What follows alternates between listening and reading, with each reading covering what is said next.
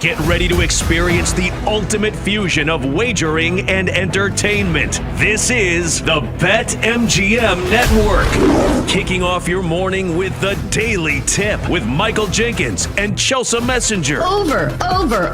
It's a very simple way to look at it. It's the best way to look at it. Followed by the newly branded Bet Sweats with Joe O and Sammy P. When I stop talking, that's when you jump in usually. He said, ring that bell! He said, ring that bell!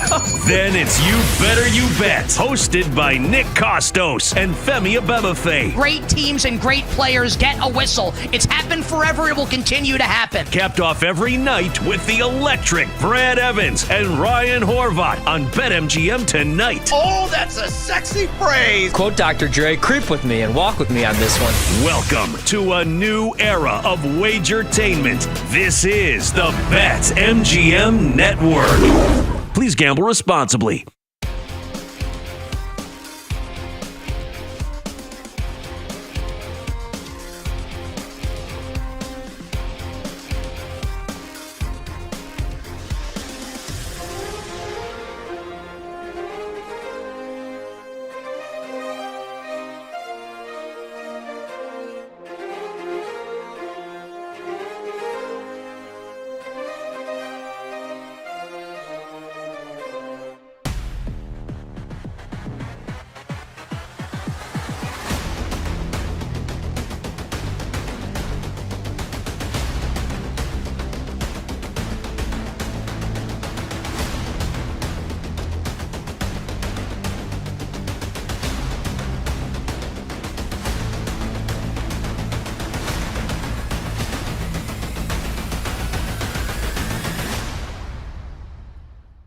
Get ready to experience the ultimate fusion of wagering and entertainment. This is the BetMGM Network. Kicking off your morning with the Daily Tip with Michael Jenkins and Chelsea Messenger. Over. It's a very simple way to look at it. It's the best way to look at it. Followed by the newly branded Bet Sweats with Joe O and Sammy P. When I stop talking, that's when you jump in usually. He said, ring that bell! He said, ring that bell! Then it's You Better You Bet, hosted by Nick Costos and Femi Abebefe. Great teams and great players get a whistle. It's happened forever. It will continue to happen. Capped off every night with the electric Brad Evans and Ryan Horvat on BetMGM tonight. Oh, that's a sexy phrase. Quote Dr. Dre, creep with me and walk with me on this one. Welcome to a new era of Wagertainment. This is the BetMGM Network. Please gamble responsibly.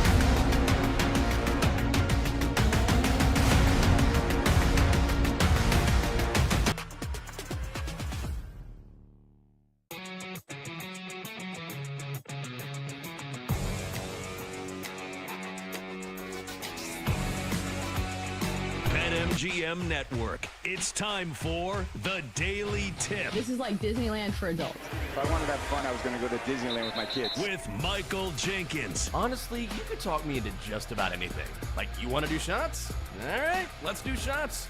You want to put together a 10-leg teaser? Sure, let's put some money on it. In fact, I do a parlay with Champions League Soccer and the WNBA. And Chelsea Messenger. Let's try to beat the rest of the network at being degenerates, because maybe, just maybe, we can win in that regard. I do like the idea of a parlay. Hey, Dad, don't forget about me, the dogster. Presented by BetMGM. The sportsbook born in Vegas. Download the app today. Please gamble responsibly. If anyone can be a degenerate, it can be us. And we're off. It is the Daily Tip on the BetMGM Network. Great to have you with us for another week. Coming up on this Monday, we start with our headlines. And Shedeur Sanders showing out during the Browns preseason game against the Panthers. In 20 minutes, what did we learn yesterday in the NFL preseason? We'll look back at those games, Dolphins, Bears, Saints, and Chargers in action. And at 6:40, one prominent college football coach says he wants back in the game. We'll tell you who that is. At 7 o'clock, we'll tell you the plays we like today in Major League Baseball and decide our Monday MVP. And then during the 8 o'clock hour, we chat with Jonathan Peterlin from 92.3 The Fan in Cleveland with more Browns coverage. Oh, we're your Browns headquarters on this Monday. Donkster Best Bets at 8:40. Good morning, Chelsea. How you doing? Yeah, good morning. Football is officially back, Jenks. When did you think that we would be talking about the Browns and the Panthers in a preseason game and it fill up our top headline? But listen, it felt great to watch actual football go across my screen. And I understand it's the preseason, but still, we get to talk about actual plays unfolding instead of so-and-so signed a new contract. I'm tired of talking about those type of headlines. Or so-and-so looked good without pads on. So-and-so's fat, showed up to training camp overweight. I am so happy that we finally get to dissect some real football. Even though it is simply the preseason, it's still a semblance of football. Oh, it's something. Well, at the very least, you have storylines you can follow. You can look at rookies, how they look, how they're playing, if offenses are coming together, how new head coaches are performing. And, of course, it is preseason, so as a caveat, these games don't count, and a lot of coaches are trying different things. Guys are making the team. But to your point, yeah, at least we get actual football as opposed to, you're not going to believe this, the Bengals and Trey Hendrickson are still trying to work out the details of that contract extension, which, is an important story, but at the same time, there's something about having an actual game to talk about for sure. Yeah, actual completed passes. Mm-hmm. And I think another added dynamic is that we have several interesting quarterbacks to watch this year, which always makes it more interesting because obviously in the preseason, I think the offense, as it always does, it seems like, gets the upper hand. Those are the more interesting storylines because I noticed also in some of these games that a lot of the top defenders didn't play either. So, maybe some of these great starts by some of these young quarterbacks aren't quite as shiny as maybe we'll make them out to be. But I do think you can take away some things from the preseason. Sure. And, one thing watching my Titans, I notice is that we have no depth. It feels like you could probably piece that together by the fact that the Titans only scored 7 points in a preseason game. So I know that we talk about the preseason, and from a betting standpoint, it's not something that I'm going to go super, into the weeds to, but I do think there are little takeaways that you can take away, going into the regular season. It's funny too, how you can frame stuff. And we're going to talk about the preseason here in just moments, but if you do well, you hear, oh my God, this guy looks so great during the preseason, right? He came out and he balled out.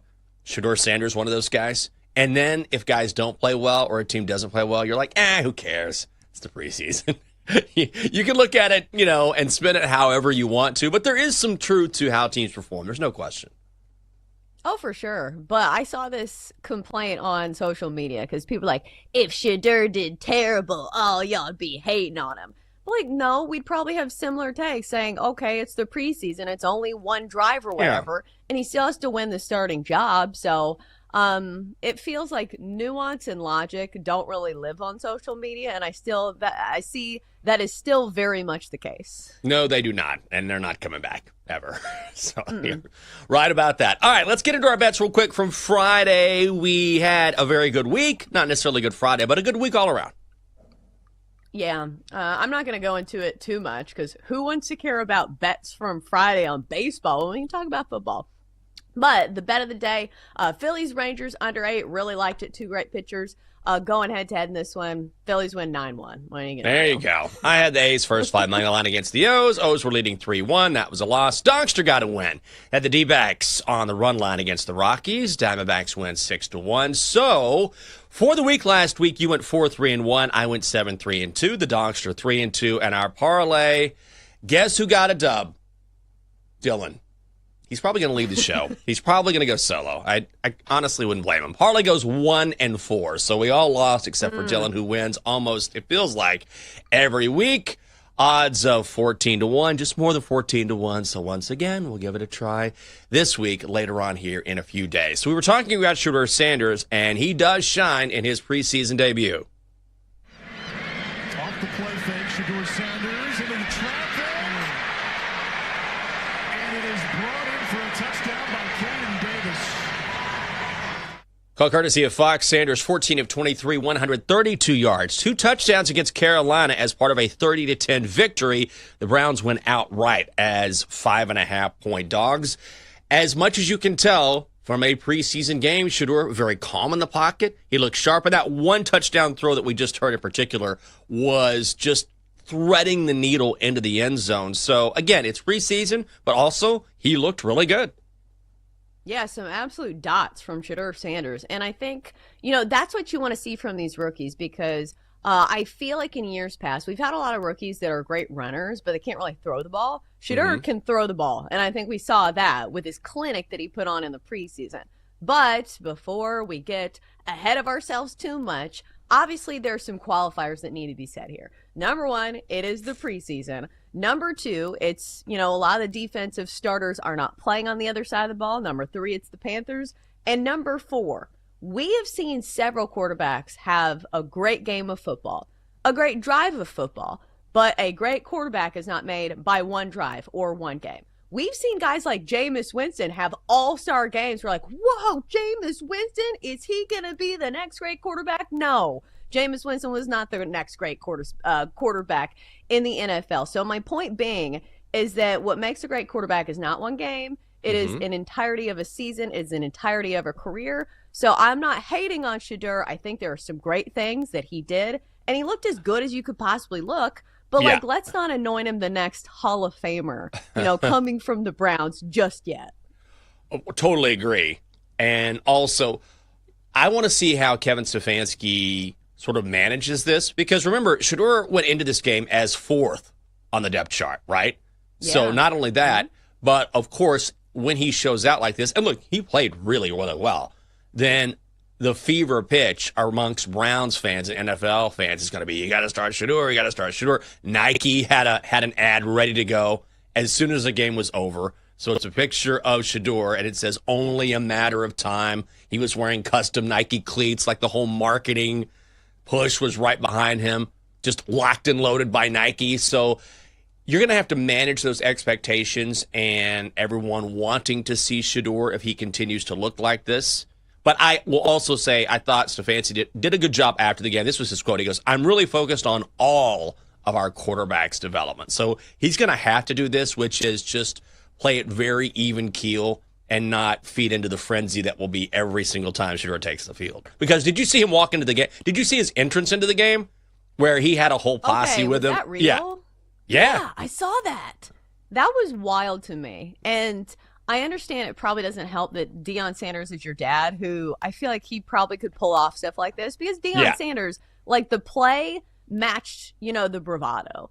Shedeur Sanders isn't quite to that level yet. But yeah, I saw that. I was like, oh man. Because listen, that's the narrative on Shedeur is that, he's Mr. Hollywood and he has, all these social media followers and he has this Nike campaign and he needs to focus on football. But I will say, what matters is what you do on the field. So if, having an entourage before the game helps him throw, some absolute needles into the arms of receivers, maybe he can do it. But I did see that and I did roll my eyes. Yeah, there was a lot for a guy who's 4th string coming in. But you know what? He's a member of the Sanders family. That's what they're going to do. Total for the Browns, win total this season set at 4.5. They're still 33-1 to win the division. Not the AFC North. And LeBron speaking out on X saying, keep going up, head down on the grind, head high to the most high. So LeBron was watching. Of course, he's an Ohio guy. But Shedeur not the only rookie making his debut because Cam Ward also suited up for the first time for Tennessee. After the touchback out to the 35. So that ball reached the end zone. Cam Ward with great starting field position and wide open at the middle of the field is Calvin Ridley, who gets down inside the 40 of Tampa Bay. Call from NFL Network. Ward, 5 of 8, 67 yards in 2 drives. Also led a touchdown drive as well. This is your team, Chelsea. What did you think? Oh, absolutely. What you wanted to see from Cam Ward and from your number 1 overall pick, he was absolutely slinging it. And I think as a pocket passer, this is who Coach Callahan wanted. He did not want Will Levis. He wanted somebody who he could, sharpen under the fire of what he had from Joe Burrow. Because remember, Coach Callahan came over from Cincinnati. And so when you got Will Levis and he was trying to make Will Levis be Joe Burrow, that is, a square peg in a round hole. But you see Cam Ward and the throwing ability. Like, that's what we haven't seen in Tennessee, is the actual throwing ability to be able to complete a pass. And I will say, from a betting standpoint, go ahead and get your Calvin Ridley prop bets ready to rumble, because it feels like that connection has already been cemented. What a nice thing to see in Tennessee. The offense firing, but listen, overall only scoring 7 points an entire game.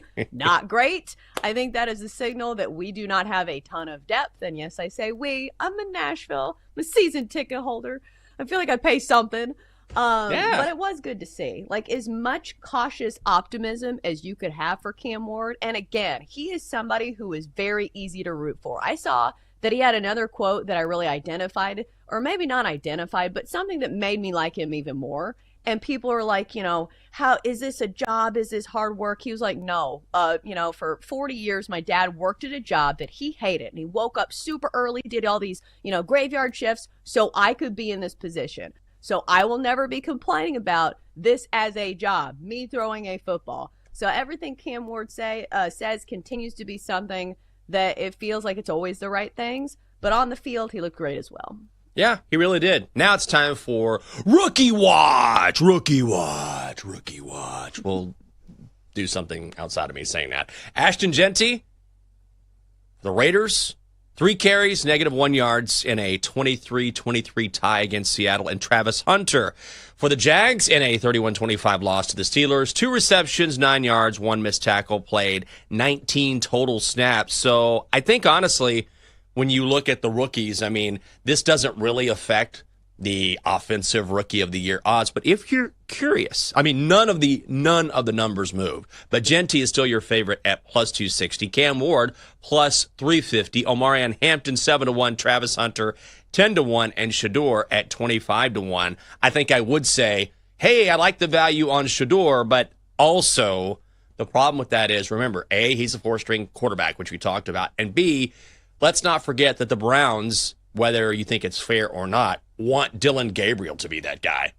I don't think they'll immediately put Shador above Dylan when they put Dylan Gabriel in a situation. They want him to be their future. Maybe it is Shador, but that is all to say I don't know if Shador would end up playing enough, no matter how the season pans out, for him to be worthy of a bet. Yeah, just because he's not going to have the sheer amount of games to pile up the stats that guys like Cam Ward are going to have, because Cam Ward is the only guy in Tennessee. I think our backup quarterback might be Kyle Allen, somebody with the last name Allen. Yeah. I'm not sure.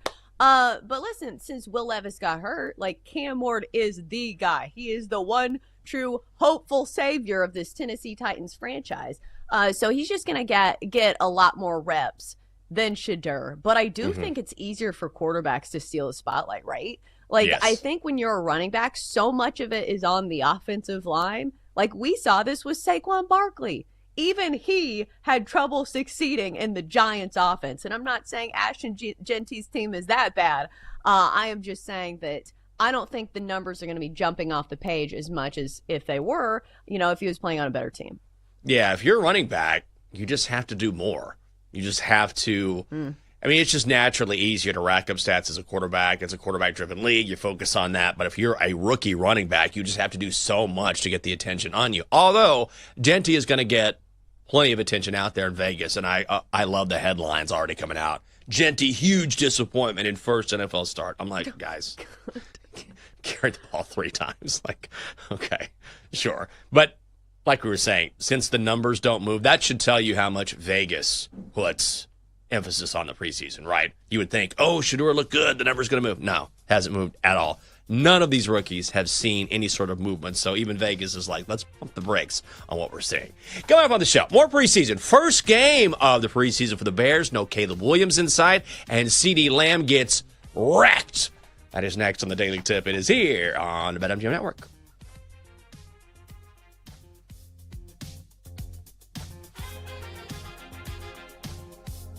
Chelsea and Jenks will be right back on the Daily Tip on the BetMGM network. Download the app today. Please gamble responsibly.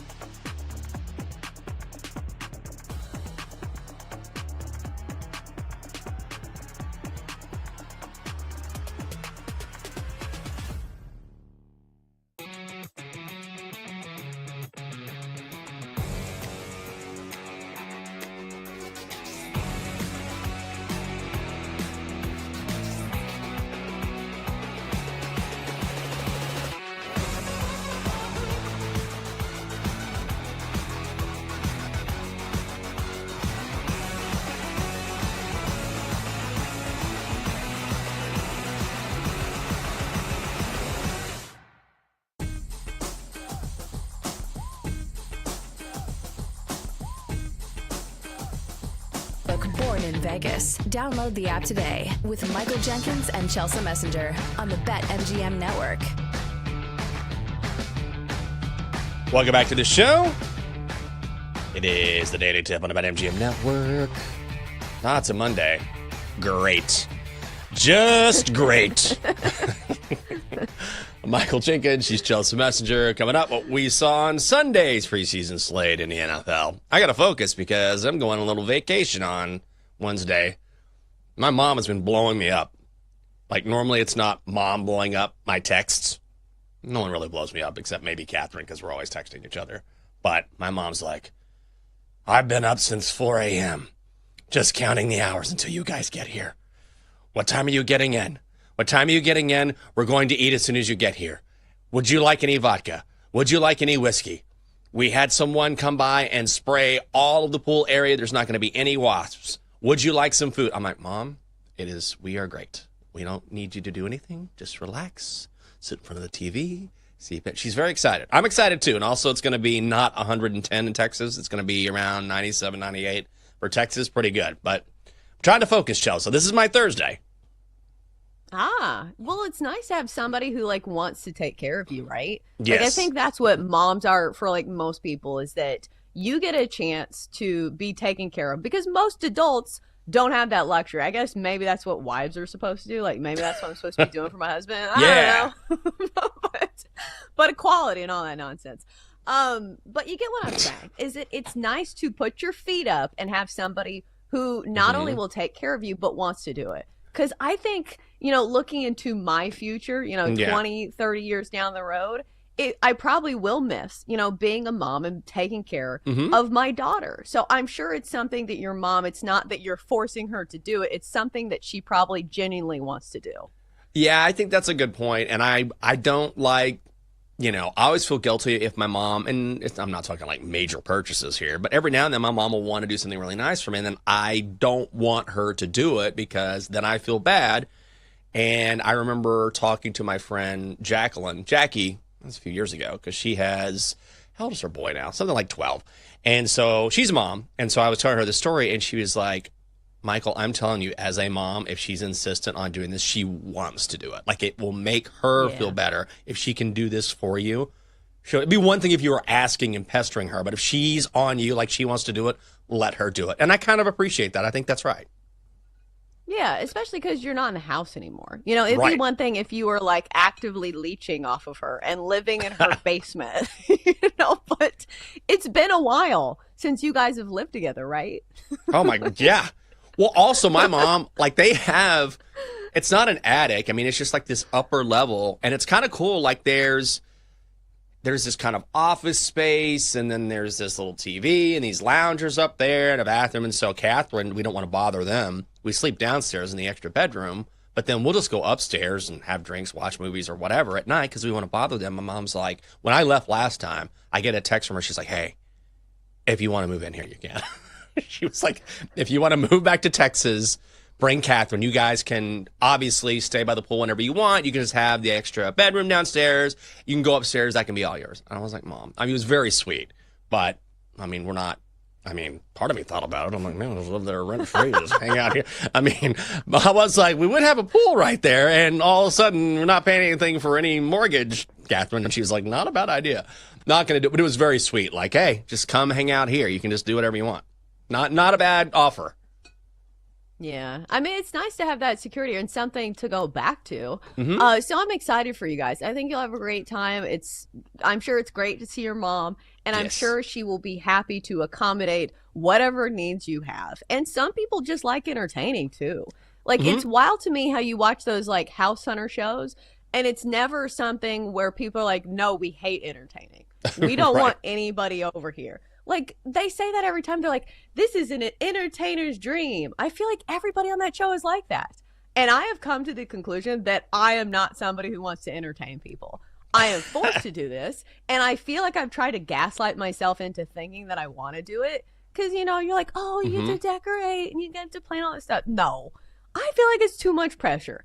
I don't even want to cook for 4 people because I feel like it's not going to be good. Something's going to be wrong. So I am one of the minority of people who does not love entertaining. So do not get me an entertainer's kitchen. I don't want it. I used to entertain, and then I was like, I don't want to do this anymore. Because then it's like the next day, and it's like, I got so much cleanup to do and all these dishes and stuff. I'm like, let someone else entertain me. That's what I'm going to do. By the way, you can entertain yourself with a bet at BetMGM and get an Any Sport Parlay Boost token. BetMGM account holders will receive their Any Sport Parlay Boost token. Just score a bigger payout if your wager with the Parlay Boost token hits. They can be used on parlays and same-game parlays as well. Well, I'll tell you one thing that did entertain me over the weekend, watching CeeDee Lamb get trucked. This happened right in front of me. CeeDee Lamb was celebrating Jonathan Mingo getting behind his defender. He was so excited he jumped in front of an official, and the official ran over CeeDee Lamb.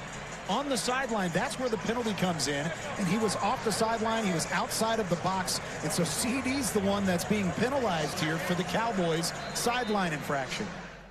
Yeah, he actually got a penalty for this, which was kind of funny.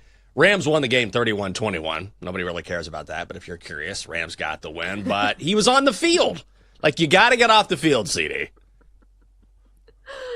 Oh, man. The level and the lack of awareness here is just so funny. Like, I feel like we don't get that many legitimate bloopers anymore, and this was a certified blooper from CeeDee Lamb. But, like, if he actually got hurt, wouldn't this be, like, the most Cowboys thing ever? Like, it's wild how the franchise has turned so much to where you see this and you're like, oh, that's so Cowboys. Like, it used to be a proud organization. Now you have CeeDee Lamb getting run over by the referees. How far the mighty have fallen. But, yes, if you haven't watched this hit, go ahead and put it on repeat. If you're nostalgic for America's funniest home videos, this certainly fits the bill. Yeah, I need Alfonso Ribeiro narrating this, give me the play-by-play instead of whoever it was on NFL Network. Also, we did see one pretty amazing highlight, I will say, during the preseason. Cam Little, field goal kicker for the Jags. As time expired in the first half of their preseason game against the Steelers, he lines up and then absolutely boots one. We're not joking. This kid can really drill the ball. Holy smokes. They got a shot. He just kicked a 70-yard field goal. Are you kidding me? Crazy. I've never seen that. The NFL record. That's right. Call courtesy of NFL Network. 70 yards doesn't count, obviously. It's a preseason. The NFL record held by Justin Tucker at 66 yards. And they asked Cam Little afterwards, you going to give this ball away? He's like, nope. Canton can get another ball. I don't know if the Hall of Fame would want it anyway. He's like, this is mine. I'm keeping this. 70 yards. And the crazy thing is, this had a little leg left on it. Man, what an absolute boot. And we always talk about the qualifier of, well, it's just the preseason. How is this that different for field goal kickers? Do you get what I'm saying? Yeah. Because it's almost like shooting a free throw where I understand, there's defenders coming at you, but like for the most part, it's the same as kicking it in a regular season game. Maybe you say the pressure isn't on quite as much in the preseason, but like, come on, this reaction. I think the best part of this video is not the actual field goal, but the reaction on the sideline that the rest of the team gives, that Cam Little gives. My goodness, you would have thought they won a Super Bowl. And you know what? Maybe in Jacksonville, this is the closest thing they'll have for quite some time. It probably is. Now he's going to be a real threat during the regular season, but there's more pressure. Also, this has been tried 8 times in NFL history since the Super Bowl era has begun, I believe. There has been an attempt from 70 yards or more. All 8 of those attempts have failed. So you never know, but we'll see an attempt during the regular season, right? Yeah, I'm hoping so. I was just seeing if the Jaguars play the Broncos, and they do. Unfortunately, it's in December, so snow might be a factor. Because I was thinking, if this guy can get, in the altitude where the ball absolutely flies, he hit it like 75 yards. I don't know. I'm excited to see it. Who would have thought coming out of the Jaguars game that Cam Little, the field goal kicker, would be the most electrifying force as opposed to maybe Travis Hunter? But, like, if you watch this video and you don't get hype from the reaction, like, what are you doing? This is the greatest video, maybe besides the CD Lamb one, but some great viral, reels we saw over the weekend. Yeah, it's pretty exciting. Also, Steelers win the game 31-25. Yesterday, Bears tied the Dolphins 24-all. Dolphins getting 3 points. They're plus 140 on the money line. Another overhit. Total set at 34 and a hook. Tua Tagovailoa gets a start for Miami. 5 of 6, 27 yards in a 15-play drive for the Dolphins, but they failed to score because of a goal line stand by the Bears. Meanwhile, no Caleb Williams in this game. Instead, Ben Johnson starts Tyson Bagent. Feel what winning is like, and I think Ben's going to be very aggressive year one as a head coach. Nice throw for Alexander. Did he get his feet down? He did. Touchdown, Chicago. What a touch throw. Call courtesy of Fox. Bagent 13 of 19 for a touchdown and a pick. The Bears defense racks up 6 sacks in this game, but I was a little surprised I didn't see Caleb Williams because we've talked to Bears experts, guys there in Chicago. We looked at practice reports, and he is really struggling to sort of learn the new offense under Ben Johnson. But I would imagine we'll see him in the next preseason game. But as for this one, nope, no Caleb. Yeah, this was strange. For a quarterback who's only in his second year and he's learning a new offense under a new head coach, you'd think he'd want as many reps as possible. And I understand, like, there's still, the aspect of, like, you could get hurt, but Tua Tagovailoa played in this game. Like, if anybody's going to get hurt, it's Tua. But we were just talking about how I feel like I've had a lot of enthusiasm for these games, but, like, the Bears and the Dolphins, man, Tyson Bagent highlights. Yeah. I don't know, Jenks. That's kind of a stretch. This was not my favorite game of the slate over the weekend. Fair. I don't know what else to tell you. I saw my guy Quinn Ewers, former Texas quarterback, 5 of 18, 91 yards, couple strip sacks. Looked all right, I guess. I don't know. We'll see if he makes the team. Yeah. Next up for the Dolphins, they visit the Lions this Saturday. The Bears will host the Bills on Sunday. Oh, you're going to love this. More preseason action. The Chargers beat the Saints 27-13. Chargers getting a point. Chargers plus 105. Another over. Total set at 36 and a hook. Trey Lance continues looking sharp as the backup to Justin Herbert goes 4 of 7 for 55 yards, but it's a rookie making the biggest impact. Shuck, quick to the outside. It's picked. What a jump on it. Eric Rodgers turned it the other way. Got a block. He's gone. Pick 6. The rookie. Man, it was a huge game for Rodgers. Call courtesy of CBS. He had 2 picks in this game. That one, I love this after the game. Jim Harbaugh called it, quote, as good a play as I've ever seen. It was a very good play. I don't know about that. Tyler Shuck was the guy picked off, by the way. 15 of 22, 1 touchdown, 1 pick. Chargers dominate this game with 5 sacks. The Saints commit 7 penalties for 56 yards. Tyler Shuck said before the season, wouldn't surprise him if he sucked. He didn't suck in this game. He was okay. He did a nice job. He did an okay job. This is going to be Saints football this season. Yeah, he outplayed Spencer Rattler, which feels like it's not a super high bar to cross. But, like, normally for these teams, I would say, oh, it's the preseason. They're not playing all their starters. I feel like this is probably what we're going to see from New Orleans this year. I don't think they're going to be very good. Like, we were talking about the worst quarterback rooms in the NFL. I think New Orleans might take the cake. When you have Spencer Rattler, Tyler Shuck, Jake Hayner, like, I don't know who else is even on the roster, but, like, those 3, nightmare blunt rotation. Nothing personal, guys, but I don't know. After seeing at least Shedeur Sanders throwing some good passes in that game, I think New Orleans might be the worst team in the league. You care to prove me wrong? No, I will not debate you on that. Let me tell you why New Orleans is going to be not terrible. Nope. Also, overs 13-3 in week 1. Doesn't include the Hall of Fame game. So are you going to start betting preseason football now? Week 2, we'll get more starters, presumably. I mean, normally you just not blind bet, but you go the under in the preseason because they're generally sloppy games and you're not getting first-rate athleticism or players in there.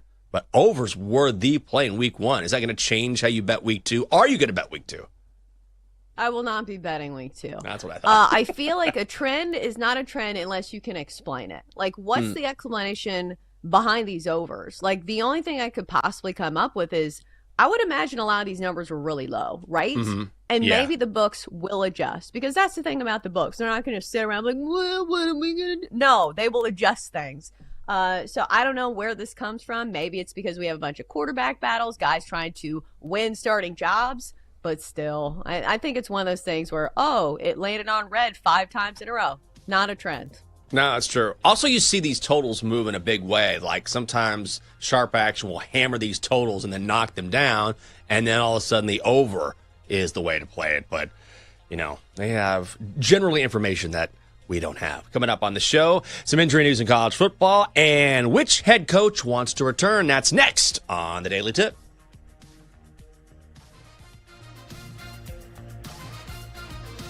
Chelsea and Jenks will be right back on the Daily Tip on the BetMGM network. Download the app today. Please gamble responsibly.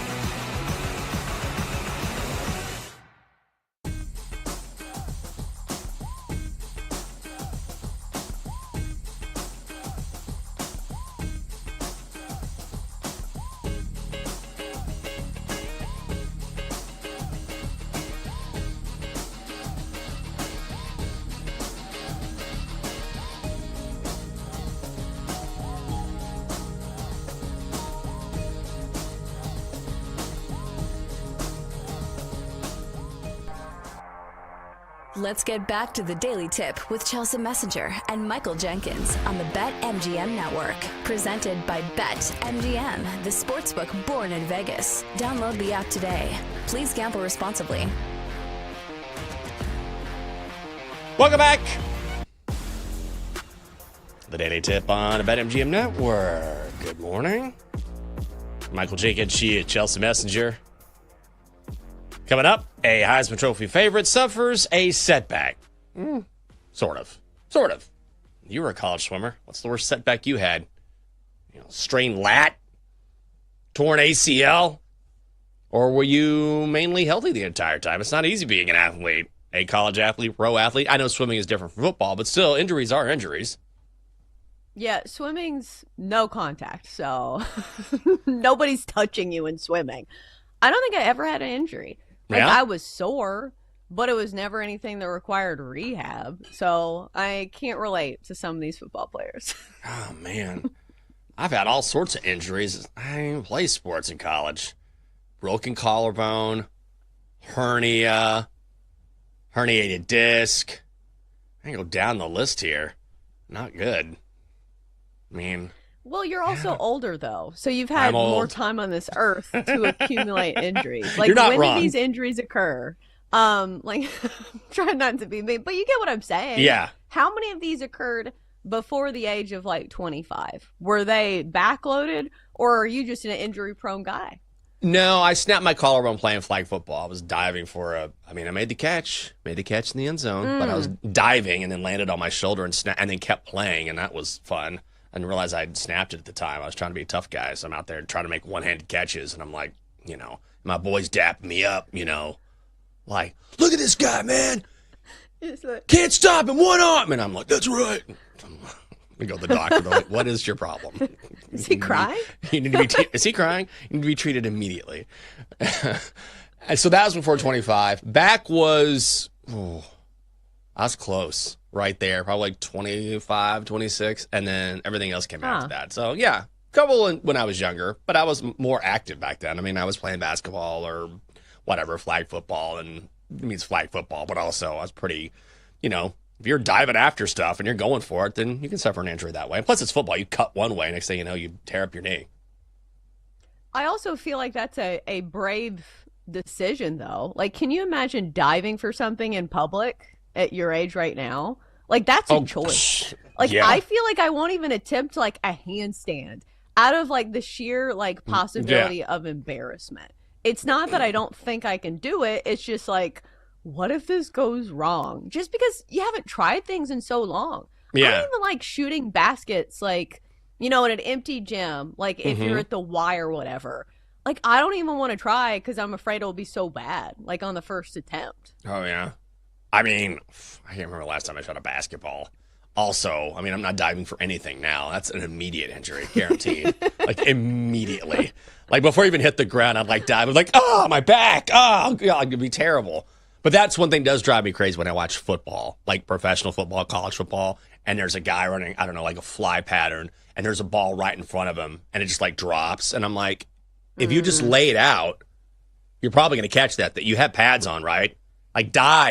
Dive after the ball. Oh, my God. Xavier Worthy used to do that at Texas all the time. It used to drive me crazy. He was so fast. I'm like, if you would just extend your arms, it'd have to be right in his breadbasket or he just wouldn't try. Sorry, I just got triggered there for a second. College football. I feel that way. Yeah, go ahead. I was just going to say. I went back. Couch coaching season is upon us. We're all going to do this. Where somebody doesn't make a play, I'm like, my grandma could make that play. Your grandma could most certainly not make that play. But you don't know my granny. Yeah. No one extended her arms and dove more than Granny did during a good pickup game. But I was right there. I remember when I was covering high school football in Texas, and my friend Kenitra, who worked for another station in town, and there was a guy right in front of us because, of course, you're covering high school football. You can stand right there, right on the sidelines. And guy is coming right down the sidelines, and the ball lands right in front of him. He's like, oh. And I just was like. And I remember looking at Kenitra. I didn't say anything. She goes, he couldn't dive? I was like, thank you. Yes. He couldn't dive for that. It was right there. That's the one thing that I always lose my mind on. That was the best I don't know if you're recording highlights at the same time, but I had to get out of this habit of saying snide remarks while I'm recording.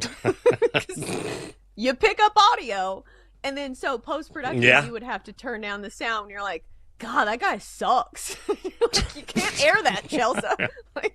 And the fans are opinionated about this game. You're like, that was me talking. Sounds like your voice. Sounds like you. Well, we mentioned injuries because it's not a huge deal, but LSU quarterback Garrett Nussmeier is dealing with patellar tendonitis.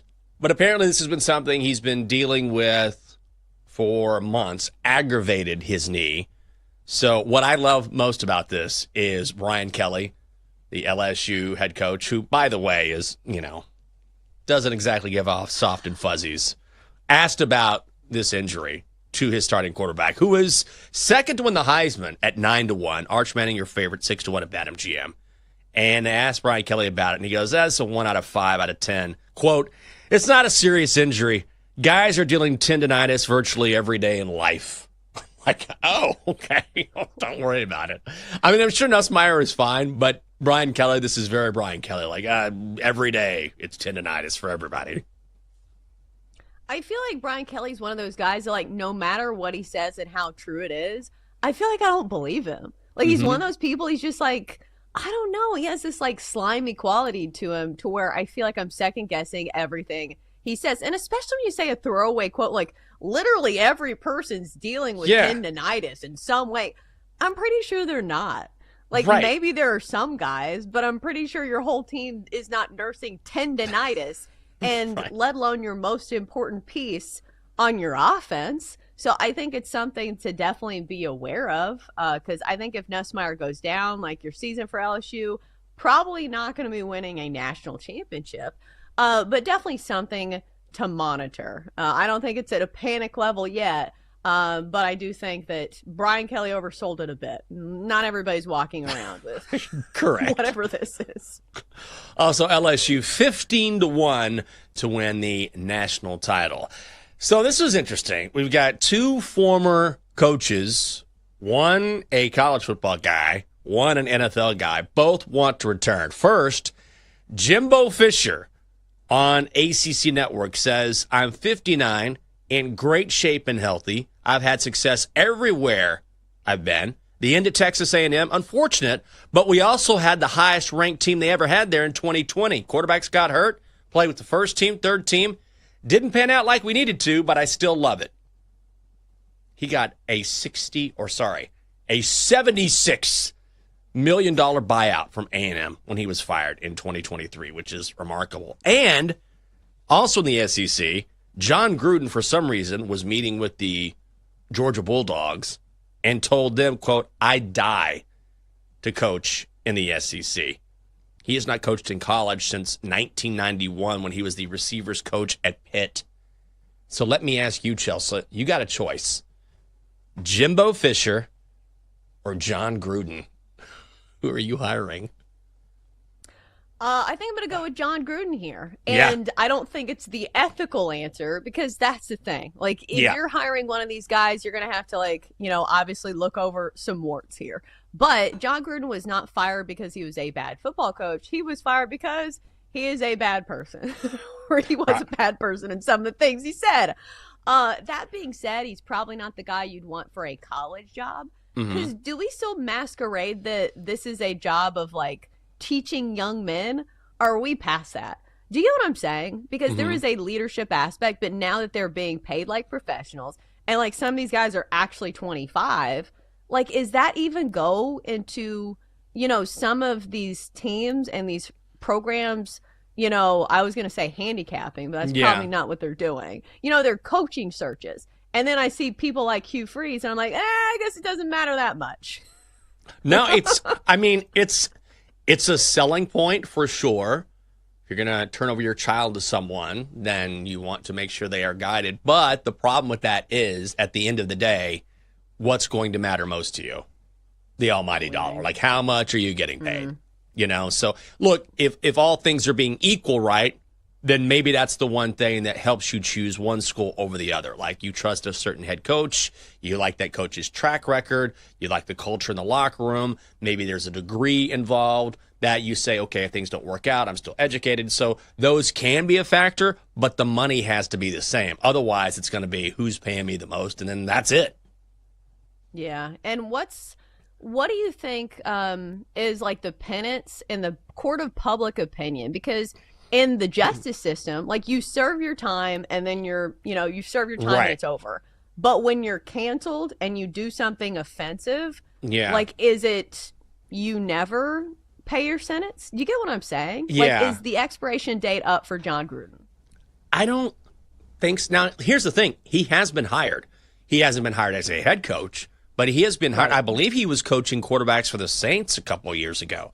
So he's been working. He just hasn't been working in a high-profile job. It's a tricky question to answer. I think ultimately it's how much penance do you have? How much have you served? How much have you been punished? And do you have true and real regret for what you've done? Right? Yeah. Because some people will do something and they sort of just die on that hill and refuse to admit any wrongdoing. And you say, well, okay, you seem mainly upset because you got busted here. You don't seem truly contrite and truly remorseful. So that's kind of an ender for your career. I think if you go through the right steps and you do the right thing and you sort of serve your time and you say, hey, I've learned from this. Let me do things the right way from this point forward. Then I think there is a path. But it's such an arbitrary thing to decide, Yeah, absolutely. But I think both these guys would have to take jobs that are on the lower levels, right? And so I think a lot of the question is, what is the job that they would be willing to take that's maybe a step down? Because I think the jobs that they want are not the jobs that they can have right now. Also, I'm not taking Jimbo. Like the funniest memes to me are when Jimbo's walking to the sidelines and he's got like 85 papers that he's shuffling, trying to figure out his offense. I feel like that part of the game has sort of passed him by. But maybe at a lower level, maybe at a smaller school. Coming up next here on the show, we're going to talk NFL win totals, which teams were fading, got some picks in Major League Baseball, and then we'll vote for our Monday MVP. Hour 2 is next. It is a daily tip on the BetMGM Network.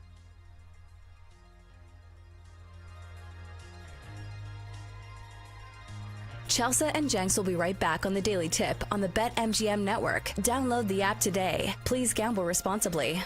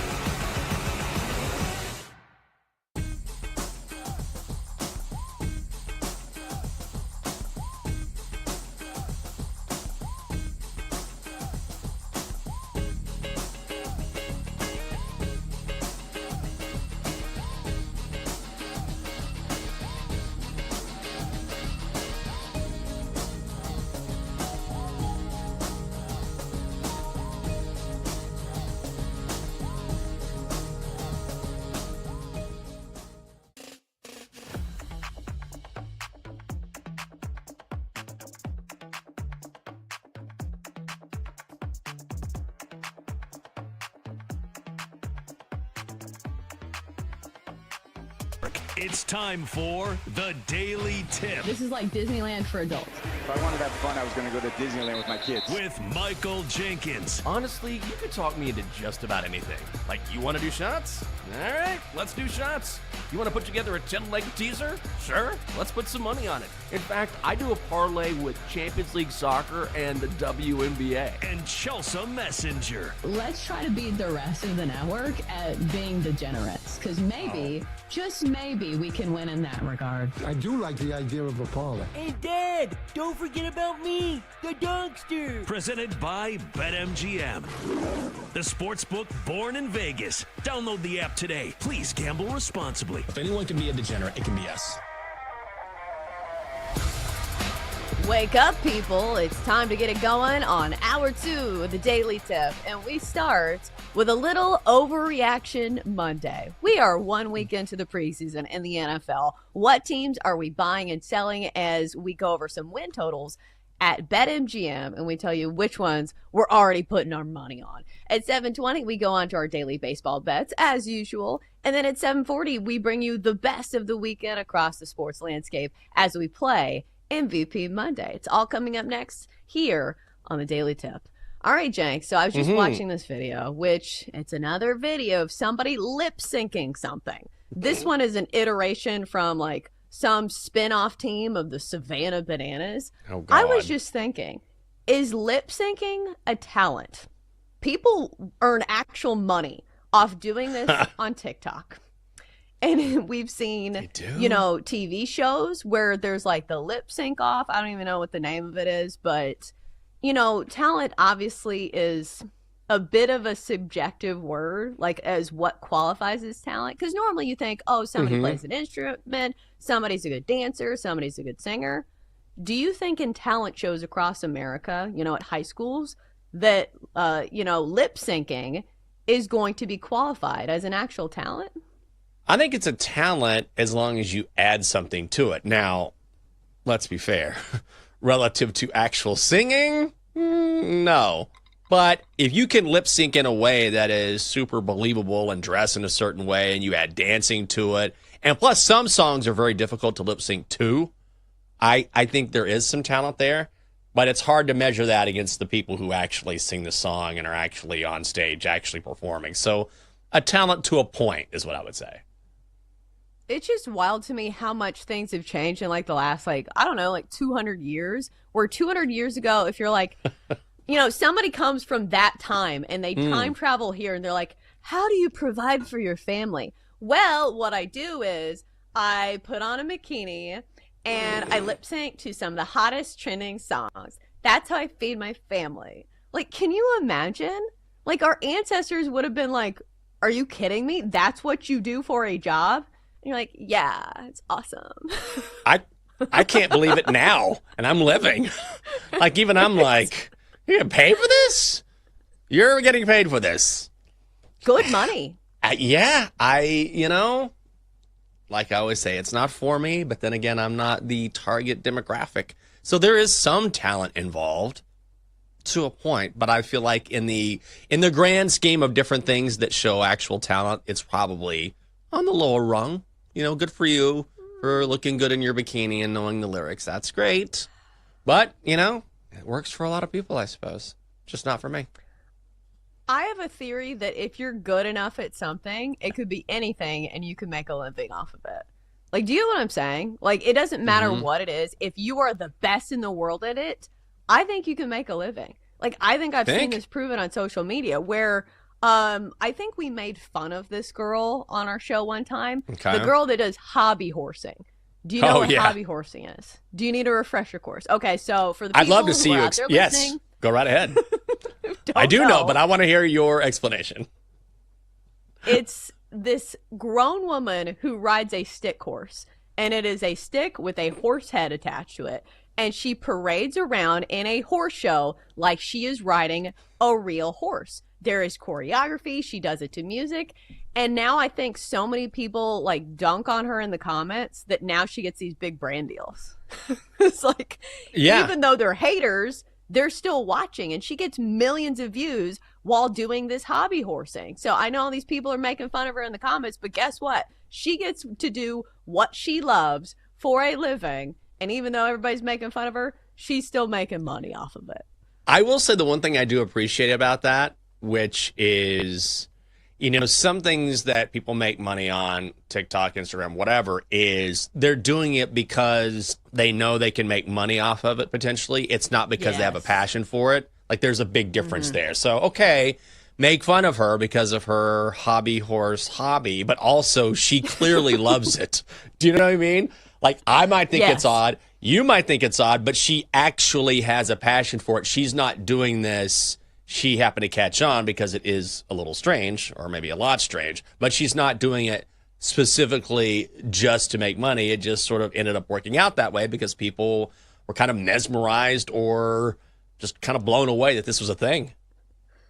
Right. Like, she's authentic in it. And I think that's what I think people resonate with. Like, I'm not saying people resonate with her, but I respect her more than the people who are simply engagement farming. Right. Do you know what I'm saying? Exactly. Where it's like they know what the algorithm is, they know what prompts to use, and they know how to rile the people up. So at least she is truly authentic in her passion for hobby horsing. Like, my favorite part is that she puts really dramatic music to her, like, dance moves or her, like, horse moves. Yeah.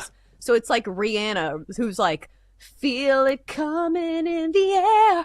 And it's just like really dramatic looks. And then she does a close-up on, like, her hobby horse, which is literally a stuffed animal on a stick. So I think it's still very entertaining at its core. All right, Jenks. So enough hobby horsing around, and let's get to some NFL win totals over at BetMGM, because I mean, we've had 1 week of the preseason, so I don't know why you wouldn't go ahead and make all of your regular season bets now. I think we've seen all we need to see. But Jenks, I know I'm being sarcastic, but can you make anything of some of these teams after 1 week of the preseason? Like, did you go over to BetMGM and say, hey, the Saints are terrible, I need to bet the under on their win total now? Well, you should do that no matter what. Preseason or no, because I think they're going to be bad. I did not. The preseason does not really move the needle for me. And it doesn't move the needle for Vegas either, right? So that's the one thing when you discuss the preseason and you talk about, oh, well, did you see this guy? Or what about this team? Look, there are some things you can take from the preseason. More than anything, this is about coaches deciding who's going to make the roster and who's not. But I would never let the preseason, unless you see something that you think other people aren't seeing. But when it comes to the big names, like we were talking about Shedeur Sanders earlier, if you think you saw something that nobody else saw, then that's a misnomer. There's a reason why the numbers did not move. Maybe something else, or you saw a rookie show out that isn't a big name, and maybe that has something to do with how you can bet that rookie in a particular market. But ultimately, there's not a whole lot I take from the preseason. Yeah, me neither. I do think some of the takeaways that people like to look at, obviously the quarterback play. If you have a rookie that looks like he can maybe string together some wins for you, that is obviously a positive. But you've got to remember, it's a long game. And, they can look great in one game, but how do they look over the course of an entire season? And that goes for teams as well. Because just because you have one string of offense and defense that looks good doesn't mean you're going to play great the entire season, because the NFL is a game of attrition. You need some level of depth. So some of these teams that I'm looking at that look great with their starters, but the backup team is just god-awful, that's not a great harbinger of success, because some guys are going to get hurt. That's just the nature of the NFL. So when I look at my team, the Titans, that was one of the first things that stood out to me, is the absolute lack of depth. So that makes me worried for my team. And so the win total for the Titans, 5.5. I have gone on the record saying I'm not super confident in this team, but I would love to sit here and say, like, Cam Ward at least can throw the ball. He can at least make completions. The connection between him and Calvin Ridley looks pretty solid. But the NFL is tough. Like, a lot of this is schedule based. Like, the Titans have a really tough schedule.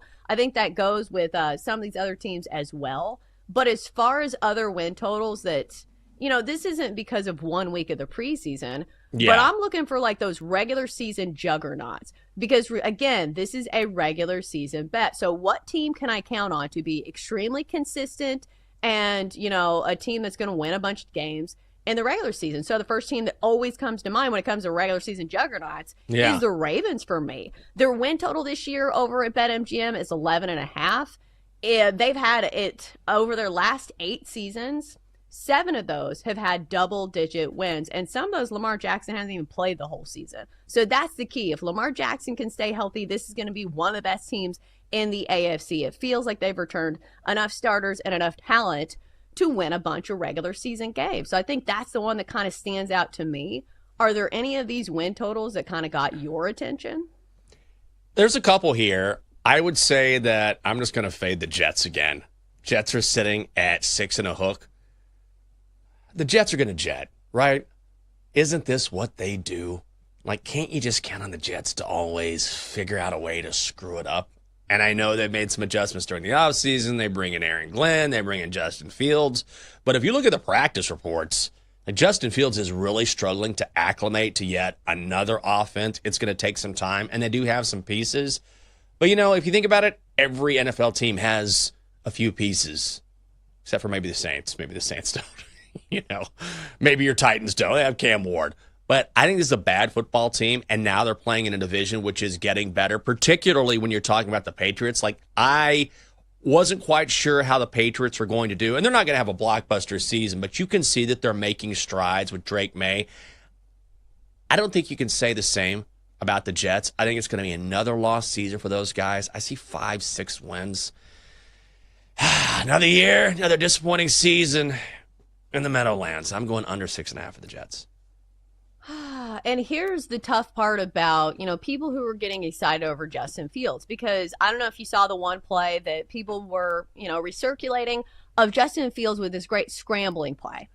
We've seen this from Justin Fields before. The problem has never been his legs. He's always been a dynamic runner. It just, in order to be a quarterback in the NFL, you have to be able to complete passes as well. Yeah. You have to be able to throw the football accurately.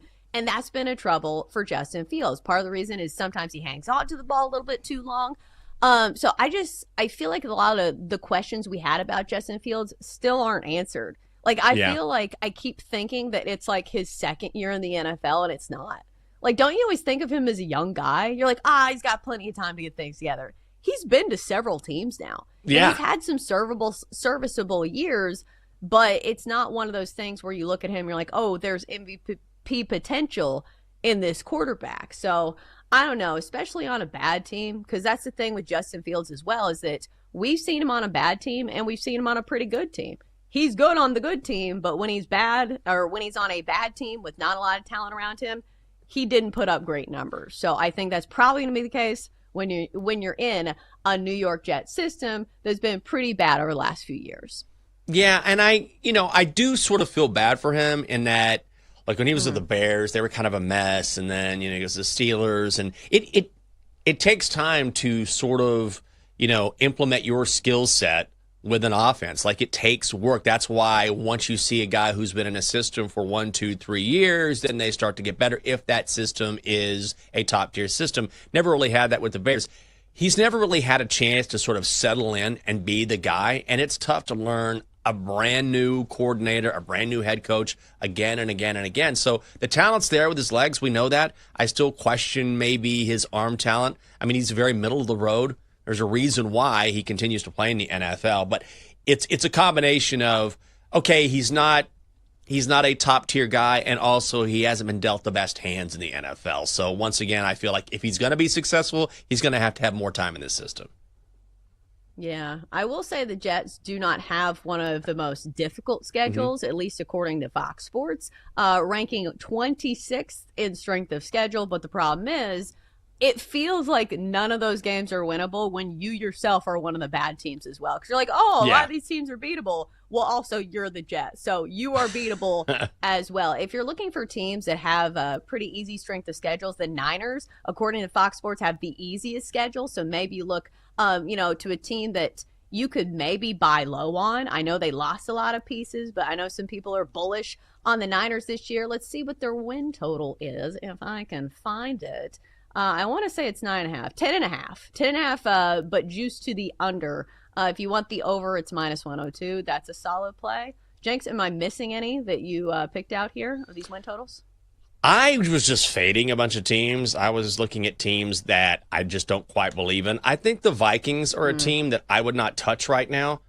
Like, everyone's assuming that J.J. McCarthy is going to be really exceptional, and we just don't know. He looked just fine in the preseason. He's still sort of figuring things out. He's doing a nice job of protecting the football. But everything you see with the Vikings, if you see some sort of positive slant, it's predicated on J.J. McCarthy being a great quarterback, and I just don't know if we're going to see it this soon. So I think we're overestimating how good Minnesota could be. So I would fade the Vikings.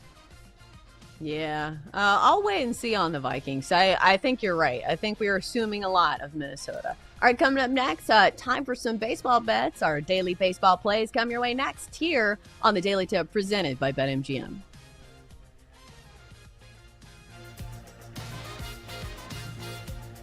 Chelsea and Jenks will be right back on the Daily Tip on the BetMGM network. Download the app today. Please gamble responsibly.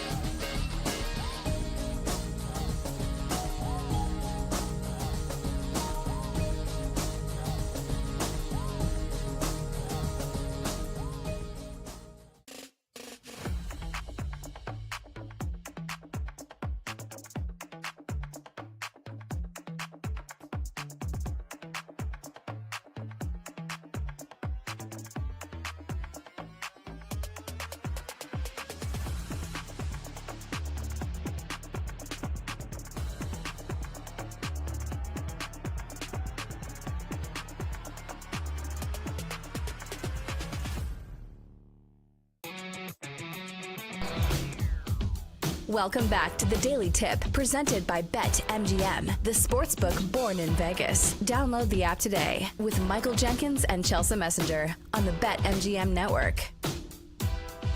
All right, we're back on a Monday. It is August 11th here on the show. In a few minutes, we'll get to our favorite baseball plays of the day. Jenks, this is when you tell who the real baseball fans are. Because once football enters the chat, I feel like a lot of people leave baseball in the absolute dust. Totally. We have preseason NFL to bet on. No more of this baseball nonsense. But listen, like we still have like 2 months of the regular season left in baseball. So still some meaningful games yet to play. But I understand some people will check out during the segment. But if you want daily action, like baseball is one of the best sports to bet on. Because listen, there are a ton of games. It goes on all summer, part of the fall, and you usually have a wide array of options. Like it's almost like college football in the amount of options. Like college football is obviously condensed to, Saturdays. There's a ton of options. But baseball, you can bet every single day of the week if you want to. So for that reason, maybe I can sell the people on still continuing to bet on baseball. Hey, I'm with you. And plus now, as we always talk about, when you have so much of a sample size, like we sort of figured out, who the dominant pitchers are, who we should fade, what teams we should fade, Rockies. You know what I mean? So having, as opposed to betting on the football preseason, which is fun, you want to put a sprinkle on something, okay. But you're really just using so much guesswork. Whereas with baseball, you can actually look at the numbers and look at the players and look at the stats because we're so far into the regular season. So your point is well taken. Have you heard a good sales pitch on betting preseason football? Like, I've heard people try to sell me on a lot of things. And, like, I'll give you an example. People who bet on the nerfy and yerfy, which if you don't bet on this means no run first inning. Yes, run first inning, which is, obviously very eloquent. But there are people who swear that there are trends that go into this. And I just feel like these are smart people and, like, I trust you on a lot of things. Right. But, like, in the first inning, it's one bad pitch, and that's a home run. Does that mean it's a bad pitcher? No. It could be a great pitcher. Some guys just are not great in the first inning. We've seen this with guys like Max Scherzer, who sometimes settle down after the first inning and are amazing after that.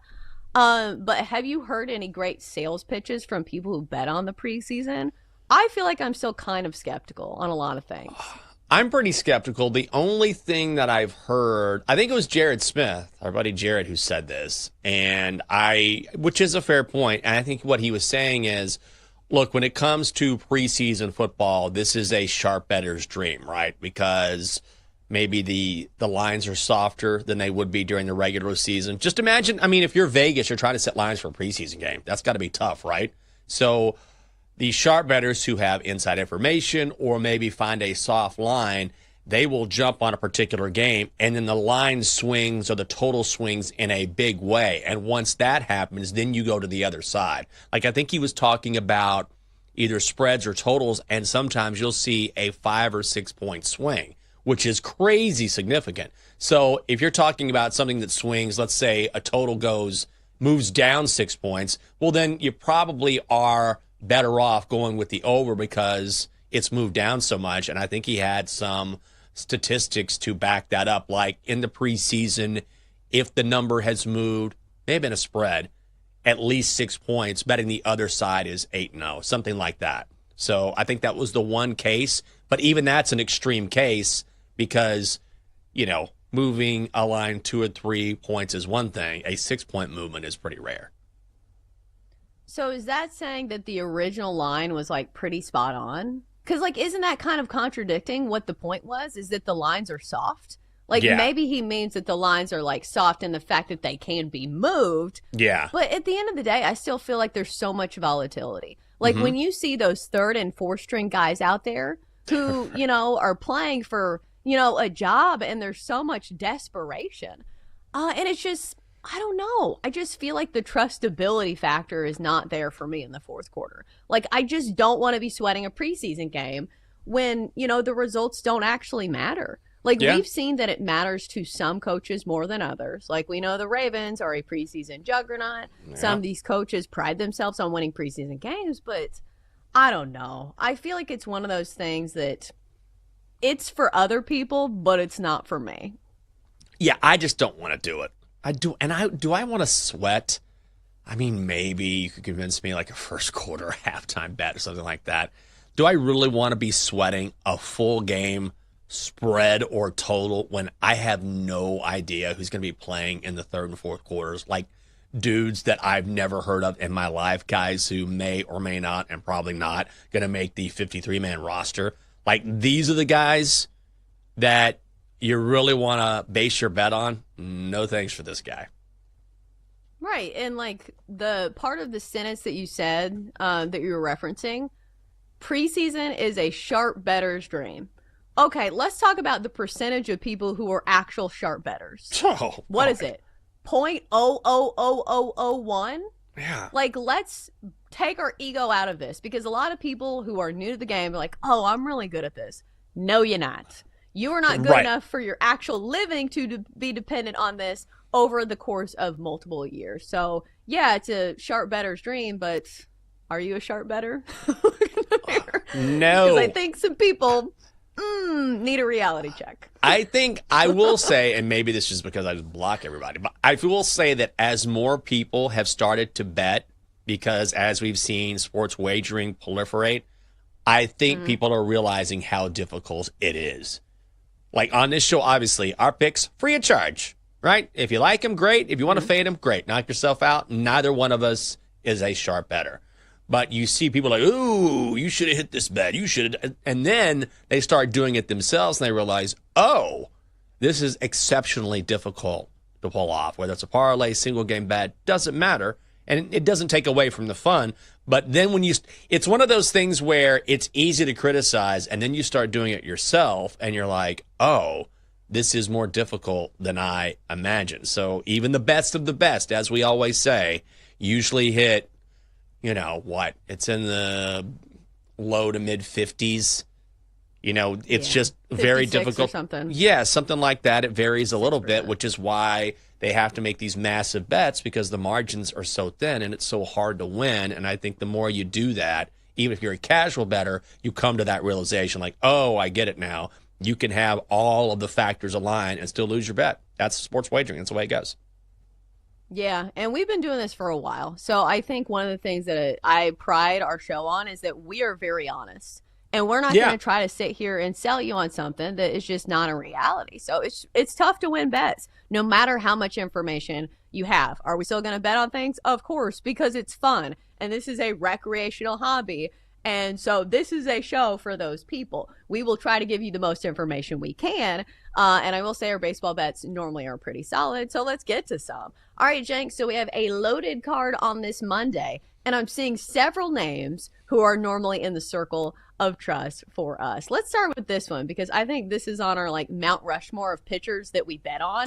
Nathan Eovaldi is going for the Rangers today. Texas minus 160 behind him at home. Arizona is in town. They're throwing Ryan Nelson today, who's had a pretty good season. 6-3, 2.20 ERA, total of 7.5 here. So on first glance, I thought, okay, we'll see what the Rangers are. We'll see if we can get a good price on them in the first 5.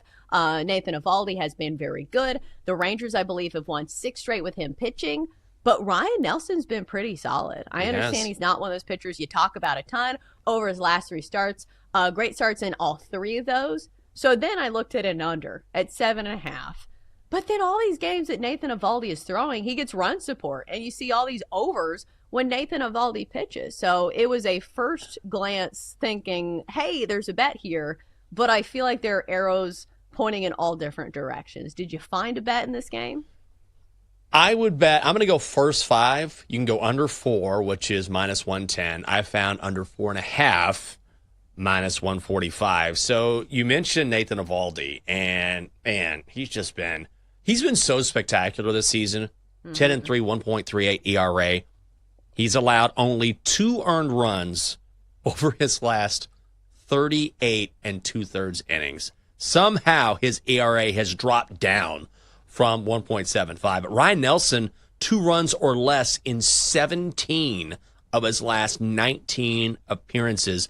Diamondbacks are really good in the first 5. But against Eovaldi, I don't think so. Also, the Rangers, conversely, the third worst team as far as runs scored in the first 5. So I'm going to go first 5 under 4.5, and it's minus 145.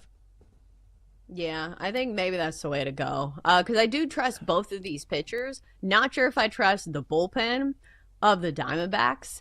And I do think this goes into the under as well, is the fact that the Diamondbacks have so many injuries right now to their roster, to where, yeah, they do have, good hitters on paper, but a lot of them are hurt right now. So I think the under is the way to go. Maybe a first 5, and with a slight lean to the Rangers in the full game, because the Diamondbacks, they just have so many injuries right now. It's not a team I really want to back. All right, next up, let's go to a couple of names that have been bouncing around the big leagues for quite some time now. Padres and Giants, Jenks. Logan Webb, one of those starters that we've bet on a lot, especially at home. His Giants minus 145 on the money line. Logan Webb this season 10-8 with a 3.24 ERA. The Padres went big at the trade deadline. Yu Darvish is pitching today, 1-3 with a 6.51 ERA, kind of a far cry from what he used to bring to the hill. San Diego, if you're interested, is plus 118. Total of 7.5 runs. So, Jenks, a total, a side, or nothing? Wouldn't you take, I don't know, I kind of want to trust Logan Webb. Hasn't he been really good to this program? Hasn't been good to us? He's been very good to us. Yes. First 5 money line for the Giants is minus 145, right? At home, 5-2, 2.78 ERA. And Yu Darvish, I mean, look, he's had a great career. There's no question about it. But he's 38, over 3 appearances on the road this season, 0-2, a 10.22 ERA. Opponents batting .314 against him. I get a little worried about the run support that Logan Webb will get, but ultimately, that's the one thing with the Giants, right? Like sometimes we'll just go ice cold, and the Padres have a better lineup, there's no question, but I can't back Darvish here, so I go Logan Webb first 5. Also, if you want to go full game, ultimately, the Padres and Giants are 1-2 in Major League Baseball as far as ERA is concerned. Like the Giants are one of the few teams that can hang with the Padres bullpen-wise, so either one is a good play, but I would roll with the Giants. I think this won't make the card for that reason, because I think all the factors line up except for the fact that I don't know if I can trust this Giants offense. Like, their bullpen is outstanding. They've got a great starter. We know Logan Webb is amazing. But, like, I've been burned by them before. They just don't score a ton of runs. And then on the other side of the coin, you would say, okay, well, how about an under? Have you seen Yu Darvish's stats? I'm not going to be shocked if he gives up a 5 spot. So I just think it's one of those things where you want all the factors to line up. But I will say this about Yu Darvish. It is a relatively small sample size because he hasn't pitched that much this year. He's only pitched for about a month. So maybe you could say, hey, maybe there's a good pitcher still in there somewhere, because I will say on July 30th against the Mets went 7 shutouts, shutout innings, only 2 hits, 7 strikeouts. But then he went back against the Diamondbacks and gave up 3 earned runs and only 4 innings. So he's just kind of all over the place. And I feel like when it comes to volatile pitchers like that, those are not the ones that I want to bet on. I want the people who are dependable, either really good or really bad, consistently speaking. So I don't know if that one's going to make the card for me. All right, free roll, Jenks. I think I've pigeonholed you into a couple games. What? Is there something you like here? Pigeonholed. Gotcha. Oh, I'm gonna stick with the Brewers. Go Brewers run line is even money. Now, it was supposed to be Freddie Peralta today. We get Jose Quintana instead. I don't think it matters. Andrew Heaney is going for the Pirates on the road. Woof. 1-6 ERA of 6.55. Brewers, as you know, have won 9 straight. I just think the Brewers keep rolling against this Pirates team that doesn't have a whole lot to offer. And Heaney, again, has been especially bad. The Pirates' bullpen is not good. So Brewers run line, even money. I'm going to keep rolling with Milwaukee here. So you're taking them on the run line? Yeah. You know how I feel about taking home teams on the run line. It's not my favorite. So, okay. So do you like that better than the first 5 run line? You can get the first 5 run line minus a half at minus 130. So if you are squarely fading Andrew Heaney, that. But I will say this. Andrew Heaney, like, there's a good pitcher in there some days. Like, he's kind of the same deal as, like, Yu Darvish, where, he has good stuff on some days. And then you have the Pirates bullpen backing him up. So, like, if you are saying, okay, the Pirates bullpen is noticeably worse than the Brewers, That's when you take the full game run line, right? For the Brewers. So is it full game or first 5? God, I don't know. This is tough. I know it's the Brewers are a home team, but God, I'm trying to figure this out. Yes, since July, Andrew Heaney's ERA is more than 7, but the Pirates bullpen is so bad. Like they got crushed yesterday, so they're going to be weakened anyway, like crushed by Cincinnati. I think I might need some even money on the card. I got to think about this one. That's a good call, though. I think from a logic standpoint, the full game run line makes more sense with all those factors. Yeah. All right, we'll see. Our best bets are coming up in an hour. But next, we play MVP Monday and crown a winner of the weekend. It's next on the Daily Tip. Chelsea and Jenks will be right back on the Daily Tip on the BetMGM network. Download the app today. Please gamble responsibly.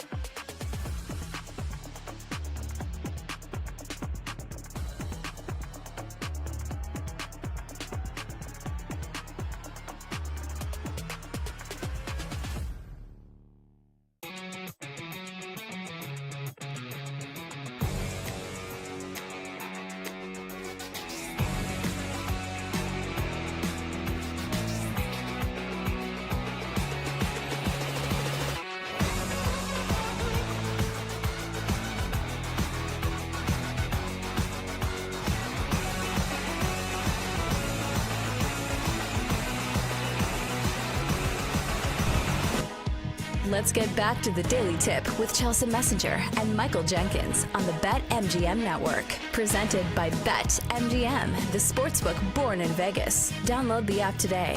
Please gamble responsibly. Welcome back. Thanks for starting your morning the best possible way with us here at the Daily Tip. I'm Chelsea Messenger. He's Michael Jenkins. In a few minutes, we'll crown a winner of the weekend as we play MVP Monday. All right, so we've been having a really interesting conversation during the break about where is the line for fandom of sports teams before it is considered weird. Because, Jenks, you and I are both sports fans. I mean, we host a sports radio show, obviously with a betting angle to it. But Dan was telling me about, what was it, a couple that had their wedding at a White Sox game? Wow. Yeah, it was this couple. I don't know their name are not important, to be honest, but it was a couple that got married at the White Sox stadium. And, you know, the White Sox, they have been a beacon for hope as of late. They are 43 and 72. That's, you know, winning material right there. But, yeah, they got married at the White Sox arena, and that, to me, is a little odd. Yeah, that's a lot. You got to really be, both of you have to be all in on, I feel like, on a particular team if you're going to do that. That's not every little girl's dream to be married at a baseball park. It's not, but maybe it's very specific. Like, I am trying to hold judgment until I hear the whole story because maybe they met there. But do you really need to get married at the stadium? Like, maybe there's an added aspect of like, hey, the Pope right now is a White Sox fan. Maybe they're Catholic. Maybe that plays into it somewhat. Okay. Even though I'm pretty sure he was not the one that officiated the wedding. I'm pretty sure he's busy right now. But back to my original question, like, Jenks, what's the line for you? Like, do you think it's weird when people get engaged at sporting events? Do you think that it's weird when people make this in their entire personality? Because, again, like, we're sports fans. Yeah. But I think you and I both are not people who our whole personality is tied to the team that we're a fan of. Correct. I mean, far be it from me to tell anyone how to get engaged or what they should do because everyone has their own relationship and their own path. But at least for me, like, stuff like that it's very intimate. Like, I'm very much, when it comes to relationships, it's one thing to, okay, hey, we're doing this, we're doing that. I feel like everybody does that. But when it comes to moments like that, I really don't want to share that with anybody. Do you know what I mean? Particularly an entire stadium. So if it really has to mean everything to both of you, I feel like, to go in on that. And I kind of feel like if that encompasses all of your personality, then it's just this singular focus. You probably are all about it year round. At least for me, I need even though I'm a huge Commanders fan, Longhorns fan, I like to have a break from that and explore other areas and just kind of have more of a balance, if you will. But I guess some people, you know, they just have that singular obsession. Well, I will say this. I do at least respect them for committing to the team they're a fan of. Because, listen, it's not easy to be a White Sox fan right now. But, like, they could very easily be like, we're Dodgers fans now. We're Yankees fans now. And that would be really annoying because I hate bandwagon fans. So this is a sign of their commitment because isn't that what marriage is? Through thick and thin and, you know, for better or worse. So they've already shown that they're good at commitment because they're fans of the White Sox. Well, that is true. Like, for better or for worse, like, they're already in the worst. You know what I mean? Like, if they're sticking together now, you guys, you're going to be great. You're going to live a very happy life. If you can stick together through this, you can make it through anything. So that's a really good point. Yeah, so congrats to the happy couple, whoever you are, for your already commitment that you've made to the team and to each other. All right, Jenks, so we had a great weekend across the sports landscape as usual, and we also had some preseason football peppered in, so you know some of those are going to make some of the candidates. So let's bring in who we have nominated for MVP Monday. Here are your nominees for Monday MVP. MVP.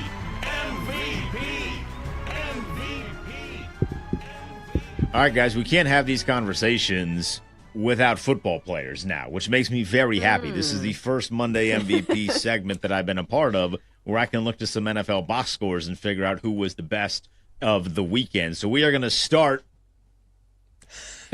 flexing the watch. Shedeur Sanders, quarterback of the Cleveland Browns, made his preseason debut, 14-23, 132 yards, 2 touchdowns, got a Nike ad, and had everybody and their mother, brother, and father tweeting about him on Friday. His former teammate, now potentially rival, Travis Hunter, nominee number 2 to the Jacksonville Jaguars wide receiver and defensive back. He played 19 total snaps in the Jags opening preseason game, 11 of them on offense, 8 of them on defense. He recorded 2 receptions for 9 yards on offense. He did miss a tackle on defense, but he played well in coverage in the 8 snaps that he played. All of his snaps on defense came with the second team defense, none with the first team, but most of his offensive snaps did come with whatever first teamers were in for Jacksonville. So he's nominee number 2. Nominee number 3, we go to the Diamond, the Braves DH, Marcell Ozuna. He had himself a hell of a weekend. On Saturday,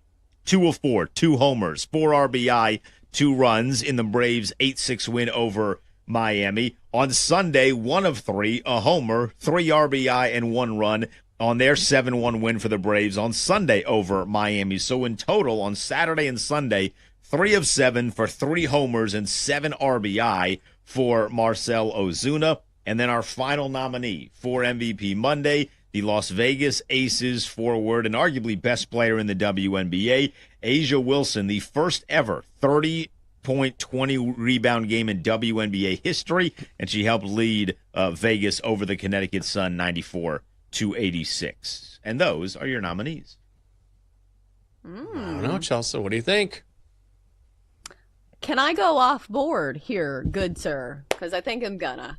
All right, so I'm going to give you guys Wait, what if I said no? one guess as to watch. Well, I'm already going, so step aside.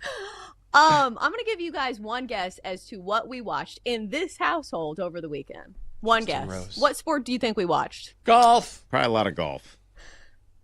Golf clap. You got it right. So my winner of MVP Monday is going to be Justin Rose. Don't know if you watched the FedEx St. Jude, but I was forced to. And listen, I was treated to a nice little playoff win from Justin Rose. And here's why this was already impressive for Justin Rose, who won after 3 playoff holes over J.J. Spawn. This is the second time that Justin Rose has had to go to a playoff this year. Last time it was at the Masters where he went down by the hands of Rory McIlroy. So anytime somebody has to go to multiple playoffs and within the same calendar year, I'm going to be rooting for the guy who's lost in the playoff before. So Justin Rose pulled it off despite some amazing putts from J.J. Spawn. He hit like a 20-footer, and I thought for sure J.J. Spawn was going to win this tournament. But instead, it's Justin Rose who finally gets to win a playoff. So I'm going to go with Justin Rose here. Great weekend in playoff fashion for Rosie. I was rooting for him the whole time. So he's my MVP. Well, I can't believe I'm doing this, but I'm going to give it to Shedeur Sanders, believe it or not.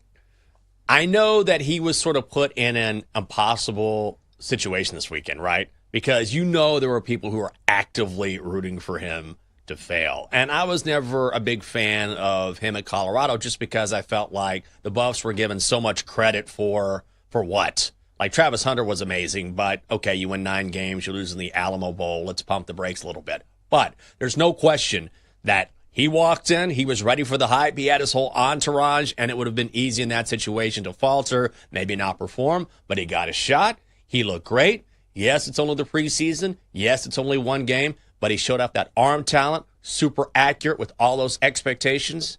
He embraced those expectations, and who knows what in the hell is going to happen with the Browns this season. I think they want Dylan Gabriel to be that guy. That's why they drafted him ahead of Shedeur, but there's no question when you have an opportunity like that, you have to make the most of it. Shedeur did that, so good on him. He's my MVP.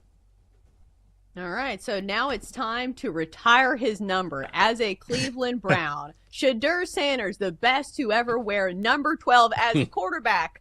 I think we can all agree. Yes, the best ever. Get the gold jacket ready. Start taking measurements. I mean, I don't want to overstate it, but if we're talking about good performances, he was very good. Yeah, some of the throws were spot on because that's what you're looking for.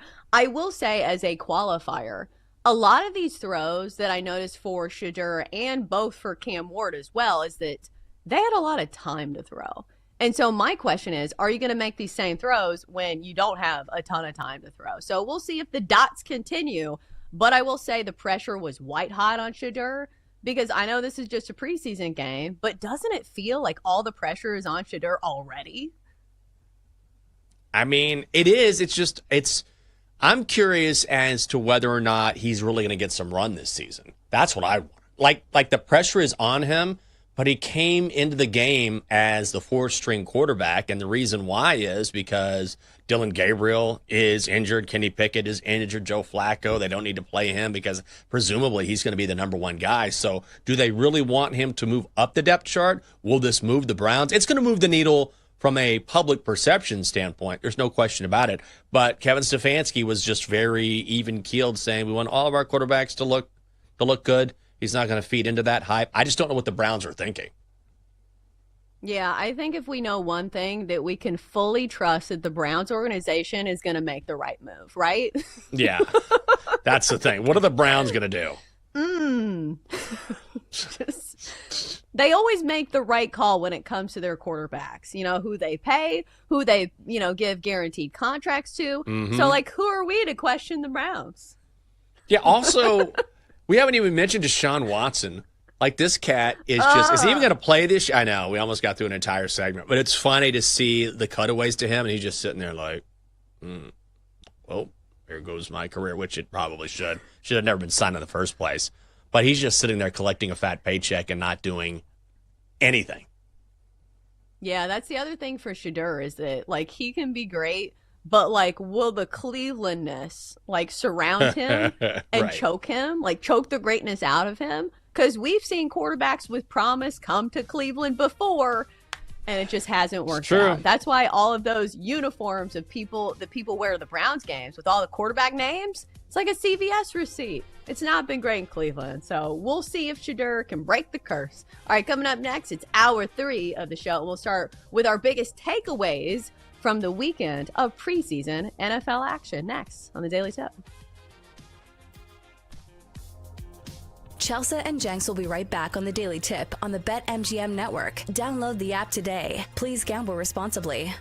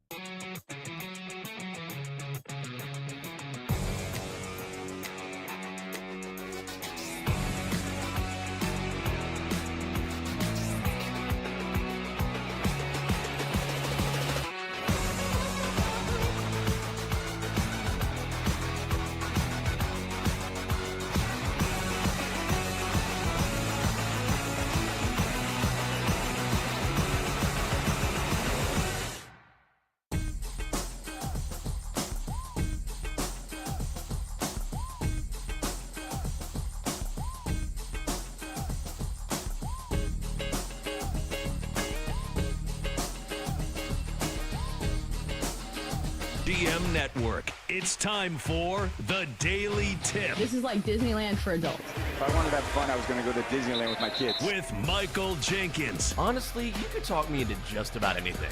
Like, you want to do shots? All right, let's do shots. You want to put together a 10-leg teaser? Sure, let's put some money on it. In fact, I do a parlay with Champions League soccer and the WNBA. And Chelsea Messenger. Let's try to beat the rest of the network at being degenerates, because maybe, just maybe, we can win in that regard. I do like the idea of a parlay. Hey, Dad, don't forget about me, the Dogster. Presented by BetMGM.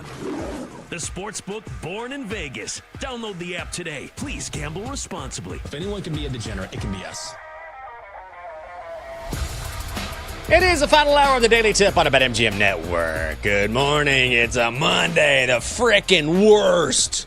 We'll get you through it. I'm Michael Jenkins live in D.C. She is Chelsea Messenger live in Nashville. Coming up, what we saw from Shedeur Sanders in the Browns preseason opener against the Panthers and how that affects the offensive Rookie of the Year race. In 20 minutes, find out how Cleveland is reacting when we bring in Jonathan Peterlin from 92.3 The Fan. Then at 8:40, we've got our best bets ready to go, and we'll chat with the Dogster as well. Also, if you want to stream our final hour, you can do that on BallySportsLive.com and the Bally Sports Live app. Welcome to our audience on Stadium.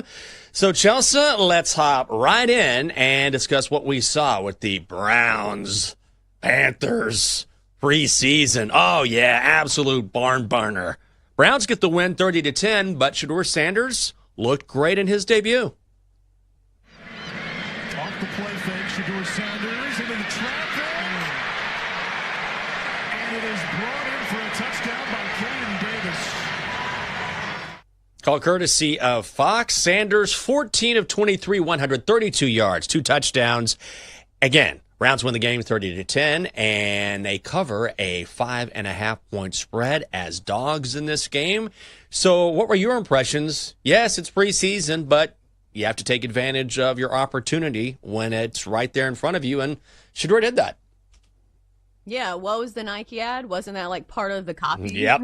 And that ad is like when you get the opportunity, make sure you win another opportunity for yourself or something like that. It was probably more catchy.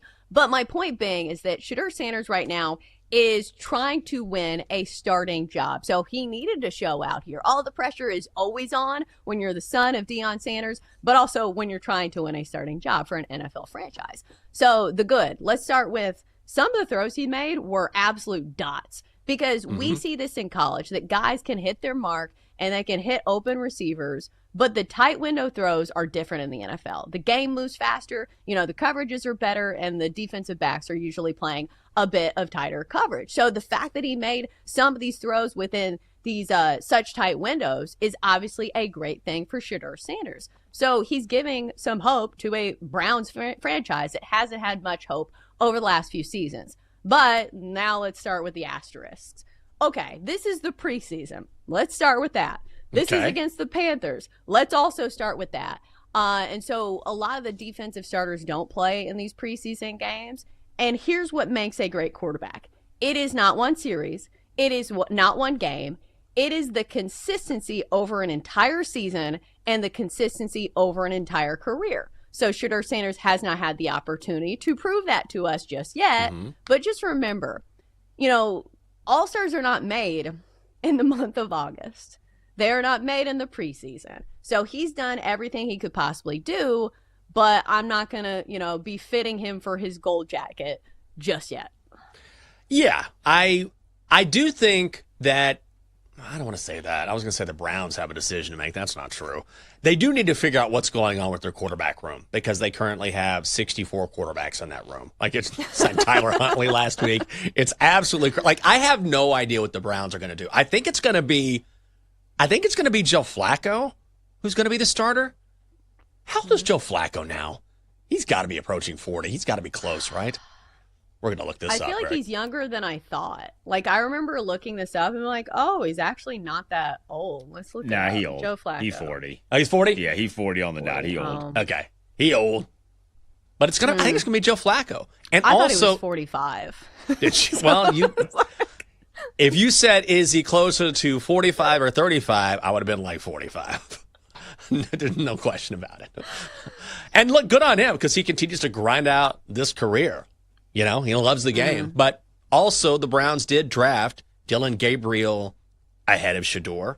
Also, Dylan Gabriel was banged up along with Kenny Pickett. And also, Shedeur going into this game was the fourth-string quarterback, fourth on the depth chart. It's not me talking. That's the Browns. So did he improve his standing? I don't know. But I think ultimately, based on what we've seen thus far through camp, there's a reason why he was fourth, which means the Browns have been impressed with their other quarterbacks. I don't know how much this changes the calculus for them or not. We're going to talk a lot about it. Fans are going to talk a lot about it. I can guarantee you're going to be hearing about this all day, because it's the big storyline, at least one of the storylines you can take away from the preseason. But I don't know if it's really going to affect the Browns or not. Right, and I think from a betting standpoint, this is why I wouldn't bet on him to win Rookie of the Year. Simply because I don't know if he's going to play every single game. Because think about it, even to start the season, I would imagine you probably give the slight nudge to Joe Flacco, just because usually you'll start the season with somebody who at least knows how to run an NFL offense. And I think we can say that about Joe Flacco. He's not going to jump off the page, but at least in those first few games of the season, you will have a stable source at quarterback who knows what to do. So already it feels like Shedeur is kind of behind the eight ball in the fact that he's not going to be able to pad the numbers the way that somebody like Cam Ward is over at Tennessee, because, their number 2 is light years behind, and Cam Ward is the face of the franchise for the Titans right now. So he's going to get every opportunity. So that's the main thing, is that Shedeur Sanders looked great, but he still has to win playing time. Because this is the preseason. In the normal regular season games, they're not going to play 3 quarterbacks within the span of one game, or who the hell knows? It's the Cleveland Browns. Maybe they will, but usually that's not the way it goes. Yeah, and also, are they going to bring him along? And wouldn't it be weird for them? Here's the thing. I keep going back to the Dylan Gabriel thing, which is they clearly thought and believe that Dylan Gabriel is the better quarterback, right? They drafted him before Shedeur. He's higher than Shedeur on the depth chart. So I just don't believe that the Browns are going to say, oh, all right, you had one good preseason game, now you're the man. Fans might say that because we're in a hot take society, but if you listen to Kevin Stefanski after the game, and he was asked about this, and everyone was waiting for him to say something about Shedeur, and it's not that he wasn't giving Shedeur credit, but he said, I'm focused on all of our quarterbacks' development. And he said some nice things, but he definitely wasn't going to feed the frenzy. Do you know what I mean? So it's clear the Browns are looking at this differently than we might look at it. And also, outside of that preseason game, and I'm not dumping on Shedeur, he's my Monday MVP. He looked fantastic. But also, what have the Browns seen during training camp? Do you know what I mean? That's probably a bigger factor than just this one game. Oh, absolutely. And the preseason isn't over yet. So, I mean, there's still time for the situation to unfold. But we haven't even mentioned Tyler Huntley yet either. Pro Bowler Tyler Huntley, which she says with sarcasm because it feels like everybody opts out of the Pro Bowl. But still. And then the other factor is, how much do we trust the Browns organization to get this right? Mm-hmm. They haven't been great at making decisions when it comes to quarterbacks or just running a franchise in general. So if anybody can mess this up, it's you, Cleveland. It certainly is. Oh, and guess who was excited? First of all, Nike. Immediately, they were ready to go with their first Shedeur ad. Only a matter of time. So they put that out on X. And then LeBron James posted this. That young king looking good out there. Keep going up, head down on the grind, and head high to the Most High. So a lot of eyes were on this, certainly. But also, if you're looking at the Browns, let's just kind of bring everyone back to reality. The Browns to win the division, 33-1. Normally, those are odds for winning the conference. When you're 33-1 to win your own division, and your win total is set at 4.5, juice to the over. But also, it's still going to be a long season at Cleveland. But I hope that we get to read many more, reiterations of you reading LeBron James tweets. Oh, yes. What was it? That young king looking good out there. That young king looking good out there. We should do a segment where I read athletes' tweets, and it'll be me sounding terrible. But LBJ keeping up. I mean, he's an Ohio guy, right?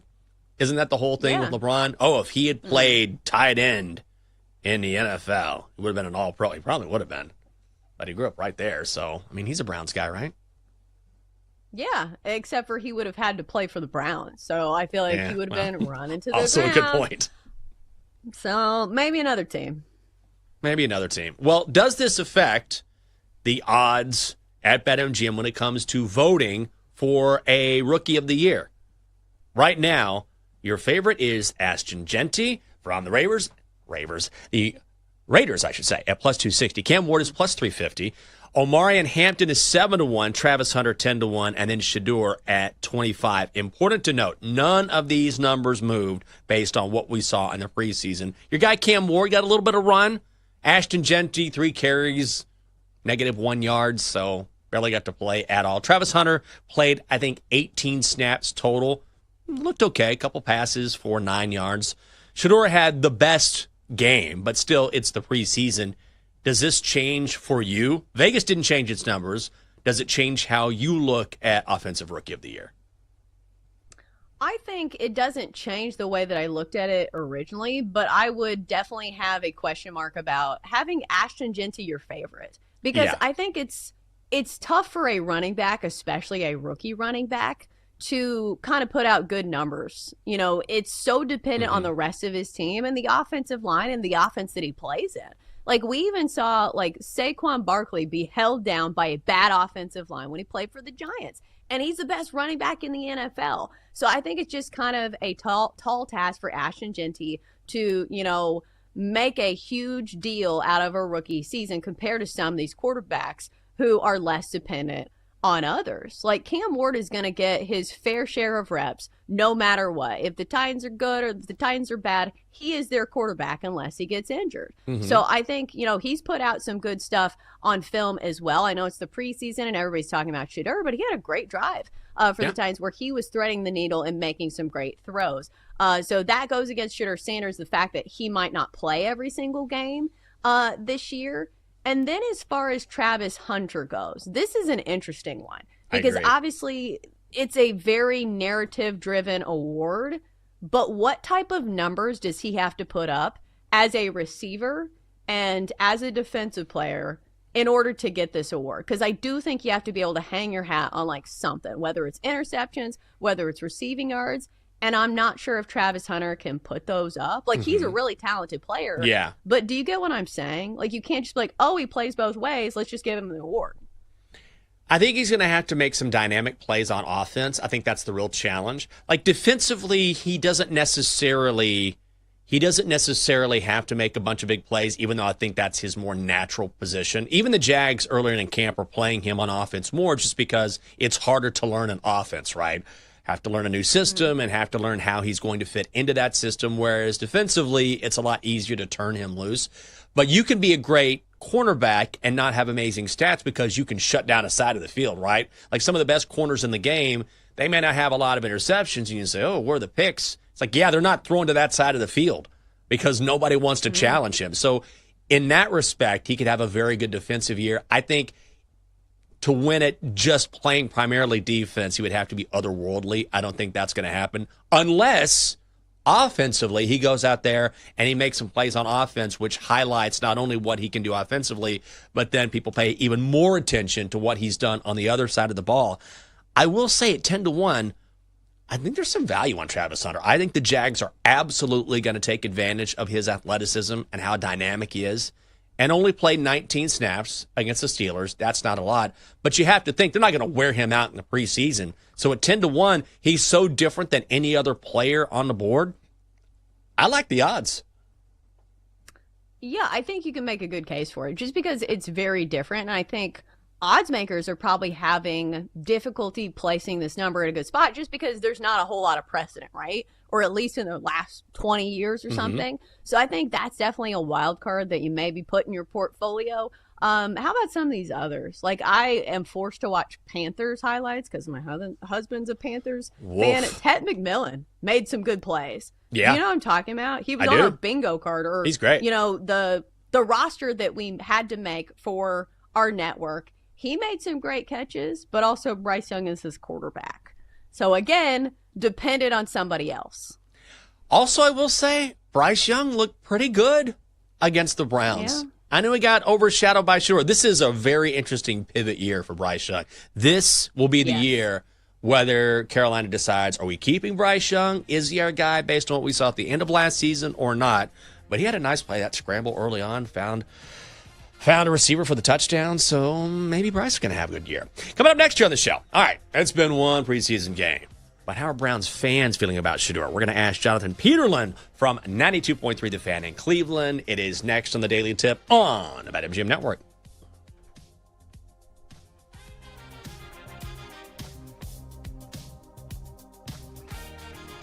Chelsea and Jenks will be right back on the Daily Tip on the BetMGM Network. Download the app today. Please gamble responsibly.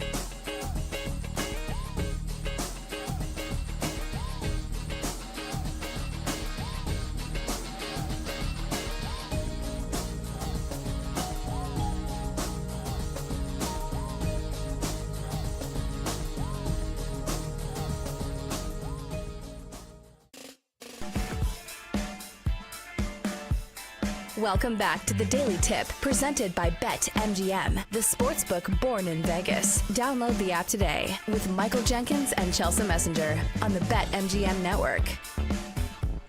Welcome back. Great to have you with us on a Monday. Getting the week started here on the Daily Tip.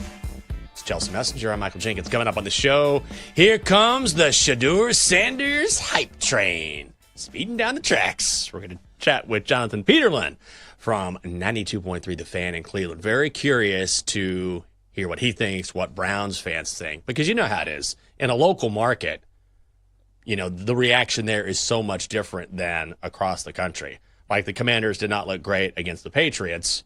And, of course, everywhere else, people are like, preseason. Here, people have a lot of thoughts. So what are the thoughts about the Titans there in Nashville? Are people paying attention, or are they just sort of dismissing it? Oh, yeah, it's definitely the number one thing to talk about right now here in Nashville. And, of course, all eyes were on Cam Ward, who made all the throws. He looked really good. But at the end of the day, the Titans scored a total of 7 points. I understand it's a preseason game, but the depth is just not there. So I'm pretty sure this is going to be all over talk radio today, because that's the thing. Like, if you have a rookie quarterback who you just drafted first overall, that is a talking point in itself. I understand it's not a big national media narrative, but I do think Shedeur is going to make the rounds on all the national shows. Don't you think? Like, I understand it's a very Cleveland, centric, storyline about him possibly winning the job. But, like, when your last name is Sanders and your dad is Deion Sanders, like, this is going to be all over First Take or whatever show is, like, the talking points where they argue with each other. Shedeur is going to be all over the headlines. Oh, 1,000%. I bet it's the lead story. And also, I feel like that when you have an entrance like that, we need to have entrances here on the show. That's what we need to do. You know what? When I introduce you every morning, 6 a.m., live across the country, you roll in. We have some sort of entrance for you. 3 or 4 people. Maybe Blake leads the way. She's holding like a mini boombox, smoke, and then you like come through the smoke. We should do that just in time. Ah, yes. Wake my 5-year-old daughter up at 4:55 a.m. because remember, I'm on Central Time. Oh, and be God, like, sweetie, that's right. You got to wake up and do mom's intro every single day. She ain't doing that. Well, true. Well, I wish we had a huge intro for Jonathan Peterlin, but we will bring him in to his afternoon drive on 92.3 The Fan in Cleveland. So let me ask you about that intro, first of all, Jonathan. Have you ever seen a fourth stringer on the depth chart come in with this type of an arrival? Well, remember, though, he might have been a fourth stringer, but he was starting the game. And so, like, you can't have fourth stringer mentality if you're going to go out there and try to start a game and try to actually be a little bit. It's like this is the difference with Shedeur. And I was trying to. I had a hard time. I like Shedeur, and on Friday, as we're like basically breaking down the entrance, I was trying to explain to people that like this is Shedeur in a nutshell. Like, he's different. He's always been a little different. But I think that's kind of what makes him in many ways, is that nobody else would have done that as a fourth stringer. But he doesn't think of himself as that. He can't think of himself as that. And maybe that's why it worked out for him on Friday night. I almost feel like you kind of have to have some level of delusional confidence to succeed in the NFL sometimes.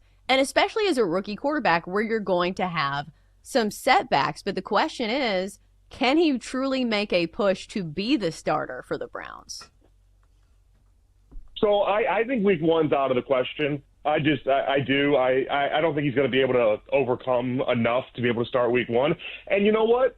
I don't think week one is something that he should really be knocking on the doorstep to try to win. And the only reason why I say that is because if you guys looked at the first 6 weeks of the season, it's incredibly tough. Like, we had Frank Schwab on our show a couple weeks ago. You guys know Frank Schwab has been around in the NFL for a million years. He's like in 20 years of doing this at Yahoo, where he's at, he's like, this is the hardest first 6 weeks of a season I've ever seen. And it's like, yeah, go look at the schedule. Like, it's incredibly tough.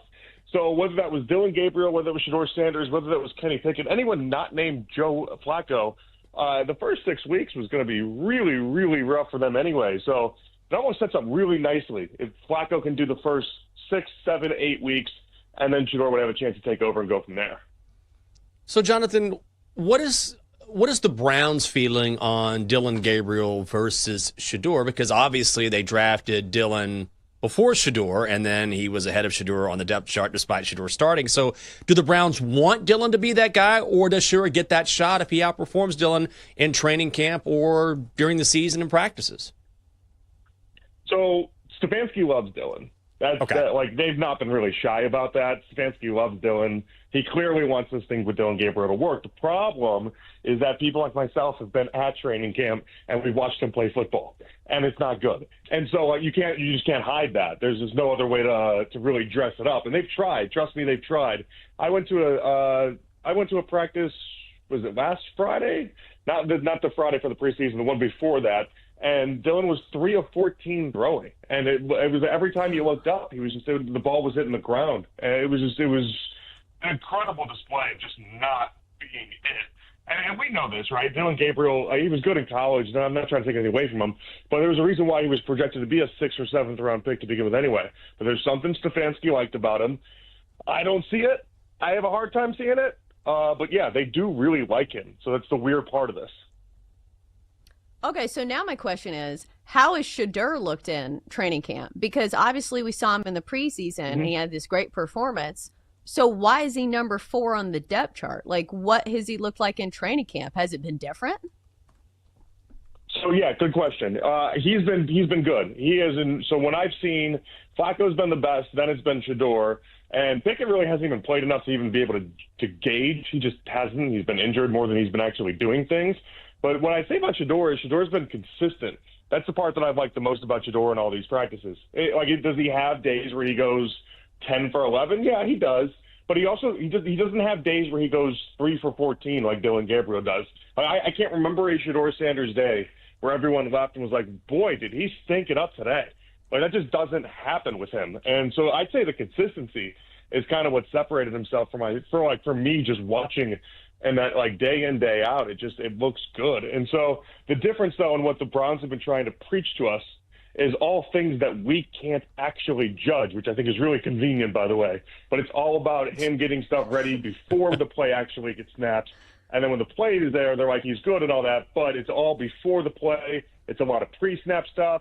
And they're not even being shy about basically saying that Shermer, the offensive coordinator, at Colorado, and then Dion just didn't do enough to get him prepared for the NFL level.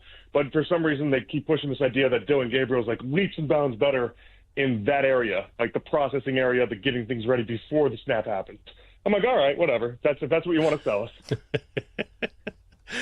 We're talking with Jonathan Peterlin. He is a host on the Afternoon Drive on 92.3 The Fan in Cleveland. Find him on X at @JPeterlin. So, Jonathan, where does this leave? I hate to even ask this question. Like, where does this leave Deshaun Watson? Is he just going to sit out and make money, and then that's the end of it? So, hopefully that's just the end of it. Yeah. You never know. That's the hard part about this. So, the way the contract is set up, Browns realistically can't get out of it until about March of 2027. So, that's just kind of where they're at right now. Now, you can tell Deshaun is going to want to try to get out there and put some tape on and try to get himself ready to maybe even do this in a different team and a fresh start when the whole Browns contract is up. From what I've been told is that he'll be healthy at some point throughout the season, and you just can't take anything away. Like, think about it. Like, when Deshaun got married a few weeks back, Jimmy Haslam, the Browns owner, was at the wedding. Like, it's not as if like a lot of these people around the Browns hold like an extreme animosity towards Deshaun and a bunch of hatred or something. Like, I can't believe that we traded for you and you stunk and no, like, they don't really look at it that way. How I look at it is pretty simple. The man is way too injured and not good at football, so I wouldn't throw him out there at all. But if, you've seen this camp for the Browns already. They're already called up Snoop Huntley, got him back. And so, like, you know how this works. Like, sometimes you just need quarterbacks. So, like, do I think that he'll play at some point this season? No, I don't. But it's also the Browns. And I've seen them go through 6 different quarterbacks in a year. And so if you happen to get to number 4, 5, 6 because of injuries or whatever other reason, then it's on the table that he does play a game this year. I think you kind of alluded to my next question, and that would be, can we trust the Browns as a franchise to get this decision right at quarterback? So I just need Shedeur. and this is me just speaking as a fan more than anything here, and somebody that doesn't want to waste my Sundays every single week because you guys know how this works. I need Shedeur to make it so hard on them, like he did on Friday night, that they have no choice just to put him out there and then see what he can do. And listen, the beautiful thing about this, guys, is that if he can't, and if he's just not that good, and this preseason game was just whatever, and he's just, I just say, just can't do it, then okay, fine.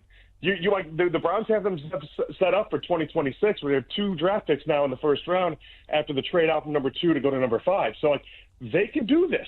It's okay, but you have to find out. You can't extend this until past the draft and try to go to next year to see if Shedeur can actually do it. Well, you can't do that. You have to find out and answer this year. So, Jonathan, we know it's not going to be a great season for the Browns. I think that's well established. Just not knocking the team there 33-1 to win the division. But what is give me best case scenario for Cleveland this season? Best case scenario has to be Shedeur Sanders just lights it up, and then you have your franchise quarterback, and you don't have to in any sort of way go into the draft in 2026. But even in a best case scenario with Shedeur Sanders lighting it up, nobody's saying that is all of a sudden Jaden Daniels and what he did in making it to the NFC title game last year. Right. Like the way that any of these rookie quarterbacks, whether Shedeur or Dillon, win this job long term, it's probably not with like an 11 or 12 win season. It's probably like a 6 or 7 or 8 win season that you're just like, okay, he looks the part. Now we need other players. Like, guys, I can't stress enough how old and broke this offensive line appears to be. If they all stay healthy, there's a lot of Pro Bowlers there, but there's a lot of old and there's a lot of broke. There's a lot of injuries on that line, has been for the past 3 years. Those guys are still all there, and they're all 30-plus and older except for DeJuan Jones. Wide receivers. Jerry Jeudy's nice, but Jerry Jeudy's supposed to be the number 1. Outside of that, it's really not that impressive. Even the running back situation with Judkins now out for we don't even know how many games is it's a lot to get over. So although this team has talent in certain places, you could argue every NFL team has enough. Like, hey, there's a Myles Garrett, there's a Denzel Ward, there's talent there, but it's just not enough to overcome. Okay, so I'm hearing a lot of negativity, which is usually the case when people talk about the Browns. Can you sell me on anything about this team? Like, is the defense good? Are there any strengths for the Browns this year? The defensive line, yeah, I could sell you on that. It's Myles Garrett and Mason Graham. Mason Graham might be the least talked about 5th overall pick in the history of the NFL. I mean, it's a wild how under talked about he is. And every time at practice you see him, so he doesn't look like Myles Garrett, not even close. Myles Garrett looks like one of those Under Armour mannequins. He's just chiseled, right? Mason Graham looks like Mason Graham looks like every 23-year-old that you'd ever see at like a frat party. He doesn't look the part at all. But when you watch him, he's unreal. Like his get off is incredible. The way he's able to get at quarterbacks, even in these practices where you can't touch him, is unreal. Like he's a force. And so like the defensive line for the Browns should be really pretty good. And I'm hoping. They've had a couple injuries already. I'm hoping that Jim Schwartz has them back to where they were closer to 2 years ago than where they were last year. Last year, they just took a major step back. But it was hard because the offense was so bad, the defense really never even had a chance. Check him out on the afternoon drive on 92.3 The Fan in Cleveland. It is Jonathan Peterlin. Jonathan, thanks for waking up with us. And you know what? You never know. Good luck to your Browns this season. Yeah, right? You never know. But, you never know. Sometimes we have a good idea, but you never know. All right, thanks, guys. Yeah, it's the NFL. Look at the Commanders last year, right? We didn't expect anything from those guys or had low expectations. Made the NFC Championship game. So, again, high bar, but you just never know in the NFL. But I think it's very interesting and very telling for Jonathan when he says, yeah, they want it to be Dillon Gabriel, but if you watch the practices, it's not Dillon Gabriel. At some point, this is when ego gets involved. And I don't know. I have not watched. If you ask me, do you want to go to Browns training camp? I'd say no, thanks. I'm not going. I'm going to nap or something. Thanks. I'm busy.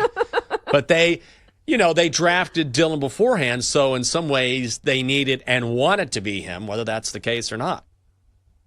Yeah, we see this all the time because their investment is bigger in Dillon Gabriel because they drafted him higher. Like, we see this all the time. But it's going to be up to Shedeur to, be so good they can't ignore him. So, that's going to be his calling. And so far, he has answered the call. But yeah, if Dylan Gabriel's going like 3 of 14 in practice every day, can you really, with a straight face, say that, oh, Shooter, sorry, you're still 4th on the depth chart? But I will say this, like the Browns are in macro mode. Like this is not the year for them. So it's long-term goal planning as opposed to having to get it right away. No question. Like best case scenario, it's like, ooh, we won 7 games. Do you know what I mean? So this is a long process. They got to get Deshaun Watson off the books, figure out a starting quarterback, and then kind of go from there. But yeah, you're right. They're not going to make this overnight change this season. Coming up next year on the show. Although, yes, anything can happen, but I don't think so. Time to stack back-to-back winning weeks on the show. Oh, yeah, best bets and Donkster next on the Daily Tip here on the BetMGM Network.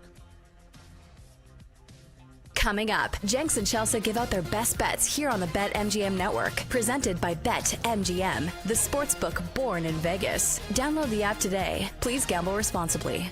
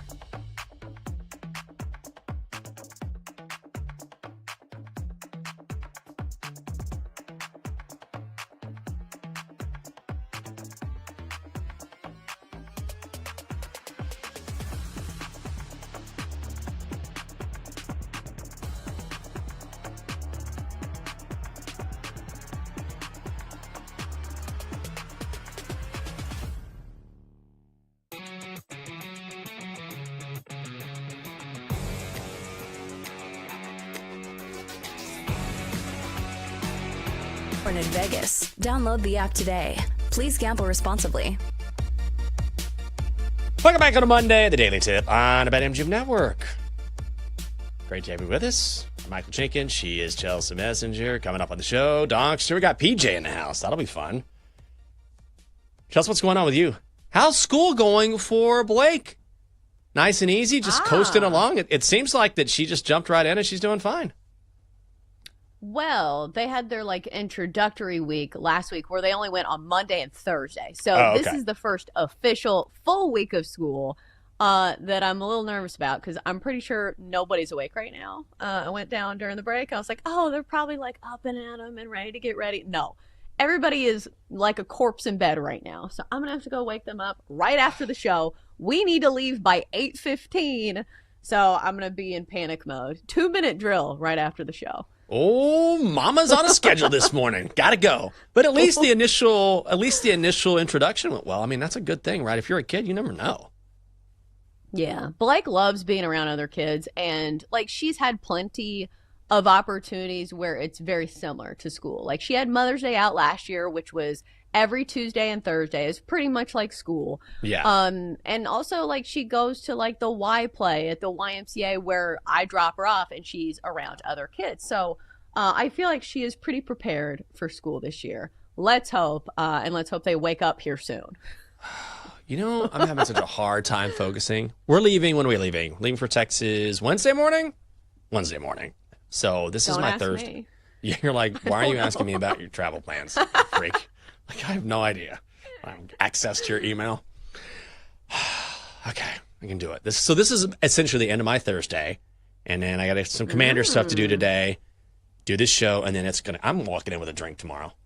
I might just fill up this bad boy with a little Kahlua or something. You know what I mean? Why not? It's the end of the summer. It's the last chance to do that before football season. I think it's our time. I mean, we did the smelling salts. Now it's time to upgrade. Yeah, so I think it should be pina colada time because aren't you a big pina colada guy? Yes, and that's very the much. best summer drink. If you're trying to squeeze out the last few drops of summer, pina colada feels like the way to go. So I think that's the drink you should have tomorrow morning. That's a great idea. I had a couple pina coladas over the weekend, as a matter of fact. The old local bar. They were serving up they were, I'm not going to have somebody make me one from behind the bar, but they had the frozen drinks. So we have a pina colada just in the frozen, one of those bins, whatever. And so I was like, can you just give me one of those and drop some rum on top? They were like, yeah, sure. Oh my God, I'm telling you. Summer in a glass. Going to be lots of those coming this week. Coming up next on BetSwitz, we get a gift. PJ's here right beside me. We're going to talk to him in just moments. Kate Constable is in as well. They're going to preview. I mean, listen, we were talking about the Browns for most of the show. So they're going to continue this trend. And they're going to preview the Jags. So keep it on. Cam Little. Oh, let's go. How about that field goal? How about that special teams unit for Jacksonville? They're going to talk about the Jags. Mia O'Brien from ESPN Radio will help them do that at 11:20. Also, they've got their Major League Baseball best bets of the day, and so do we. Time to place your bets. All right. Nice week last week. Everyone was a winner on the show, so let's keep it going. Chelsea, what do you got? Yeah, best bet of the day is going to be a first 5 under between the Diamondbacks and the Rangers. 2 pitchers I feel like I can trust. So let's start with somebody who is squarely in the circle of trust this year, and that is Nathan Eovaldi. He has put up comical numbers this year. They are so good. We're sitting in the month of August, and he has a 1.38 ERA. Usually we see this from guys in the first half of the season, but it's really hard to keep your ERA under 2 for an entirety of the season. So 10-3 this year has been fantastic, coming off 8 shutout innings of 1 hit ball against the Yankees. So I think he can shut down the Diamondbacks. Plus, if you look at both these offenses, they've been pretty much middle of the pack over the last month. Arizona 14th in OPS, Texas 24th. Then you go over to the other side and you look at Ryan Nelson, who I know nobody is writing postcards about, but still he's having a nice little season for Arizona, 6-3, 3.20 ERA, and has been really good over the last month for the Diamondbacks. 2 runs or fewer in each of his last 4 starts. So let's go first 5 under 4 for -130 between the Diamondbacks and the Rangers. I'm going to be on that. Love that play. I'll play it at 4 and a hook. Why not? Or for either one. I just think you got to go under, and the Rangers are so bad in the first 5, so big fan of that pick. I'm going to lay some juice here. Let's go Yankees on the money line against the Twins. Why not? Am I fading Zebby Matthews going up against Will Warren? Yes, I am. You like the Yankees on the run line? Don't mind that either. You get it minus 165 at BetMGM. Already up to minus 185 at some books, which I think is probably where it should be priced. Zebby Matthews is interesting in that he'll have, he's like a yo-yo. It's one good outing, bad outing, good outing, bad outing. He's coming off a good outing. Going to have a bad outing here. Also, his ERA on the road this season, 5.63. Yankees starter Will Warren, ERA at home, 2.88. And most importantly, think about the end of this game because the Twins are coming off an 11-win or an 11-inning game last night against the Royals. They used 6 different relievers. Huge advantage for the Pinstripes there, going Yankees on the money line at minus 165. The Yankees. They haven't been quite at their best, but I think the number reflects that because they're only minus 160-something against a team that were huge sellers at the trade deadline. All right, next up for me, I'm going to go with a play that we talked out during our baseball bets segment. So I've landed on this. I was waffling between the Brewers in the first 5 run line or the full game run line, and we're sticking with the full game run line. Because listen, they're playing the Pirates today. The Pirates bullpen is not good. Andrew Heaney is starting for the Pirates as well, who he has some good numbers in his past, but still it's not been a great stretch for him over the last month. Meanwhile, you look at the Brewers, who have been the cream of the crop in all of Major League Baseball over the last month. If you look at all their offensive numbers, second across the board to only the Blue Jays, and plus, they have one of the best records in all of baseball. So for me, it's just the fact that the Brewers are a much better overall team than the Pirates, who can't even win games when Paul Skeens is pitching. So let's go Brewers on the run line for even money for my second play of the day. Yeah, I'm with you. Also, Andrew Heaney faced the Brewers when? June 24th, 7 runs over 4 innings of work. Brewers won that game 9-3. So I'm with you there. First 5 is a good play, full game. In fact, the full game, you can get even money. So I'm with you on that. Let's get a couple wins on our squad plays. Also, guys, don't forget, you can check us out on YouTube. You can check out the Daily Tip. You can check out each and every show on the BetMGM network. It's easy to do. Just like and subscribe. And as always, you can listen on the Odyssey app. All right, our plays are in. Oh, I think the Donkster's here. And is he sitting with PJ? Let's check in with the Donkster. Donkster, get in here. Oh my God, look at this. Donkster, you're sitting in PJ's lap? I sure am, and I've never been more comfortable or warm. Oh. You look great. I sat in a lot of laps, but PJ gives me the attention I deserve. And wait. Yep, I can tell he likes me too. Oh Donkster, come on. PJ's being a good buddy to you. You're sitting together. Do that. Do you have a bet? Let me focus. Tigers, money line, taking on the White Sox. Okay, good job. PJ is here. He's such a good sport. Good morning, PJ. How are you? What's going on, guys? Donkster's gained a few pounds since I've last seen him. He's getting a little heavy. He's a thick boy. He is a big boy. PJ demands. You should demand a raise after this. That or I'm assuming agreed. You're never going to come on our show again. You know, Chelsea, I came in here to do some crosstalk, and the Donkster just would not give up his seat. So this is what we're doing today, I guess. Oh my God! Oh, you're a good sport, PJ. So let me ask you. I'm sure you're going to talk about what you saw during the preseason. And I'm sure how do I give an actual answer with this inflatable donkey here? But what did you? Is Shador? Does that move the needle at all for you?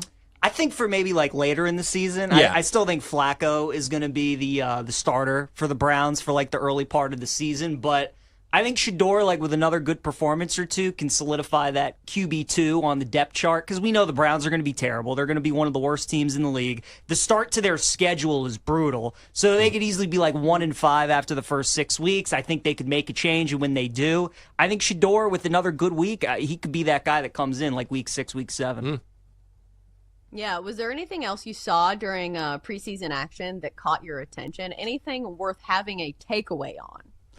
You know, Jackson Dart surprised me, you guys. It was a small sample size, but I obviously watched a lot of him at Ole Miss. I didn't think he would be a great NFL quarterback, and it's still very early. I mean, it was, a quarter and a half of a preseason game, but he did some really good things. I think what Giants fans are excited about is that he was trying to throw the ball down the field. Daniel Jones even saw it in the preseason game with the Colts. Like, he continues with the checkdowns and the intermediate passes. Dart was at least taking some shots, and he looked really good for his first game. So that was a big takeaway for me. The Giants are obviously hoping he can be their QB of the future, but I was impressed with what I saw in the first game. Since you mentioned the Colts and Daniel Jones, is the Anthony Richardson? I've been off of Anthony Richardson, I feel like, for a full year and a half. Is it over? I think maybe, Jenks. I think Daniel Jones is going to start week 1. Okay. And then I think if obviously they're winning games, he's going to stay in there. If he's not, then they're going to bring in Richardson. And I think that's his last chance with the Colts to really become the starter. I think they give him one more chance at it. And if he continues to play like he has for much of his career, if he continues to get hurt, then I think they decide to move on. All right, so how much can you actually take away from preseason games when it comes to like handicapping a team? Because obviously we know young quarterbacks can make a huge difference for a team as a whole. We saw it with the Commanders last year. But is there anything else that you can actually like tangibly have, a takeaway on when it comes to some of these bets? I think the only thing, Chelsea, is I really look at the rookie head coaches and how their teams are playing, right? Because those rookie head coaches are trying to come in, and they're obviously trying to create their culture. They're trying to create their locker room. And that's why I was so high on the Jets against the Packers over the weekend, and the Jets look great because I like Aaron Glenn a lot, big culture guy, and they look good. So for me, that's really the only takeaway, the rookie coaches and how hard their teams are playing. Got more takeaways coming up shortly. That's it for this edition of the Daily Tip on the BetMGM Network. For Chelsea Messenger, I'm Michael Jenkins. PJ, Kate coming up next. Wow, what a morning. And yeah, Knoxter's had a good time as well. That's what's on the way. Enjoy your Monday. See ya.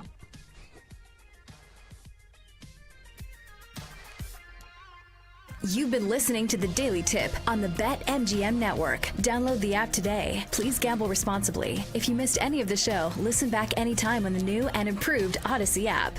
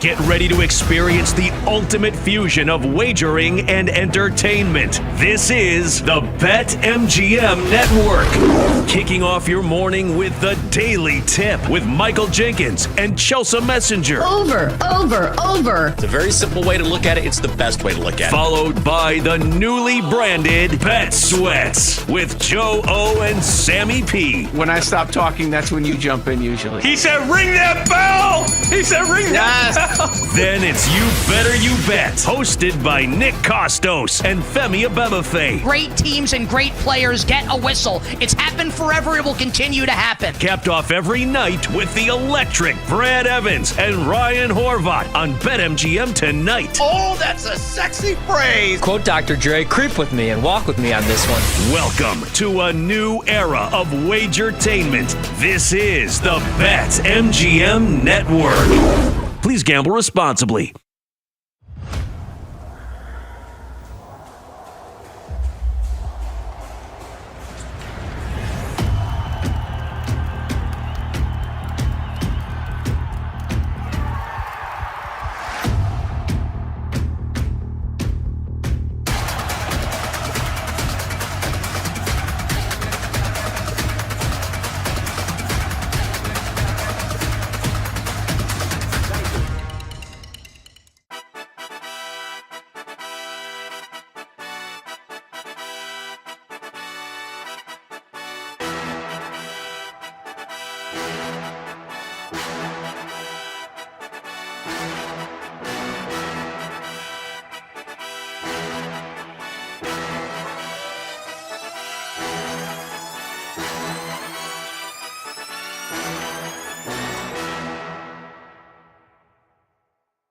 Get ready to experience the ultimate fusion of wagering and entertainment. This is the BetMGM Network. Kicking off your morning with the Daily Tip with Michael Jenkins and Chelsea Messenger. Over. It's a very simple way to look at it. It's the best way to look at it. Followed by the newly branded Bet Sweats with Joe O and Sammy P. When I stop talking, that's when you jump in usually. He said, ring that bell! He said, ring that bell!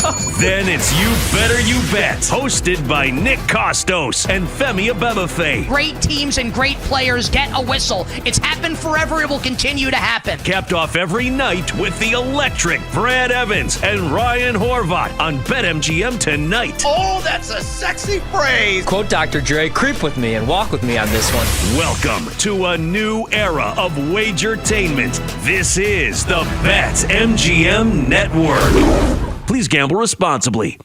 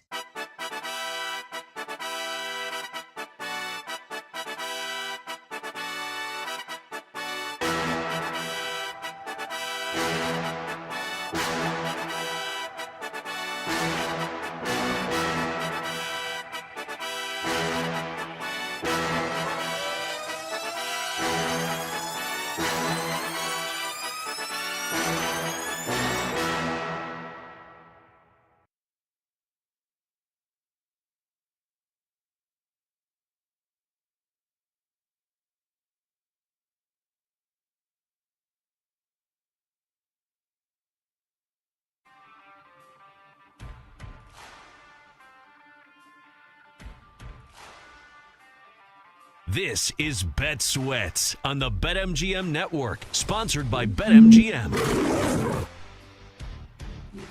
Good morning. Welcome into Bet Sweats here on the BetMGM Network. Sammy P, Joe O, they are out this week. PJ Glasser and myself, Kate Constable, we are in. Got a lot to get to on the show today. We'll continue our countdown to kickoff, talking a little Jacksonville Jaguars. We'll also talk to Mia O'Brien, who covers the Jags. That's coming up a little later in the show at the 11:20 Eastern hour. A lot of preseason news, a lot of preseason injuries to get to today. We'll give you some of our takeaways from what we saw over the weekend. And then, of course, today's MLB card, a little bit of a case of the Mondays. And we're rocking and rolling. PJ, how you doing on this Monday? I'm doing good, Kate. I'm excited that we're getting closer and closer to the start of college football season. We got less than 2 weeks away. We're getting closer to the start of the NFL season. So football is getting closer and closer. Excited to talk some Jags with Mia today on the show. I've done a couple shows when Mia's come on. She's awesome. She knows the Jags as good as anybody. So excited to see what she's been seeing out at camp, and excited to do the show with you. So it should be a fun next 3 hours. PJ, before we actually get into like the nitty gritty of what we're going to be talking about today, I've got a question for you. What happened this morning with you and the Donkster? I just saw a picture surfacing on Twitter of the Donkster sitting on your lap. Yeah, so I was in the studio, obviously, with Jenks and Chelsea this morning during Crosstalk as they're wrapping up the show. And, you know, the Donkster doesn't give up that seat to anybody. I was coming in to try and do Crosstalk, and he would not move. So we had to compromise, and he had to sit on my lap. So I had a donkey on my lap for about 10 minutes. So that was enjoyable. Surely that picture won't come back to haunt me. Gertch has already texted me. I think Andrew's already tweeted about it. I've already seen a couple people text me about it. So, yeah, I'm sure that photo will make its way around today. Yeah, that one will, you will never escape the photo of Donkster sitting on your lap. I mean, that's great. Good bonding for you guys early on a Monday morning. Doesn't get much better than that. Also doesn't get much better than a little preseason football. Am I right? A lot of games over the weekend. And so far, PJ, it's been the dogs and the overs that have been winning so far in the preseason, which is kind of, opposite of what we've usually had. It's usually a lot of unders is kind of how you bet or play the preseason in previous years. Underdogs, though, they are 10-4-2 straight up, 11-4-1 against the spread, and then 14-2 to the over when betting on these preseason games. Just crazy that we're getting so many overs. It is. And you had 8 teams during week 1, Kate, that scored at least 30 points. I can't remember ever seeing as high as scoring a week in the preseason. And you're starting to see the adjustments a little bit in the week 2 lines. A lot of those games were 35.5. There were some 33.5 out there. You already look ahead to week 2. Chiefs Seahawks is 40.5. You have 49ers Raiders is 40.5. Now, we know in like week 2, week 3 of the preseason, a lot of these teams will play their starters more. They'll play them longer in the game, so that's certainly part of it. But I'm interested to see what happens this week. It's a lot like week 1, week 2 overreaction in the NFL regular season, where we think we know about these teams. We have an idea of maybe how they're going to look during the season, and then we all watch one game and everybody loves to overreact, right? We all love doing that. And then the week 2 lines kind of reflect that, where maybe a team on the spread jumps up like 4 points, or maybe the total goes down 3 points, or whatever it may be. Like, there's kind of some of that in the preseason, but it's interesting, too, because more of these starters are going to play. So it's going to be interesting week 2 to see if the dogs continue to cover, if the overs continue to hit. But, yeah, it's wild seeing some of these totals, Kate, because you normally do not see totals of 40 in preseason games. No, not at all. And, I mean, to your point, typically around week 4, week 5 of the regular season, it feels like it's kind of when lines start to stabilize a little bit and you lose a lot of that overreaction, because things do fluctuate very early on because bettors get excited about their team, or they're super down on their team after a week or 2, or they see the offense explode in week 1 and think that's going to be the norm. I'm not sure we necessarily get that leveling out in the preseason, because it's the preseason and starters, while they'll play a little bit more, still not playing a full game. But either way, still plenty to bet on in the preseason coming up. Some injuries to note from this first week of preseason games. Starting on Thursday night, Anthony Richardson dislocated his pinky. He's back in practice as of Saturday, has that finger wrapped up, but they're not too worried about it. Avoided any damage, ligament damage, anything like that. Literally just sounds like it was a dislocation. But now, PJ, Daniel Jones starting the second preseason game. And you told me last week on here that you think Daniel Jones should be the full-time starter, or at least the week 1 starter for the Colts. I do, yeah. And he's got every opportunity now, Kate. Even though Richardson is going to play in the second preseason game, it looks like he's obviously hurt, dealing with that dislocated pinky. So it's Daniel Jones' time. I mean, that, to me, was one of the big takeaways from that Ravens-Colts game, is Richardson got hurt early. It was a real opportunity for Daniel Jones to kind of solidify that QB1 spot early in the season. And I think, if anything, I came away with that game thinking Riley Leonard looked pretty good for the Colts, who came in the second half. So it's another big opportunity for Daniel Jones. I still think he's going to end up being the week 1 starters we were talking about last week, because when you have a guy like Anthony Richardson that was a top 5 pick, it's tough to start him and then bench him again and go back to him one more time. I think the Colts start Daniel Jones, because then it's like, if Daniel Jones is winning games, great, you just keep him out there. If he's losing games, then obviously you make the change to Richardson, give him one more shot, see what you have. And if Richardson continues to struggle, then the Colts have to make a decision in the offseason of what they want to do. But I just think it's going to be too hard, Kate, to start Richardson, have him struggle, and then go back to him one more time. I think the last chance that he gets to play is going to be his last chance with the Colts. So, look, Indy kind of knows what they are. They know their division's weak, and it's definitely winnable, and they could win the AFC South. They're not going to the Super Bowl. They're not winning the Super Bowl. They're trying to build towards the future, seeing what guys they can build around, and they're hoping that this year they can find their quarterback, and hope that Daniel Jones has the year that Darnold did in Minnesota last year, or hopes that Richardson shows a lot of the progression that Bryce Young did towards the second half of last season. And I think it's twofold of, if you were to start Richardson, bench him, and then go back to him, like, what does that do to him mentally? Just knowing that he got benched, and then they want to go back to him and see if he can do anything. Like, that's a tough position for him to be in. And then also the fan base as well. Like, I feel like the fan base is going to get even more restless than maybe they are right now if you continue playing this quarterback carousel deal. So I'm with you. Daniel Jones starting the preseason game. We'll see if he's the starter week 1. PJ, your Ravens lost their rookie cornerback, Bilal Cohn. He tore a ligament in his knee, 6th round pick. As a rookie cornerback, I mean, an important piece, but like, are you terribly concerned about the secondary now without him? I don't think that that's necessarily like a make or break it for the Ravens. Just still not a good thing to happen.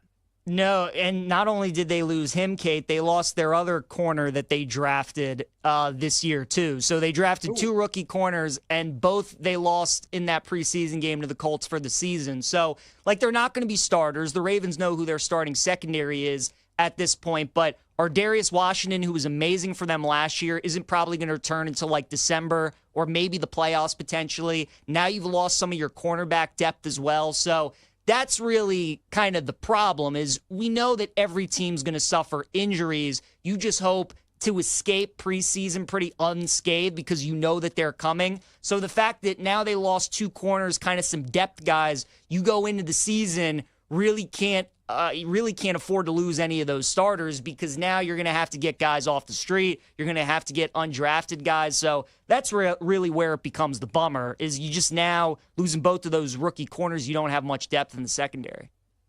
And the start to the season for the Ravens, tough. You go to Buffalo week 1. That's going to be a big game. Speaking of injuries to key players and trying to escape the preseason without them, Landon Dickerson for the Eagles was carted off yesterday with a leg injury. That's a massive loss. We don't know the severity of it yet, if he'll miss any time, if it's just, a little bit more. They escaped without anything larger, but not having him on that offensive line this year, if or at least for a game or 2 to start the regular season, that would be huge. He's never missed time in the NFL with a knee injury, dealt with some knee injuries in college, but you also no longer have Mekhi Becton, who's over with the Chargers, Jason Kelsey, who, is 2 years removed now, but this offensive line without Dickerson could be a little bit in trouble, just having new pieces have to rotate in, especially because the Eagles are so dependent on that offensive line with the run game, with Jalen Hurts, the tush push, all of that stuff. So I think this is a very big deal if the injury is indeed significant. Totally agree. I mean, look, we know the Eagles, the skill position weapons that they have. Barkley's arguably the best back in football. A.J. Brown, Devontae Smith is just a great 1-2 punch at receiver. Goddard's a good tight end. And Hurts is a great quarterback. But like you said, the offensive line is what makes it go. And Dickerson was a big part of that. I mean, we all know, like, the win-loss record that Philly has when Lane Johnson's not in there.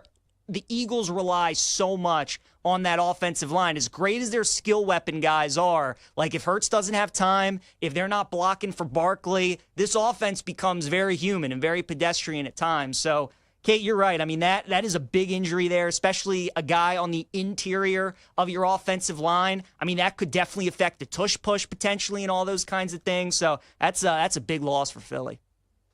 Yeah, we'll keep a close eye on that situation, I'm sure. I believe he's getting an MRI today, so we'll have some more information maybe this morning while we're on air, if not later this afternoon.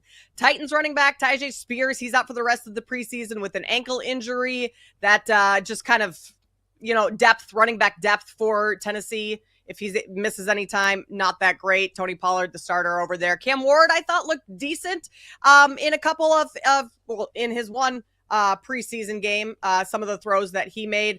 I still don't overall, PJ, think very highly of this Titans team or that they're going to do a whole lot this season. I think this year is all about just the growth of the number 1 overall pick, their rookie quarterback, Cam Ward. Totally agree. That's really what it's all about, because after a couple years of Will Levis, that's what this franchise needs. They need a quarterback that they know that they can build with. And Callahan's obviously trying to prove that he can be a coach in the league as well. I think we kind of all give him a pass for last season. It's really hard to know how good of a coach he is when the Titans were in a lot of those games, But, I mean, Levis, just so many back-breaking turnovers that just flips games on their head with the pick sixes and the fumbles and all those sorts of things. So I think everybody kind of gave him, year one, like a pass on that. Now you have your guy that you wanted. You had the number one pick. You could have gotten any quarterback, any player. That's the guy that you wanted. So obviously a big year for both of those guys. And yeah, I mean, that's really what it is for Tennessee. Be competitive and prove that Cam Ward, can be a starting quarterback in the NFL. The Titans are going to be interesting, though, Kate, because they only covered 2 games against the spread last year. It's the worst season a team has ever had in NFL history against the number. So I think that's where the Titans could be a little bit profitable because they're going to be a terrible team and they have a rookie quarterback and they were so bad against the number last year. Like, you might get some value on the Titans, especially early on in the season. So there could be some good opportunities for Cam Ward to get some backdoor covers, to throw for a lot of yards and garbage time and all that sorts of thing. But like you said, that's really the goal of the season, is to just have him develop and show that he can be an NFL starter. Yeah, Titans go 2-15 ATS last year. That means they're going 15-2 ATS this upcoming season. Plenty of opportunities to back the Titans in the market. The Chargers, PJ, this is a team that so much optimism going into the season, at least on my end. I thought very highly of the Chargers. I thought they could compete in that division with the Chiefs, with the Broncos, but they are just dealing with so many injuries. Rashawn Slater done for the season. That news came out last Friday. That's a massive, massive blow. Just became the highest paid offensive lineman by average annual value. Their undrafted rookie safety, Eric Rodgers, 2 interceptions in the preseason game, and then went out late in the 4th with a leg injury. You have Carson Barnhart, offensive lineman. He's dealing with an injury. Dean Leonard, defensive back, dealing with an injury. So much so, all of these injuries, PJ, that the Chargers asked to cancel their joint practice upcoming with the Rams because they can't afford any more injuries going into the start of the season. Kate, every offseason it feels like there's always one injury like Slater's that's just a backbreaker, like is just so valuable to whatever team it is. And you just hope it never happens, but it just always does because that's just the nature of football. And as soon as I think we all saw that notification that Slater was out for the year, we knew how big that was for the Chargers. Jim Harbaugh is one of the best coaches in the NFL. Herbert's one of the most talented quarterbacks in the NFL. I'm big on Amarion Hampton this season. I think he's going to be really good. And then you had those 2 tackles with Alt and Slater. And with Harbaugh as your coach and Greg Roman as your OC, the Chargers were going to run the ball this year. That was going to be their MO. That's still going to be their MO, but it's not going to be as effective with Slater, who's so good in pass protection and run blocking. That's just such a big loss for LA. I really wasn't too high on them coming into the season, Kate, but now with the Slater loss, I want no part of the Chargers. Yeah, makes that run game significantly more difficult. Over in Major League Baseball, real quick, Yankees have lost 7 of their last 10 games. A rough weekend for them. 6.5 games back of the Blue Jays in the AL East. The Brewers, though, they continue to win 9 straight. A walk-off home run yesterday. And the Mets have lost 7 straight, getting swept by the Brewers this weekend. Coming up on the other side, we'll dive in, continue our countdown to kickoff with the Jacksonville Jaguars. How are PJ and I betting them this upcoming season? That's next here on Bet Sweats. You're listening to Bet Sweats on the BetMGM Network.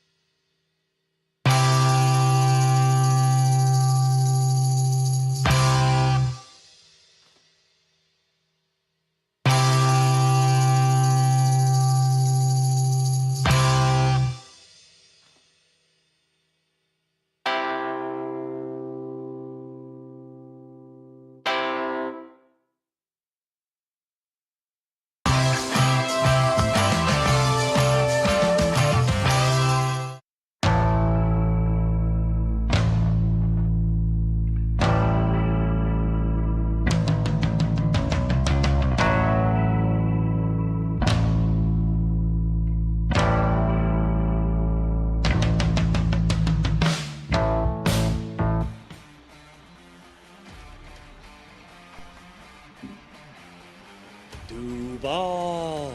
Welcome back to Bet Sweats on the BetMGM network.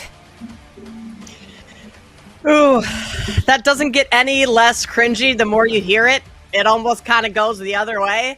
Liam Cohen's got a little under a month till week 1, and to get that Duval chant saying whatever it is down. I mean, PJ, I think you and I could probably give out better Duvals than that was with Liam Cohen.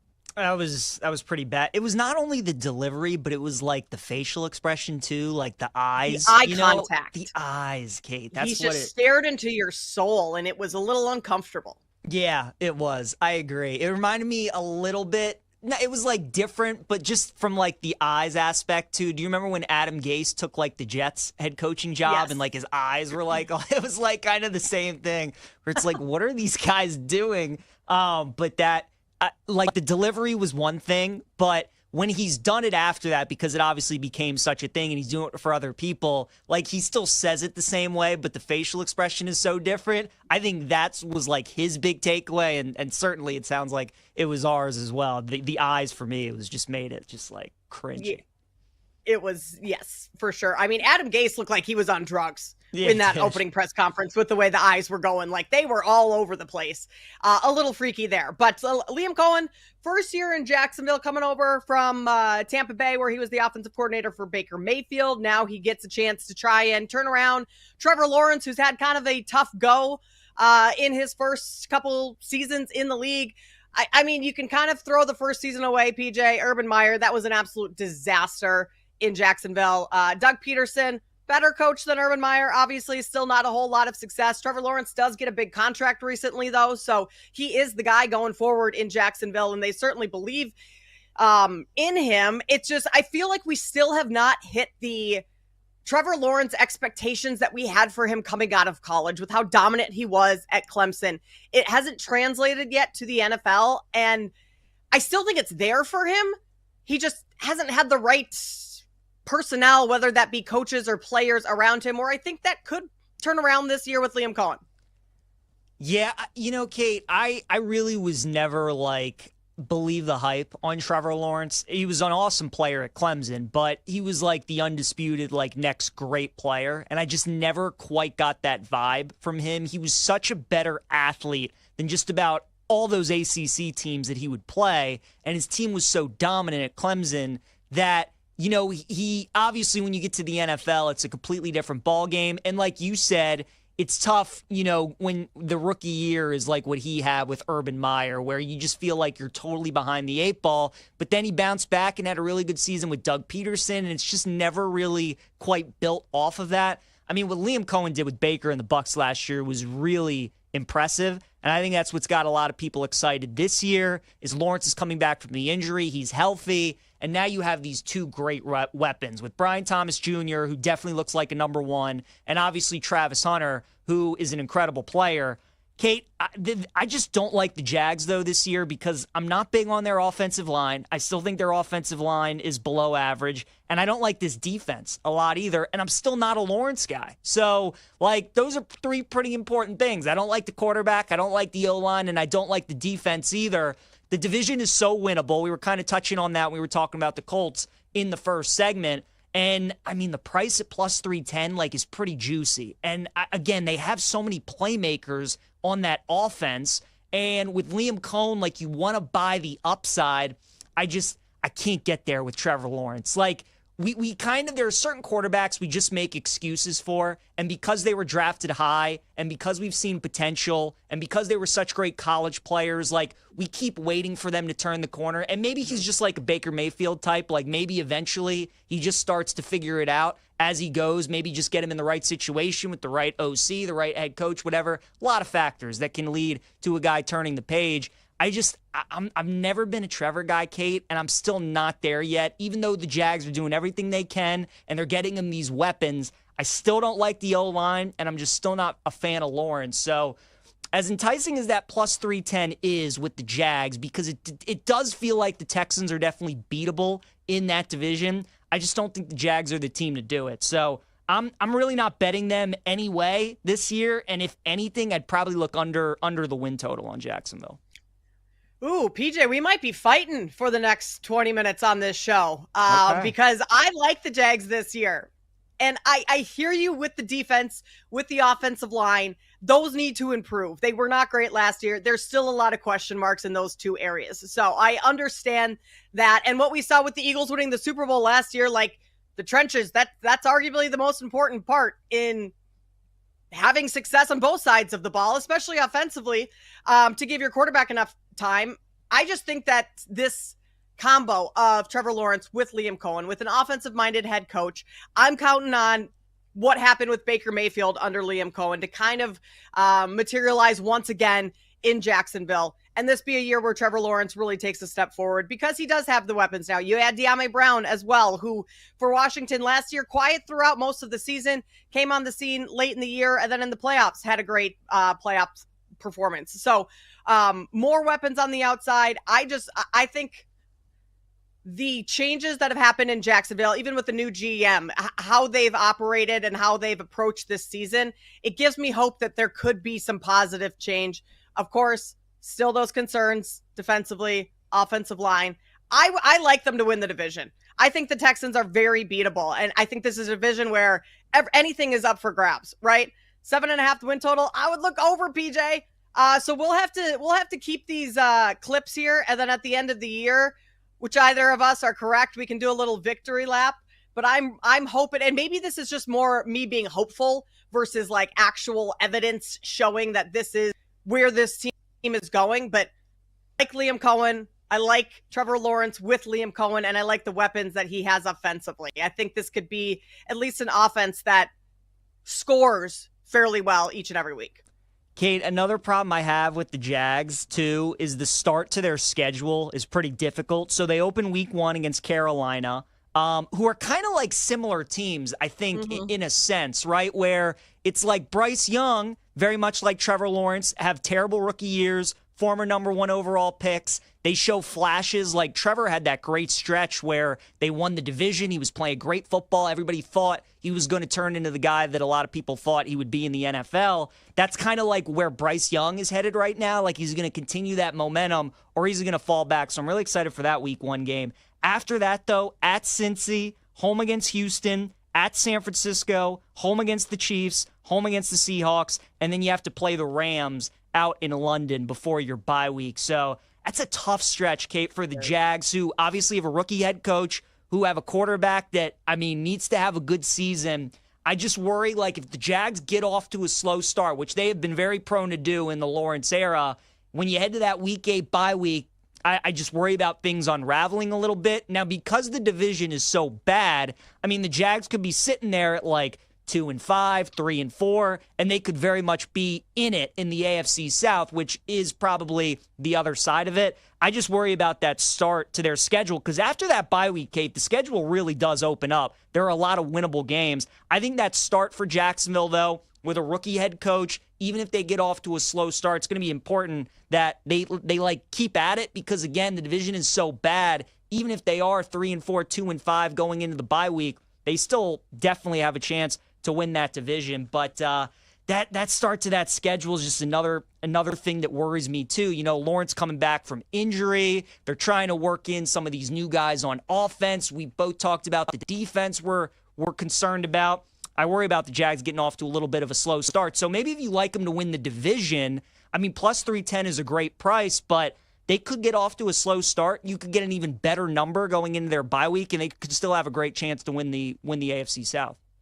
That's what I was going to ask you. If you're someone like me who likes them for the division, would you wait and bet them? And that makes a whole lot of sense because you're right. Going to Cincinnati, that's going to be tough to top that offense there. San Francisco, that team's great. The Chiefs, obviously, we know what they are. So, yeah, that is probably the right move to wait and bet the Jags a little bit later in the season after they more than likely have a few losses through those first 7 weeks of the year.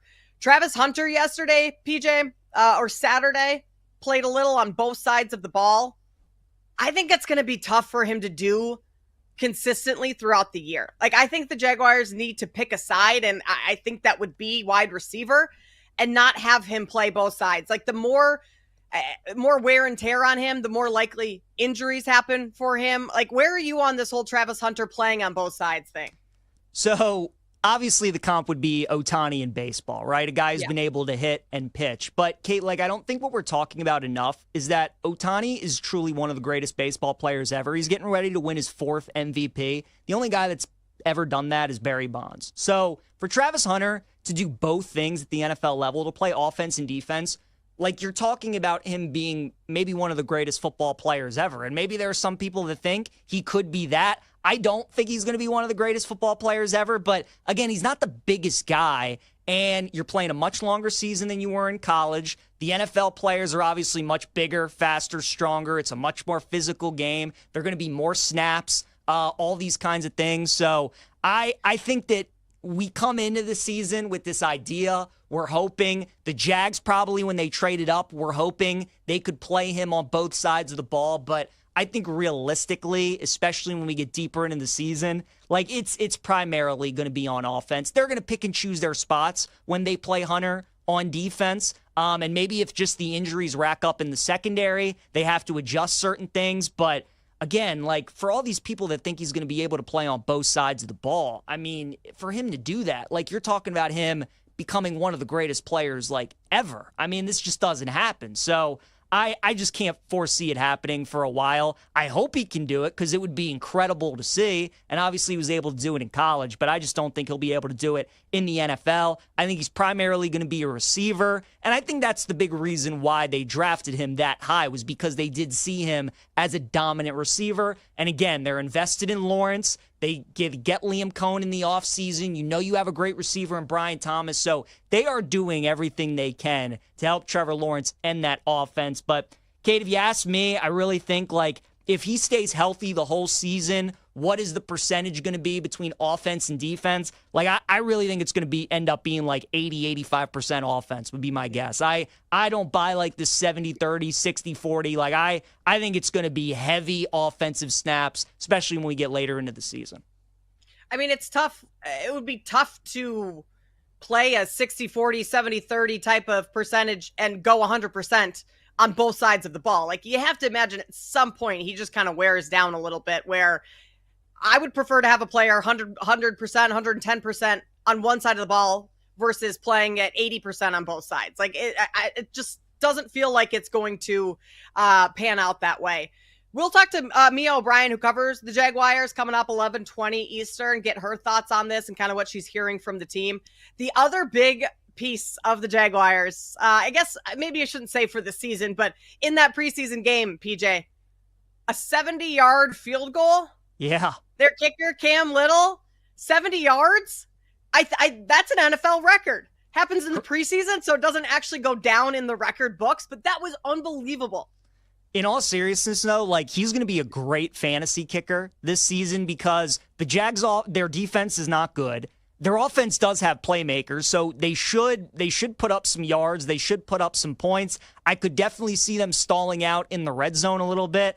And again, when you have a kicker with that kind of leg, I mean, he's going to be attempting plenty of 60-yarders. And if he turns in the next Brandon Aubrey, where, I mean, he's hitting that consistently and knocking them in routinely, they're gonna trot him out there for a lot of those. So that was my biggest takeaway. You know, it was incredible that he hit a 70-yarder to see that kind of leg, but, like, he is the perfect kind of fantasy kicker because he has a great leg, and the Jags are going to put up points, but I don't think they're going to be like a great red zone team like the Chiefs or, you know, some of these top teams where they're scoring a bunch of touchdowns. They're put up a lot of points, but I think they're going to kick a lot of field goals. You got to love the fact that he plays in Jacksonville too, so you really don't have to worry about the weather all that much for much of the year, especially when they're playing at home.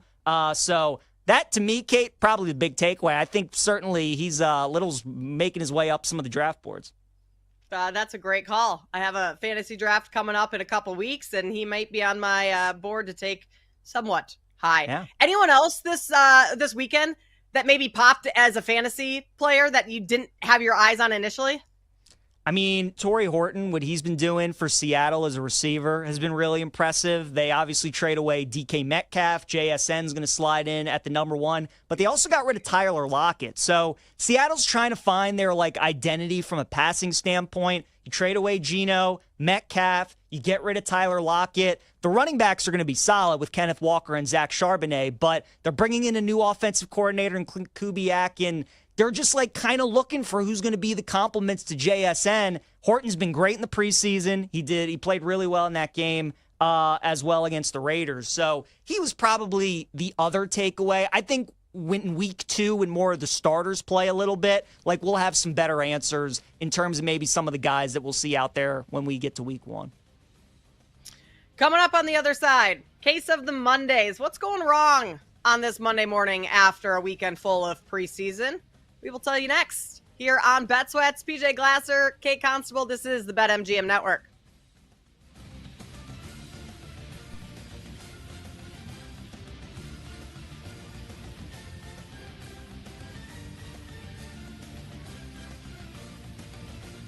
You're listening to Bet Sweats on the BetMGM Network.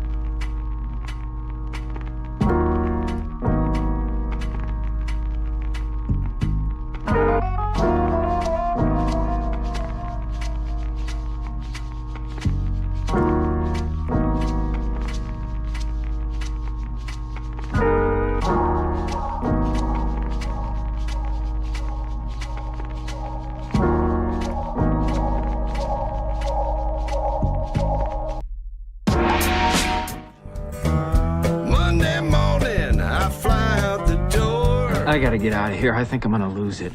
Uh-oh. Sounds like somebody's got a case of the Mondays. Sounds like a case of the Mondays. Does anyone ever say to you, sounds like someone has a case of the Mondays? No, man. I believe you get your ass kicked saying something like that, man.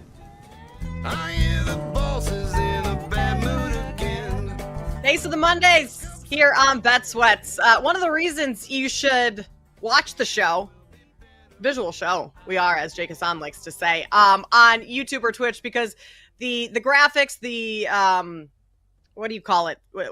The Joe's face on someone else's body, all of that stuff, like the segment open of that is phenomenal. The guys look like Sammy P, Joe O, they look like they're just in total distress, which maybe they are at times, especially on Monday mornings. But check us out on YouTube, on Twitch, just search BetMGM Network. One thing that could make your Mondays a little bit better is something over at BetMGM. Little boost. Get on the excitement at BetMGM with any sport no sweat token. If you don't win your wager, you get your stake back in bonus bets. That's got to make every Monday a little bit better. But PJ, case of the Mondays here. Let's do it. What do you got? Kate, I mean, Tommy Fleetwood, that guy can't. He has, as people were saying on Twitter, he's got no dog in him. The guy has no clutch gene. I made a mistake because I actually believed that he would get it done yesterday. I thought finally that he would take care of business. And did you bet on him?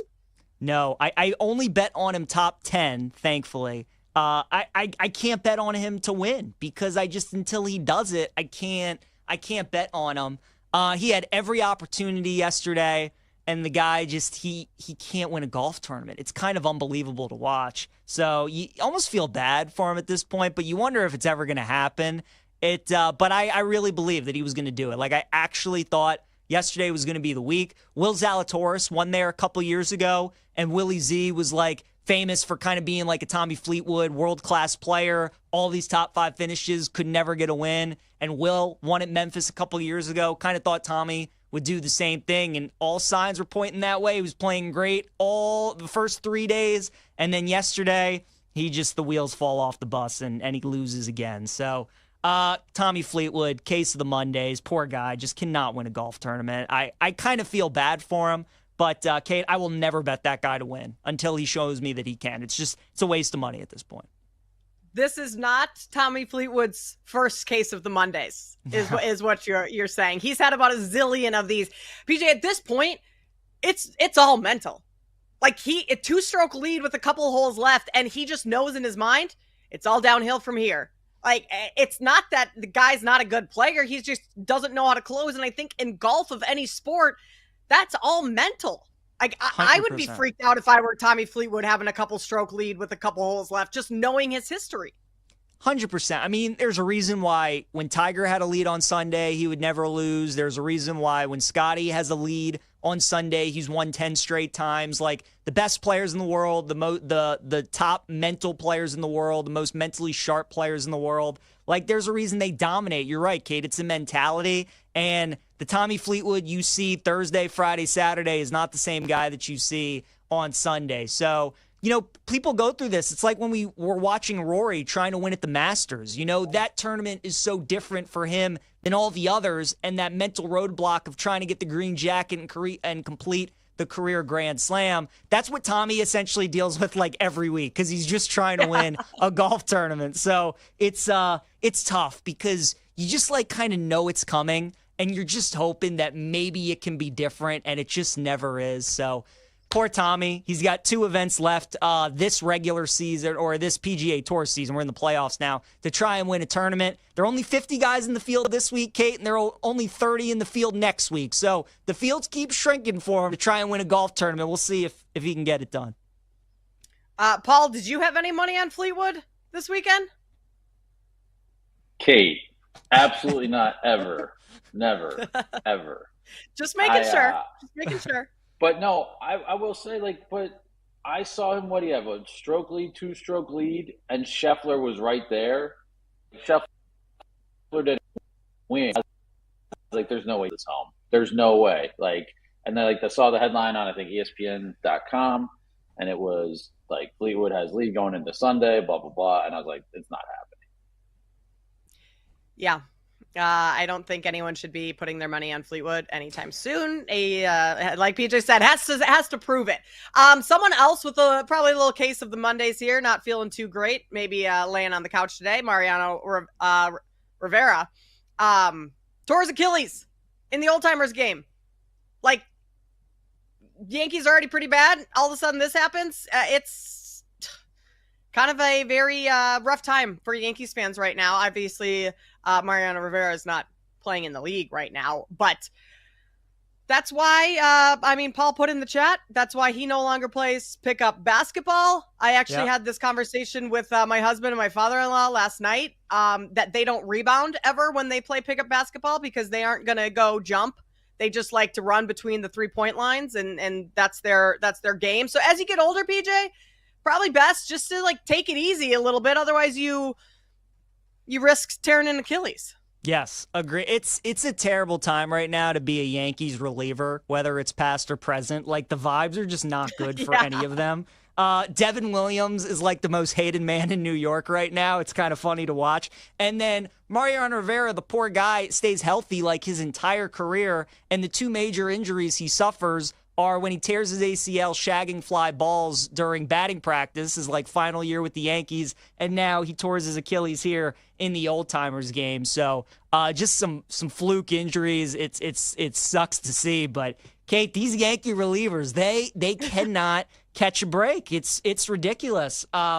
But yeah, just tough for Mo. I mean, when I saw this, I immediately thought of when he tore his ACL his final season, when it was just during batting practice like he did every day. He was out in the outfield, he went back, and he tore his Achilles. And like you're playing in an old-timers game, right? Like, it's a pickup game, it's a scrimmage. Like, some people are going harder than others, but nobody's going like all out, and the guy just tears his Achilles. So tough break for Mo. And the vibes right now, not good with Yankee relievers.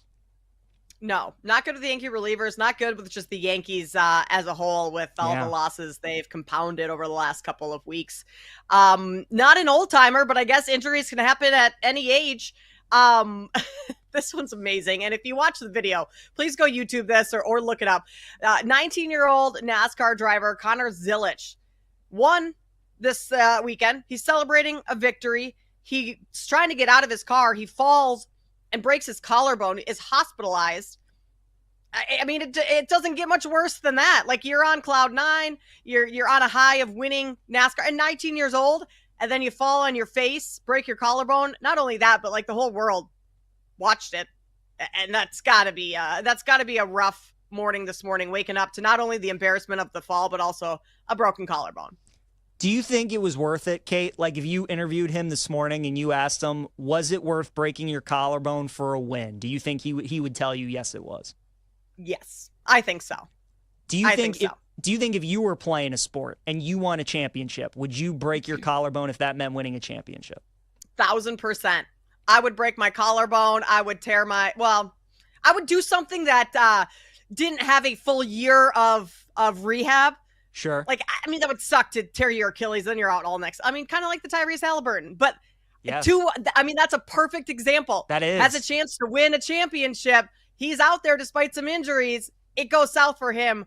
But I think as a competitor or as an athlete, like, you put so much time into that. I think it's worth breaking your collarbone, breaking your forearm, dislocating something to win a championship of any sort. So I guess I don't feel that bad for Zilisch. What level of championship are we talking about? Are we talking like softball, like 16-inch softball championship? No, no. Talking like rec league? Okay, like what's definitely not. As somebody that has a playoff game on Thursday, I will chew my foot off if I can raise a banner. Yes, I was going to say, Jake probably thought it was doom scrolling when I woke up, and I did see that Jake either tweeted or Instagrammed or something about kickball this weekend. Kickball's on Thursday, or not weekend, Thursday. It's only Monday. He's already thinking about it. Jake would break a collarbone for a kickball championship. I would break a collarbone. I will rip my collarbone out of my flesh with my bare hands if I need to. Oh my goodness. Jake, would you rather the Bears win a Super Bowl this year or you win kickball on Thursday? That's a great Caleb question. Williams could explode on the field. I don't care. Really? Yeah. Jake. Oh yeah. Wow. You don't know. Jake, that's very insane that you would serious. not take a Bears Super Bowl over your kickball championship. That's So crazy. this PJ, tells me I that will you've throw Ben never Johnson won a into the champion- lake in January. I don't care. Jake, Have have you you ever won? won anything? Yeah, I was gonna ask him. I'm 1-4 in championship games. Thank you very much, Kate Constable. Okay. Jake, who was there for the one? Paul Jake, was who there. for the Paul, one. I have a witness. Yeah, but like I'm saying, I'm the guy that brought the ring in. Call me, like Big Shot Bob style. Called me off the bench, and all of a sudden you're walking away with a I'm banner. willing to That's what I'm sacrifice saying. Paul to the gods if I have to for Thursday. So yeah, does Paul need to pinch hit on Thursday? We'll talk. Jake, what position are you in kickball on the field? Oh, PJ, I'm first base. Come on. I'm 6'2", 200 pounds of man meat. What are you talking about? Nice. First base. I can't believe Jake would take kick. And he's already won one. He'd take that over the Bears winning the Super Bowl. He thinks that now, Kate. But I promise you, if the Bears won, he's living in Chicago to see what that would do to the city. I mean, he saw what it did when the Cubs won the World Series. It'd probably be similar. I think he says it now, but he would take it. Paul, all you guys, do you think the Bears winning the Super Bowl would be bigger than when the Cubs won the World Series in Chicago? 1,000%. Paul has seen me in a post kickball championship celebration. This Kate city says will burn 1,000%. down if the Bears win a Super Bowl. Paul, It what won't do you burn down think? if Jake wins kickball on Thursday. Yes, I think for living here for 10 years, I have such Bears fatigue because it's, this is the year. They win the offseason, and now they're overexcited about Ben Johnson, and they're making the playoffs. They're going to win 7 games. And that would be progress. Caleb Williams, have a good season. Be happy with that. I can't do the Bears Super Bowl stuff. I just can't. But yes, I do think it would be bigger than the Cubs. I don't think it's a question. And I agree. So Jake says But it I'm now, with Kate. Jake. I think they win. I think it's a mirage, though. I think it's never going to happen. So I think he should take what's attainable, which is a kickball championship. Fair. Thank you. Yeah, that's fine. We'll be rooting for you on Thursday, Jake. Best of luck in kickball. I'm sure we'll talk about it again before Thursday on this show. Bet Sweats. This is Bet Sweats on the BetMGM Network. PJ Glasser, Kate Constable will dive into some takeaways from NFL preseason next. You're listening to Bet Sweats on the BetMGM Network.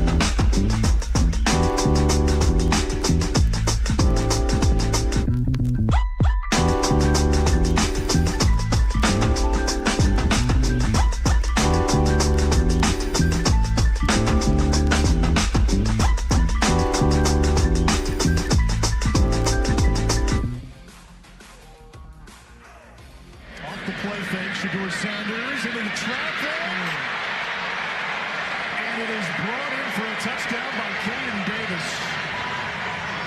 Welcome back to Bet Sweats on the BetMGM Network. What a call there. Shedeur Sanders, first preseason game, throws a couple TDs. He's got the whole world watching and talking. We're going to dive into some takeaways from the preseason here in just moments. We did just talk about the Jacksonville Jaguars and our Countdown to Kickoff series. If you missed any of that, you can go back and check out the show, any part of the show in podcast form, wherever you get your podcasts. We've done a lot of these season previews for various teams with our Countdown to Kickoff. So if you've missed any of those in previous weeks, you can always go back as well and get those in podcast form as well. Coming up at 11:20, we'll talk to Mia O'Brien, who covers the Jaguars, get her thoughts on what she saw in the first preseason game and what we can expect for the upcoming season. But for now, PJ, all eyes are on Shedeur Sanders after his performance. And I think we need to start. We just had our Case of the Mondays segment that we do every Monday, where we kind of air our grievances from the weekend. Someone who's having a Case of the Mondays in a very positive way today, Mel Kiper Jr. Yes. Throughout the entire draft, Mel Kiper Jr., it was Shedeur Sanders, Shedeur Sanders, Shedeur Sanders, and now he gets to take a little victory lap. Granted, it's one preseason game, but he has to be feeling pretty good on this Monday morning. Kate, I got to give Colin Cowherd credit for this because it's such a way that I think, and it's such a great theory that what if the Browns, what if this is the way that they get their franchise quarterback, right? After all these years of searching for one, they finally get Shedeur, who they didn't even want. They took Dylan Gabriel before. Ownership had to step in, force the GM in the front office to take Shedeur. They take him.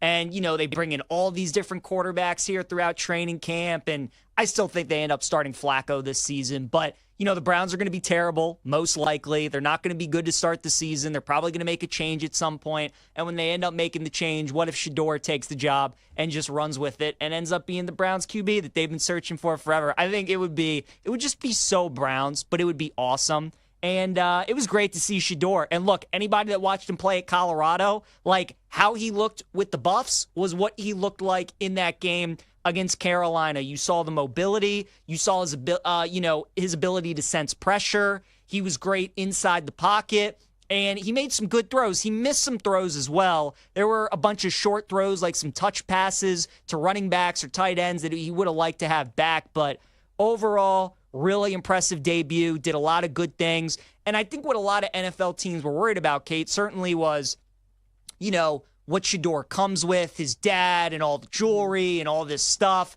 And would an NFL locker room respond to that? It certainly felt like his O-linemen and the guys that were out there with him and his teammates were really rallying around him and were really playing for him. So I think that was a big takeaway as well. But, for his first game, Shedeur couldn't have played much better. Thought he was really, really good, and hopefully he continues to build off of that. Yeah, the Browns coming into the year, they have 4 or 5 quarterbacks with Tyler Huntley that they signed. To have 5 quarterbacks going into a year and potentially landing a gem with Shedeur Sanders, if he continues to play well, would be a very, very Browns thing. And to your point, PJ, of just all the added stuff that comes with Shedeur Sanders. We talked to Jeff Shudell yesterday or Saturday on the Better Angle here on the BetMGM Network. He covers the Browns for the News Herald in Cleveland. And he said that was a concern coming in. That is very much part of the reason Shedeur dropped in the draft. But he hasn't seen that from him so far this season. Shedeur's been very professional when he's in the building. He doesn't have his whole entourage. The players do a lot of public appearances, and a lot of times they share ahead of time or promote where they're going to be. Shedeur hasn't been promoting where he's going to be. He just kind of goes out and does his business. So I think that's also a great sign for the Browns, is just how he's approaching the season and operating. And if it continues to play like this, he led 3 touchdown drives, 45 snaps, 138 passing yards, 14 of 23, 2 touchdowns, took a couple sacks, held onto the ball a little bit too long on one specific attempt. But overall, I thought he looked really good and really poised. The moment didn't look too big for him after he settled in a little bit. But PJ, my question here is, do we need a Nike ad already for Shedeur? because we got a Nike ad yesterday that said only a matter of time. It's preseason. It's week 1. I pump the brakes on the Shedeur Sanders Nike ad.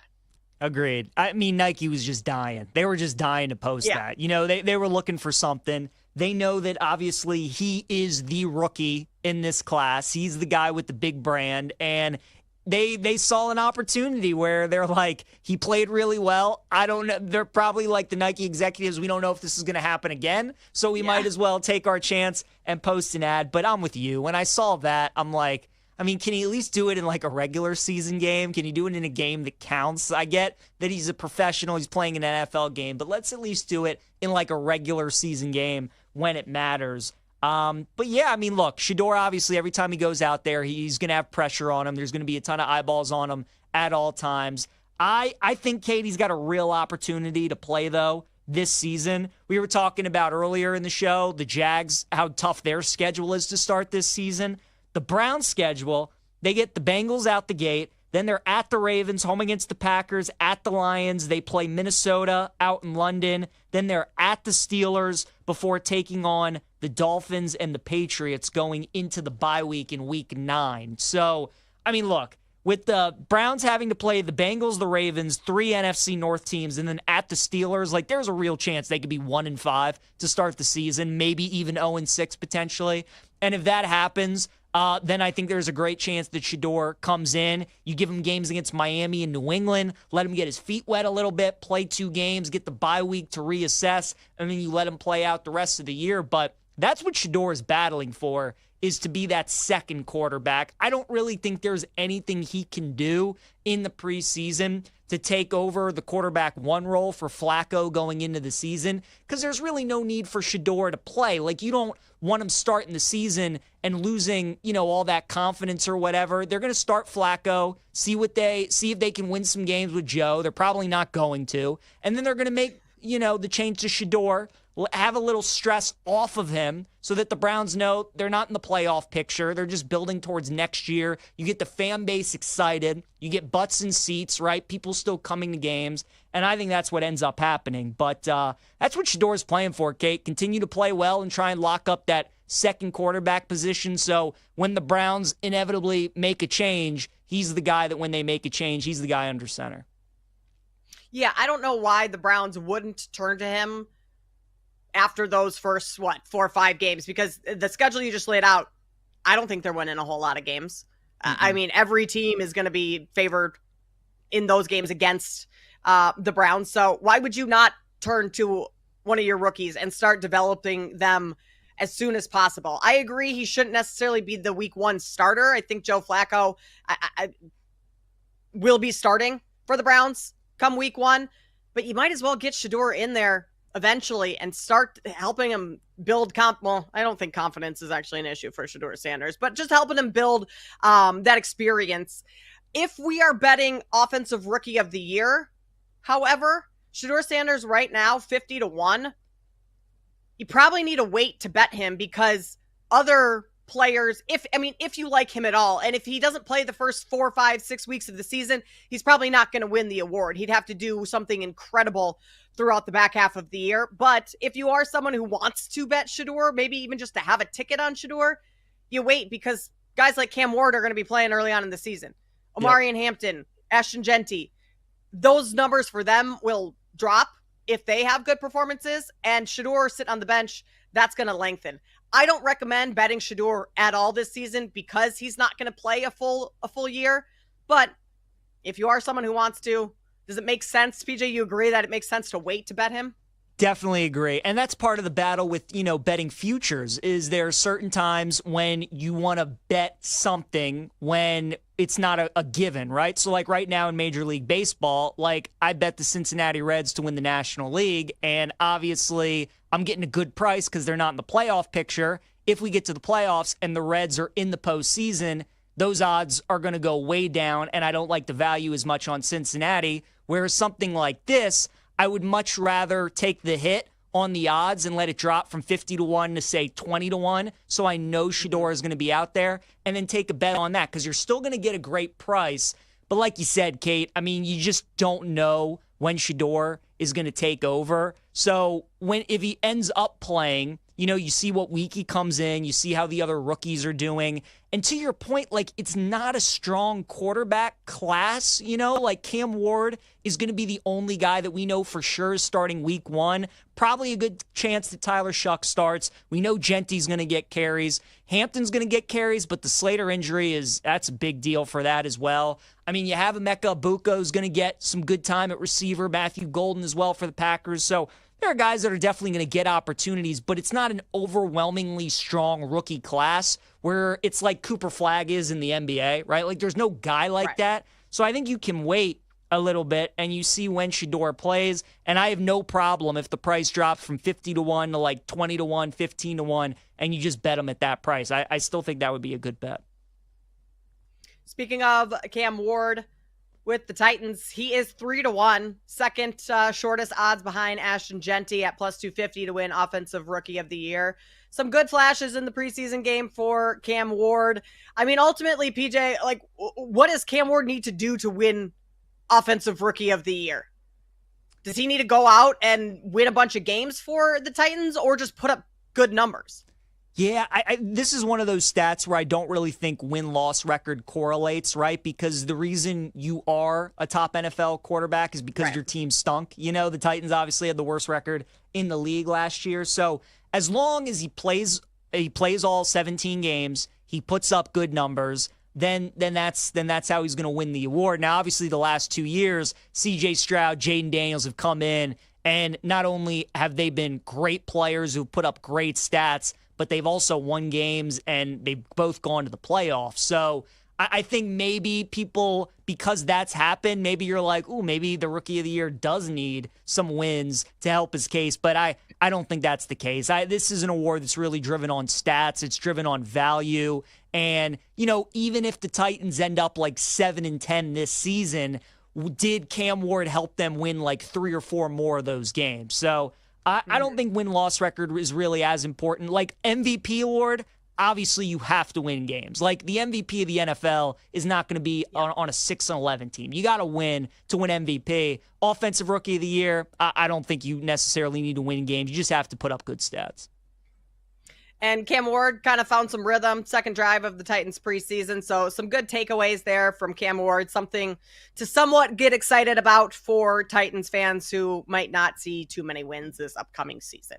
The Carolina Panthers, PJ, maybe a team that sees a few more wins this year than what they've had the past 2 seasons with Bryce Young, now in his 3rd year, and Ted McMillan, the rookie wide receiver that they drafted. Pretty good showing from him in the preseason. 2 receptions, 43 yards, the longest one, a 30-yard reception. So some chemistry early between he and Bryce Young. I think Ted McMillan is someone that a lot of people have their eye on for various awards or the Offensive Rookie of the Year. I think they have their eye on him being one of the best wide receivers to come out of the draft this year. Maybe you look at him for some fantasy stuff. He was on that list that BetMGM Network put out last week where you build your fantasy team with $15. You took him as kind of a value play on your team. Yep. What do we expect from Ted McMillan this year? I think Tet's going to have a really good season. Of all the receivers in that market for Offensive Rookie of the Year, he's definitely the guy that I would bet. He's the second amongst the receivers behind Travis Hunter. I would definitely bet Tet before I took a bet on Travis Hunter. But I think this is going to be a really good pairing. And Bryce Young, when he was at Bama, Kate, obviously was surrounded by good wide receivers, but he would give them opportunities. Like if he saw good one-on-one matchups on the outside, he'd let them go up and get it. And you saw a little bit of that in the preseason. He had a nice connection with Tet down the sideline. So that's why, Carolina had a bunch of options when they could have drafted number 8 overall. They could have gone offensive line. They could have gone defense, but they decided to get Bryce Young a weapon. And I think it was because of the kind of receiver that Ted McMillan was. If it was like an Abukum or if it was a Matthew Golden type, kind of a shifty slot receiver, like that wouldn't be the guy to get Bryce. It's a big body receiver, a guy who can win the 50-50 ball in McMillan. So I think it's a great fit for Bryce Young. And he's going to get plenty of opportunities to make plays for Carolina this year. So I'm big on Tet, Kate. Like I'd look at him in fantasy drafts, season-long totals that you can get on him, receiving yards, touchdowns, all those kinds of things. Amarion Hampton's my favorite bet in this market, rookie of the year. Even with the Slater injury, I really like him. After that, it might be McMillan. I'm quite high on him, and I think he's going to have a really good year. Carolina's wide receiver room, yeah, I think they could be fairly good this year. You have Ted McMillan, you have Adam Thielen, who's getting old, but still somehow produces, and then Xavier Legette, who started to come on really strong last season. So some bright spots for Carolina going forward. All right, plenty of overreaction with these preseason games. What are some of the biggest ones? Could it be JJ McCarthy? We will talk about that next here on Bet Sweats with PJ Glasser and Kate Constable.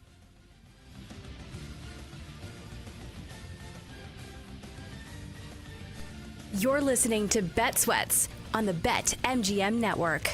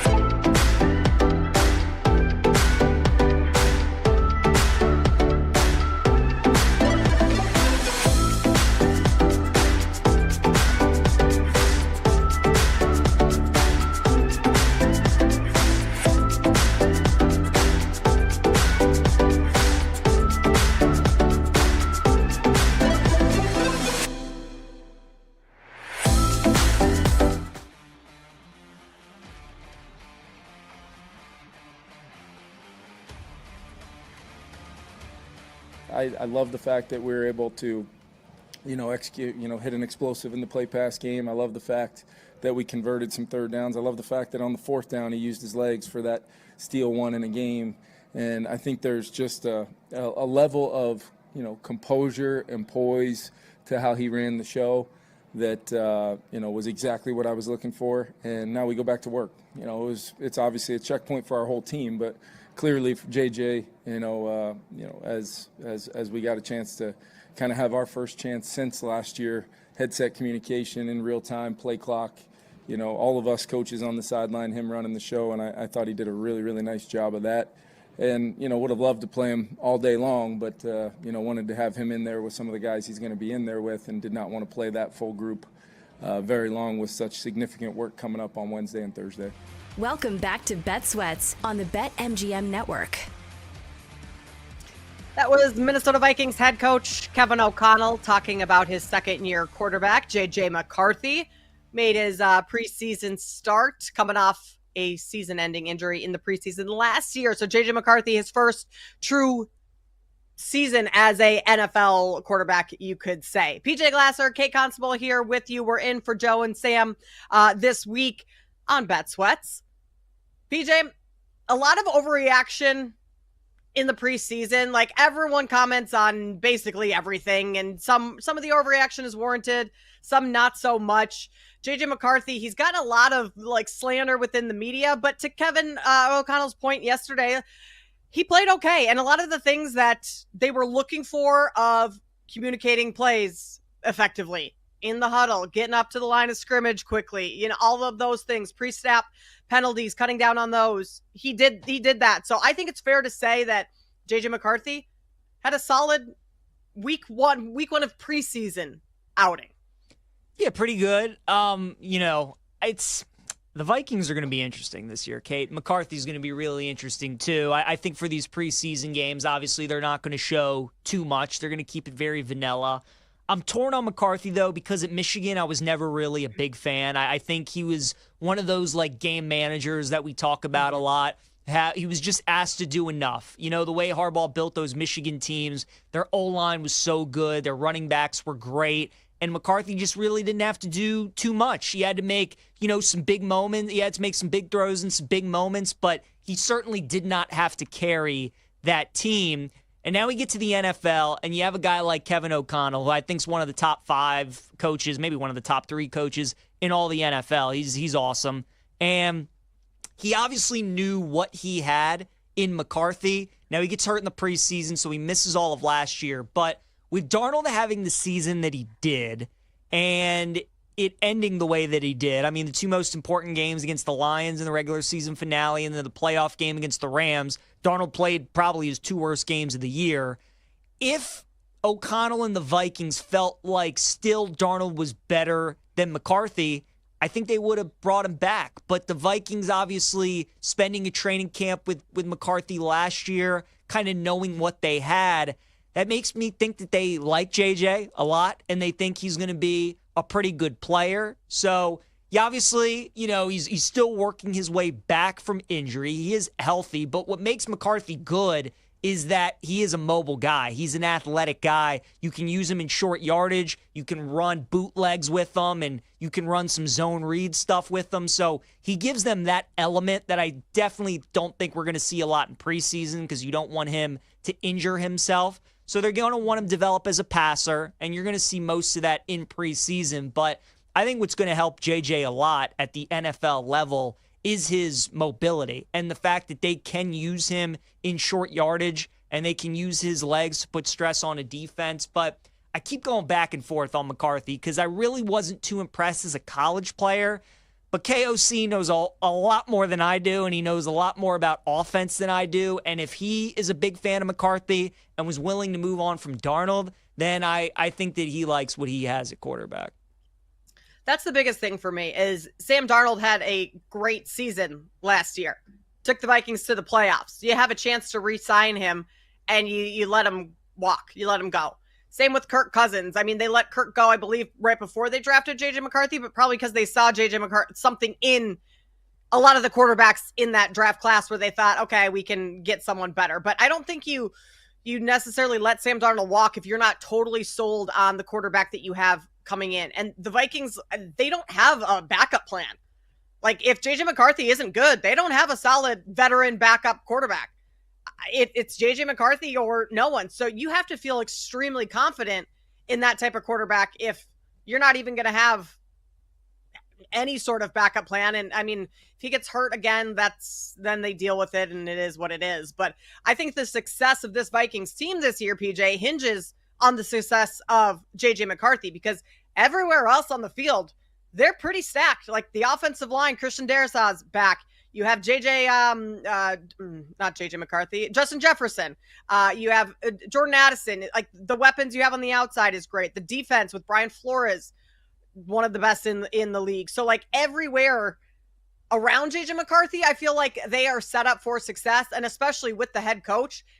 If JJ McCarthy can come in and do what Sam Darnold did last year, I think this Vikings team is going to be really good and could potentially compete for the division right now, especially in a division that's kind of more condensed versus, like the Bills division. They've already run away with that title. So I think, I don't know how much more we'll see of JJ McCarthy in the preseason, but we'll know pretty quickly early on in the regular season whether or not this Vikings team and McCarthy are going to be someone that we can kind of count on week to week. No, I agree with you. I like their defense a lot. They got Jonathan Allen in the offseason, which I think was an underrated move, helping kind of bolster that defensive line. Their linebacking core is really solid. They lost some guys in the secondary at corner, but should still be pretty good there. And Kate, they have one of the best defensive coordinators in football, in Brian Flores, like you were talking about. So defensively, they're good. The O-line, like you mentioned, receiving core, running back room. The Vikings really are one of these teams that we look at in the NFL, and we're like, they are a quarterback away. And if they find the right quarterback, they can contend for a Super Bowl. I think that's another reason, too, why KOC and the Vikings decided to part ways with Sam Darnold, was because they knew they weren't winning a Super Bowl with Darnold. He's that quarterback that he can win you games in the regular season. He can maybe win you a game, maybe two in the playoffs. But can you win a Super Bowl with Darnold? You can't. So they obviously want to see what they have with McCarthy. They don't know what his ceiling could be. They know that he won a national championship in college. He's played in plenty of big games. He can handle that kind of pressure. So from that aspect, I think the Vikings like that. But obviously they have to see what he looks like on the field. And the Vikings are truly one of the big wild cards in the NFC and of the season, Kate, because they really do have everything outside of the quarterback. It's going to be about what JJ looks like, and we have to remember this is essentially his rookie season because he was out all of last year. So there will be some growing pains. That's why I think maybe we're a year early on Minnesota, because this is essentially McCarthy's rookie year. So maybe next year or even the year after, if JJ turns out to be really good, I think that's probably the time when I would bet Minnesota to win the NFC or bet them to win the Super Bowl. To your point about Sam Darnold, you're not winning a Super Bowl with Sam Darnold when he's seeing ghosts, when the pressure mounts late in the season against the Lions, first playoff wild card against the Rams. That was not great. There's been a lot of criticism of JJ McCarthy, though, PJ, and we've got some drama, some tea within the media. What's going on with Diana Rossini, Colin Cowherd, that whole situation regarding McCarthy? So Diana was on Colin's show, I believe, last week, and they were talking about McCarthy, and Diana said, do I think J.J. McCarthy is wowing everyone at training camp? And she said, no, I don't. I think Vikings fans are going to be disappointed. So obviously Diana, well-connected around the league, has sources in all these teams, and from what she's hearing, what she's seeing, not impressed with J.J. McCarthy. So that is certainly interesting, and seeing that adds to but if KOC likes him, shouldn't that be enough? But if other people are saying he's not looking good, it's going to be interesting to see. I don't have any strong thoughts on McCarthy. I kind of go back and forth. If I had to have an opinion, I would probably go on the side where I don't think he's the answer for the Vikings, but he's got one of the best receivers in football to throw to, and he's got one of the best offensive minds in football coaching him. So he is in a great situation. If he fails, it's not going to be because of a lack of talent and coaching. It's just going to be because he's not good enough. So it's going to be interesting to see what happens with him this year. Remind me last year, do you remember back to the preseason, Jaden Daniels, was there criticism of him in the preseason that he didn't have it? Or was it all just positive on him? I don't recall back to last year's preseason and the conversation around McDaniels. It's a good question. I don't remember specifically, but I think people were excited. I know certainly the front office liked him a lot. Those players were behind him as well. But again, you just really don't know until you get out there. Right. So I don't think anybody was, I don't remember any comments like this where people were like, oh, he's going to be a bust. He's not any good. I think people were excited. And then obviously that Monday night game against the Bengals was when everybody was kind of like, Washington's got something here. So that's what the Vikings need. They need that primetime game. They need that standalone game where we all collectively watch McCarthy and we're just all like, damn, Minnesota, they got something here at quarterback. So I just don't know if JJ is going to give us that wow factor. So we'll see. I mean, as Paul's mentioning, they do play the Bears right off the bat Monday night in week 1. So week 1, right out of the gate in prime time on the road against a divisional rival. And talk about overreactions. Week 1, Caleb Williams, JJ McCarthy. Whoever wins, whoever loses, there will be plenty of overreactions from both fan bases in that one. Looking forward to that. Around the league, James Cook, his contract situation, kind of a cause for concern with Buffalo. He's on the final year of his rookie deal, 4-year, $5 million signed in 2022. And he wants a $15 million a year contract extension. Bills kind of hold the leverage here. They could wait to pay him to sign a new contract. They could franchise tag him next year, all sorts of things. So James Cook holding out right now, PJ. I think that's a big deal for this Bills team. It is, and it is. I mean, Cook's an above-average running back. He's a really good player. When your quarterback is as good as Josh Allen, though, as we saw last year, he makes everybody around him better. I mean, the Bills, all of last season, didn't really have a number 1 wide receiver. Shakir was their top guy, but we don't think of him as a top receiver in the league. The Bills' O-line is very good. Cook is a really good running back. They're definitely going to be better if they have him on the field. But I would expect to see some pushback from Buffalo. Like, they definitely do want James Cook out there, but they also understand how much money they have invested in Josh Allen, how good he makes everybody else look. And we know with the age and the era that we're in the NFL, with the aging running back, these teams will cut you loose and they'll find somebody younger to go with. So I kind of think Buffalo will let this thing play out. I think James Cook and them eventually will come to a deal. But yeah, I don't think Buffalo's going to budge too much, Kate, because at the end of the day, they know they have Josh Allen who makes everything go. They'd love to have a great running back to go with it, but I don't think they're going to pay crazy money to keep James Cook on their team. Terry McLaurin is another player that is holding in-ish out now. I guess he's not playing in the preseason for the Commanders. And it sounds like between McLaurin and Washington, things aren't great. Charles Robinson of Yahoo said in a recent article, let's put it like this, things are not hopeless, but they're definitely not good either. To me, that they'll come to some sort of an agreement at some point, but maybe not before the start of the year. And I think not having Terry McLaurin out there, your number 1 wide receiver for Jaden Daniels to throw to, I think that's a pretty big deal. Huge deal. This is a team, they got to figure it out with Terry. And I know he's asking for a lot of money, but he is such a great locker room guy. And Kate, obviously living in the D.C. area, everybody loves him. The media loves him. The last 2 years, I think he's won the award for most team-friendly player with the media, or he's great with everybody. He's such a good locker room guy. And he resonates with everybody because he was there in the down years with Washington. He was drafted by the team. He was there in the Snyder era with all the quarterbacks. And now he's finally got a great quarterback. And he's a huge part of that team. I mean, he's certainly towards the end of his career, and he's probably a back-end number 1 wide receiver at this point, but he's still a great deep threat. And what I love about Terry the most, Kate, he has not missed a game in the last 4 years. He is as durable as they come at the receiver position. So the fact that you can count on him to be out there every Sunday is huge, and he's a captain on their team. So I do think they'll end up making this work. Maybe Washington has to pay a little bit more than they would like to, but man, you got to keep Jaden happy, and you got to keep his number one wide receiver there with you. So I think they'll get this done. It might be close to the season, but Washington knows that obviously they have their quarterback. They're building in the right direction. They got to keep McLaurin on their team. Someone who might not keep a wide receiver on their team, ESPN is reporting that teams are monitoring Tyreek Hill for a potential trade.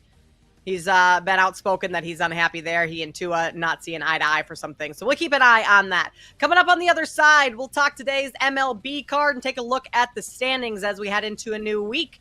That's next on Bet Sweats.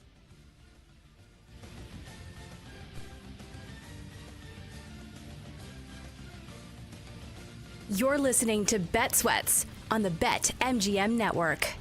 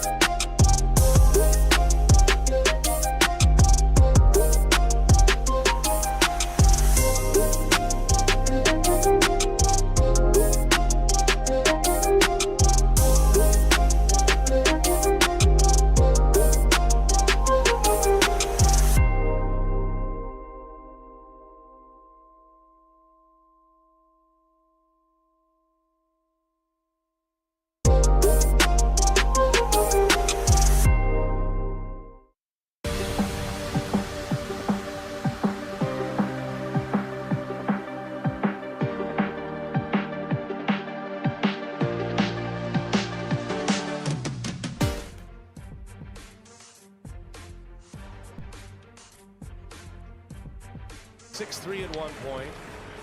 Brewers have tied it up. Collins, fly ball, deep into right field. Isaac Collins, it is a walk-off home run. He's done it again. His first ever. And the Brewers have won their 9th straight game. Welcome back to Bet Sweats on the BetMGM Network. Isaac Collins, walk-off home run.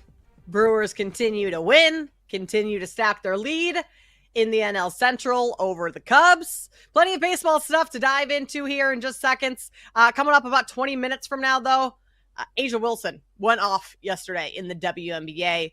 Caitlin Clark will give a little update on that. And then we have Mia O'Brien joining us at 11:20 to talk the Jacksonville Jaguars, who is our team for today's countdown to kickoff. But for now, PJ, it's MLB time.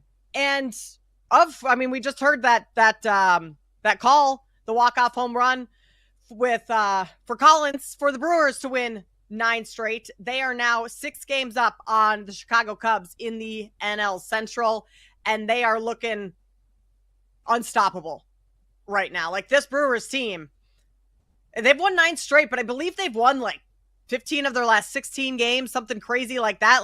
No one can beat them right now. I mean, they have this 9-game win streak. I feel like they had a 10-game win streak not too long ago. 11, yeah. I mean, to your point, they are just, they're ridiculous. The fact that the Brewers have the best record in baseball, and it's really not even close. I mean, they have 73 wins. The next closest team has 69 wins with the Blue Jays. You have a couple with 68 wins as well. So, I mean, Milwaukee has been playing incredible. Their pitching staff is fantastic, and their hitters are getting it done right now. They didn't really do a ton at the trade deadline, but I don't really think they wanted to all that much. They know the vibes are good. They know that their team's gelling right now. They're hot, so they just want to keep the good times rolling. I mean, this division is pretty much over at this point, Kate. Like, the Cubs are just trying to survive. They're just trying to get to the postseason, which I think they will. There's enough distance between them and the Reds, who are that last team out, or the first team out of the postseason right now in the National League, where I think the Cubs will be in. But it's funny, in the NL, we obviously talk about the Dodgers. We talk about the Padres because of all the moves that they made at the deadline. We talk about the Phillies. And, it doesn't feel like we're really talking about the Brewers because nobody's taking them serious until we get to October. And we've seen this movie before. Milwaukee's been great. It feels like the past 5-6 years, they win this division, get into the postseason, and they just kind of fall flat. But we'll see if this year is any different. I will say, too, it's unbelievable how they traded away Corbin Burns a couple years ago. They got rid of Devin Williams. Their 2 best pitchers by far for the last 6 or 7 years. And now they're doing this and taking off, and they're going to win the division. So the Brewers they're the model of consistency. They're kind of the National League version of the Tampa Bay Rays. They just wake up and win 90 games every single year. And they're dangerous. And anybody that sees the Brewers on their schedule right now has to feel like they're probably going to lose that series. Yeah, just swept the Mets. Brewers are minus 450 to win the NL Central. Cubs plus 360. And then Reds and Cardinals out of the division race. PJ, we mentioned in the break, we were chatting. The Reds are not going to win the division. 250 to 1 right now. But they're a team that you think could be a contender come postseason time and maybe win the entire NL. They are, Kate, because as we know, when it comes to October, it's all about pitching. And I look at the Cincinnati Reds and the 3 guys that they can throw out in a playoff series, right? If the Reds get in, they got to play the wild card series, best of 3. Then if they win that, they get to the division series where they're probably going to go up against one of the big boys. They'll play the Dodgers or they'll play the Phillies or something like that. And with that rotation, Kate, they could pull off an upset. And then once you do that, you obviously go to the NLCS best of 7, and then anything can happen when you get to that point. But with what Chase Burns is doing, the season Andrew Abbott is having, and then Hunter Green is supposed to be back pretty soon here for the Reds. He just had a rehab stint in the minor leagues. I mean, with those 3 guys at the top of your rotation, Kate, that's a pretty damn good 1-2-3 punch that the Reds have. You have Terry Francona as your manager, who knows a thing or two about postseason baseball. And then this lineup, I mean, they are electric, and they can be very streaky at times. So I just love the value on Cincinnati, and they're like what I look for in a team with long odds that if they can just get in, could like cause some damage. With Francona as the manager, I love having an experienced guy like that. And then having those three pitchers, I think any given night they could beat anybody. So I just like the value on Cincinnati. And with the way that the Mets are obviously really struggling here as of late, I think there's an opportunity for the Reds to potentially jump them. So I like Cincinnati. There's so many good teams in the National League, and everybody wants to talk the Dodgers, and they want to talk Philadelphia, San Diego, all these teams. And I'm looking at Cincinnati, who's not even into the postseason right now. But I don't know, Kate. Like, they kind of give me Diamondback vibes from a couple of years ago. A team that got in and then took out some of the big names in the NL and went all the way to the World Series. I'm hoping maybe the Reds can do the same thing. Well, I mean, speaking of the Mets, they've now lost 7 straight, just swept by the Brewers, lost 11 of their last 12.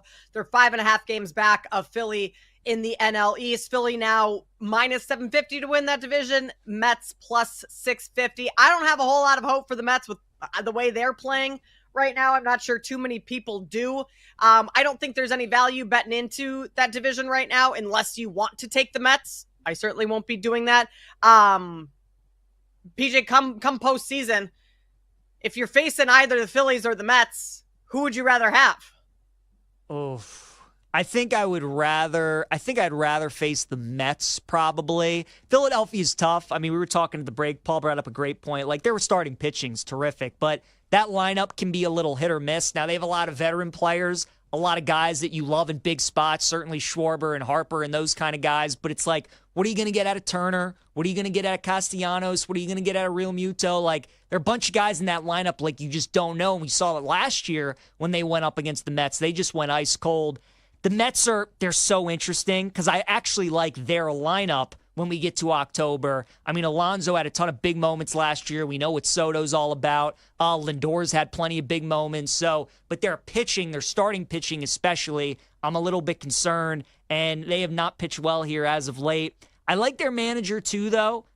So I think I'd rather face the Mets in the postseason just because I fear Philadelphia a little bit more. But Kate, honestly, I really wouldn't hate facing either of those teams. I think the National League West teams are probably the two teams that I fear. Going into the postseason last year, I thought the Dodgers and the Padres were the two best teams in baseball. I thought whoever won that series would win the World Series when they played, and the Dodgers won the series, and they ended up winning the whole thing. I kind of feel that way again this year. Like, I think they might be the two best teams again, and whoever wins that series again between them might just end up winning the whole thing. So I like the NL West teams a lot more than I like the NL East teams. All right, let's dive into today's card, PJ. One of the notable matchups today, Red Sox and Houston Astros. You have Garrett Crochet going up against Christian Javier, who is returning from the 60-day IL. Will be his first start in 14 months. Jake Hassan and Paul Aspen, they're on record in the chat taking the Houston Astros today. Either one of you gentlemen want to comment? Jake, I'll let you go. Well, here's my thinking. I'll explain my thinking first. Because again, Jake bets baseball on a daily basis. I come and go. I just think my question is, how long does Javier go? But at that number, plus 145, I respect Crochet. I respect what he's done. You don't know what you're getting from Javier. You know the potential for sure. And like if you get good Javier, like his potential, which you're probably not getting his first start back. Like this number is so much shorter. I just think it's a numbers play. And the Astros are obviously a playoff team. They're number one in the West right now. Seattle's right there. At plus 145, I think it's just you have to play it. But I'll let Jake chime in too, since he's on the same page. Yeah, I mean, it's a number play. Just like same thing. I respect Crochet. He's a Cy Young candidate, not going to win, but he's been awesome, and the Red Sox have played well. But why are we pricing this Astros team like they're not one of the better teams in the American League? Like, they fixed Carlos Correa. Jose Altuve's still doing his thing. So I just feel like this number is way wrong and should be way closer to a pick 'em. So I'll play it. If we lose, we lose. Fine. I still think we make the right bet. And as Sam always says, like, we're doing our job. They just have to do their job. PJ, you jumping on the bandwagon? Yeah, I agree. I like Houston too. And just like those guys, it's a price play. Like, Kate, I'm looking at the Dodgers and the Angels tonight. That game is priced the exact same as the Red Sox-Astros game. You're telling me Yamamoto on the road with the Dodgers is going to be the same price against the Angels as Crochet against the Astros? Like, to me, that doesn't make sense. I think the Red Sox should be a much shorter favorite. So even though Javier's coming back, I think, too, like the Astros have been struggling so much because of the injuries. They are getting a little healthier. They trade for Correa, who's starting to turn into Carlos Correa again. So, yeah, that price plus 145 I just think is too good to pass up. Like, you're telling me the Twins should be plus 145? Like, you're telling me the Twins against the Yankees tonight and New York should be the same price as the Astros? Does anyone think that's right? Yeah. Exactly. That's a good point. Evaldi going today for the Rangers. He's been great on the season, 1.38 ERA. The Rangers are minus 165 though on the money line, a little bit too juicy to play. Any other games that are on your card already, PJ? Yeah, I like my Reds tonight and Andrew Abbott. It's a good. The total feels a little high too at 9.5. Abbott's been really good, but I like them minus 120 on the money line. I'm going to continue to fade the Nationals as well. I know they won a couple of games out in San Francisco, but the Giants are a mess right now. Cade Cavalli's on the mound. He's making his second MLB start, but I'll fade them on the road today in Kansas City. So I like the Reds and the Royals today. Do we continue backing the Brewers? Like, not at minus 190 on the money line, but like, are the Brewers just going to continue to stack wins? At what point do you fade them? I actually think today might be a good day. It would feel like such a letdown. That Mets series was so electric, and they had a couple of comebacks, and now you're playing like the Pirates at home. I mean, the Brewers have been on such a roll that I know it's tough to fade them, but like if there was a spot, and Haney's been pretty decent, I think this might be the spot. Maybe just take the Pirates on the run line, plus 1.5. We'll see if that makes our lightning bets about an hour from now. But in the meantime, WNBA over the weekend. What's going on there? Asia Wilson makes history. Still no Caitlin Clark. We'll talk about it all next on Bet Sweats with PJ Glasser and Kate Constable. You're listening to Bet Sweats on the BetMGM Network.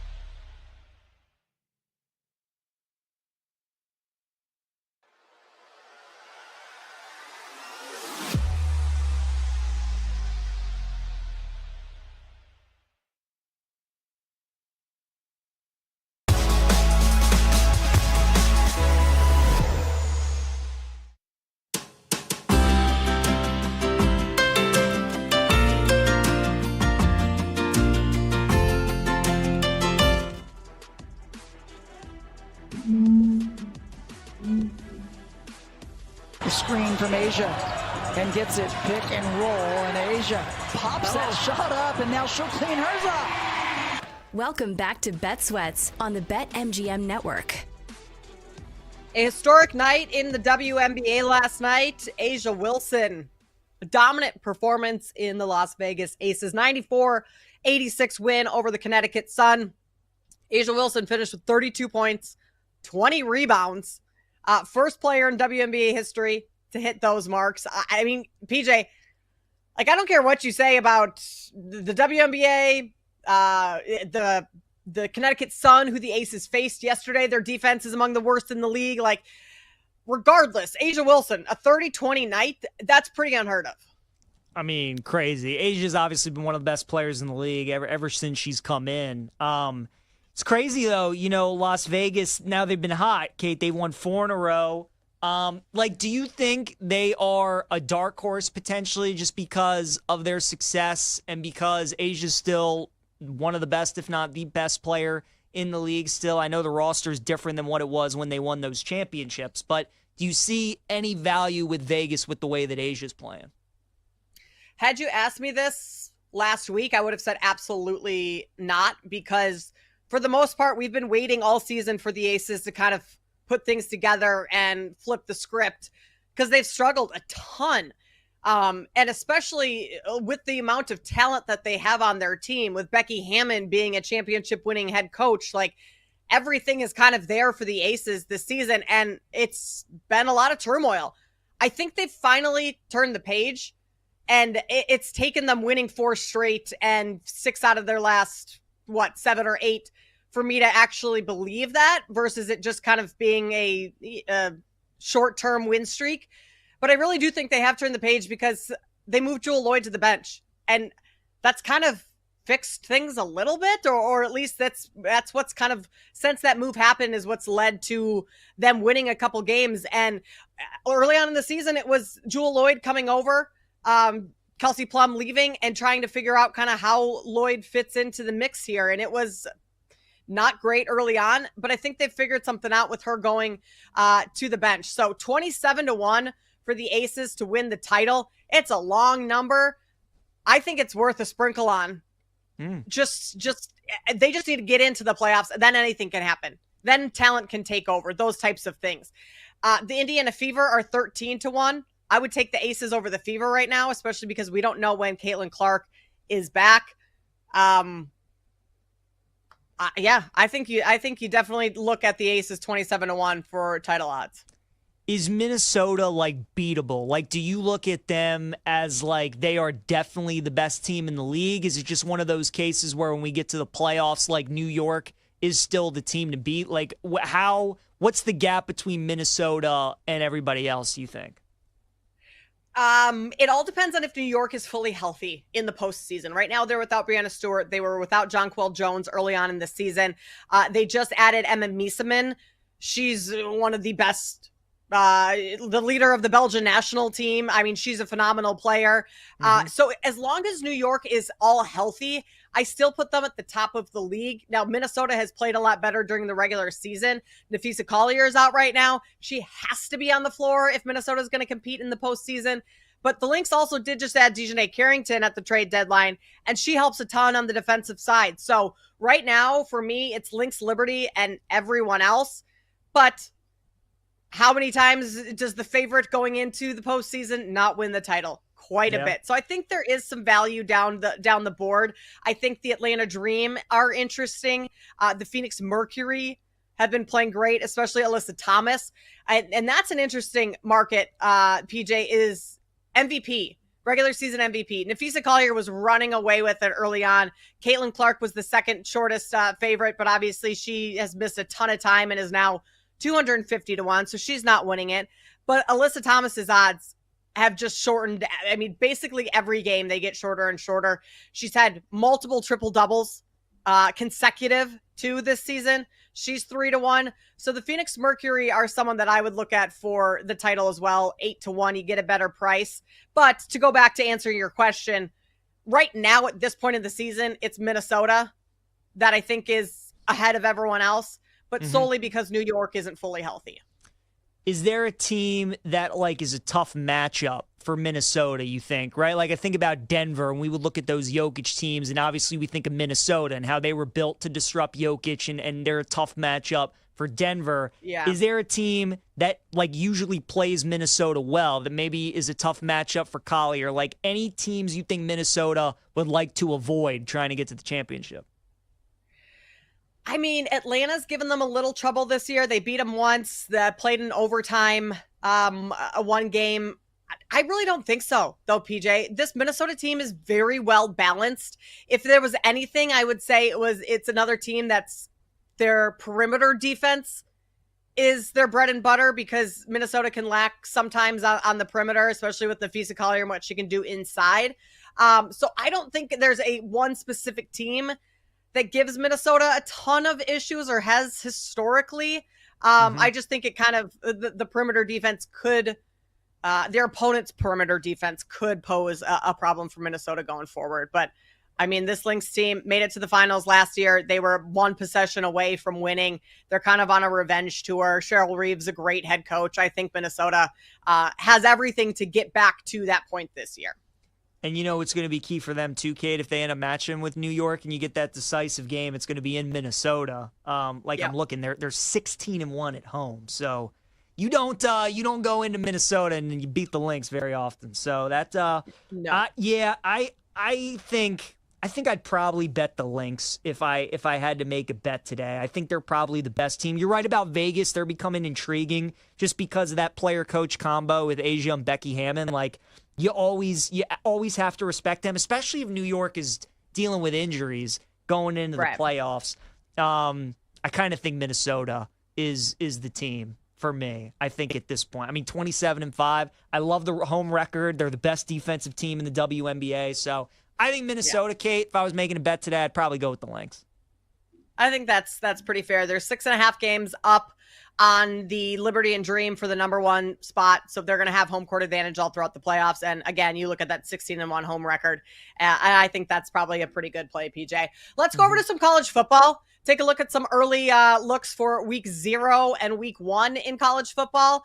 Week 0, everything kicks off out in Dublin, PJ, as it usually does. Kansas State's laying 3.5 on Ohio State. We were all talking prior to the show about some of these lines, and Paul mentioned that 3.5 over a field goal seems a little rich for Kansas State to be playing in Dublin, and I agree with him, because if you look back on some of these previous matchups in Dublin, things go sideways for some teams. I mean, Georgia Tech last year was supposed to blow out Florida State.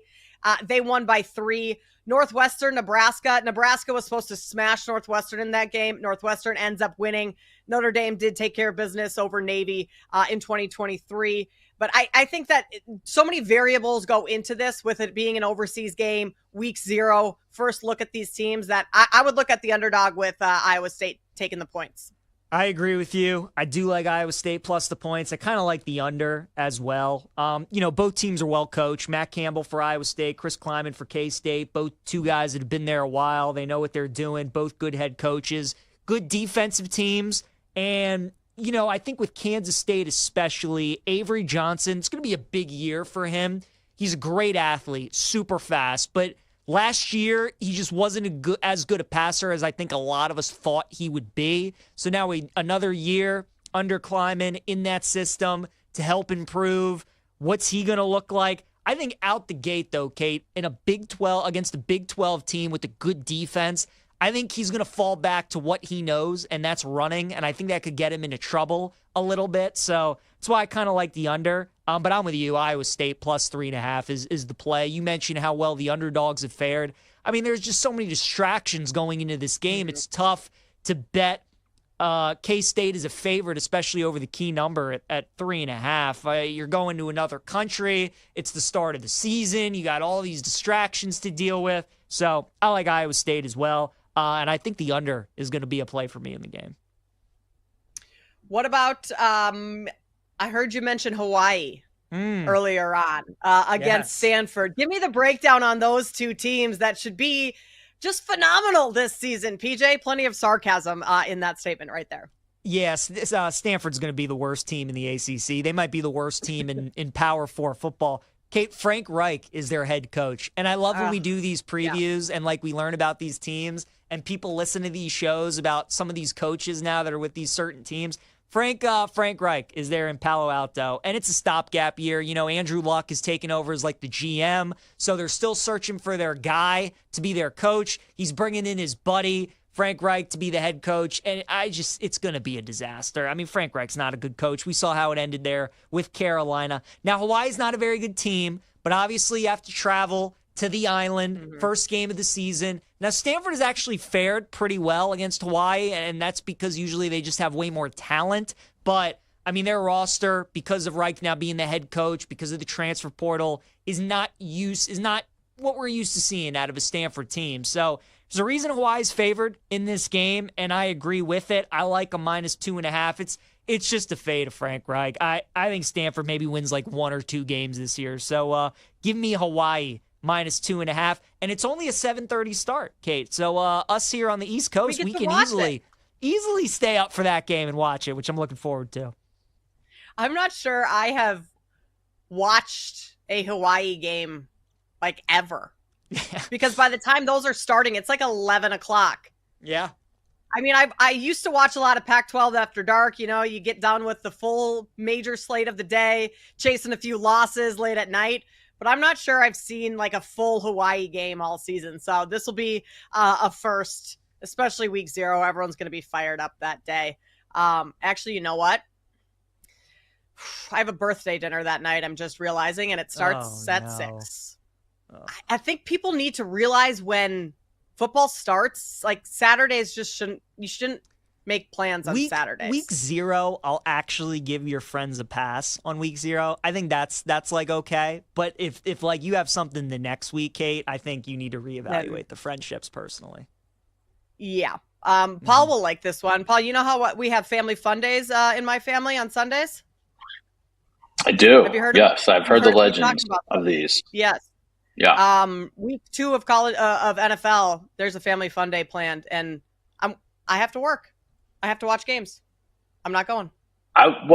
I was wondering, like, with your family fun days, are there TVs everywhere as well, so that the football viewing experience is part of it? No, okay, it's family fun day is the focus. It's family fun day. So we're pulling the I have to work, I have to sit on the couch and watch games all day card for week 2 of NFL. That's fair, right? Totally fair. Like, your week 2 of NFL season, like, that is week 13, 14. As we get deeper in, I can sacrifice, in after the 3 p.m. game, something like that. But week 2, we're not doing that. Paul, any week 0, week 1 games that you in college football that you have your eye on while we have you here? I want to throw a few out to you guys. So one I looked at over the weekend. So South Florida opened as a plus 9.5 point dog over the summer against Boise State, hosting Boise State. I looked at it this weekend, and it was USF plus 7.5. That is through the 7 now. That's down to USF plus 6.5. So I'm not saying I'm here playing that, but with this and the other game I'll mention, kind of thinking about fading some playoff darlings last year. So Boise State, obviously one of them. Look, Boise's still a Mountain West favorite. They bring back their quarterback.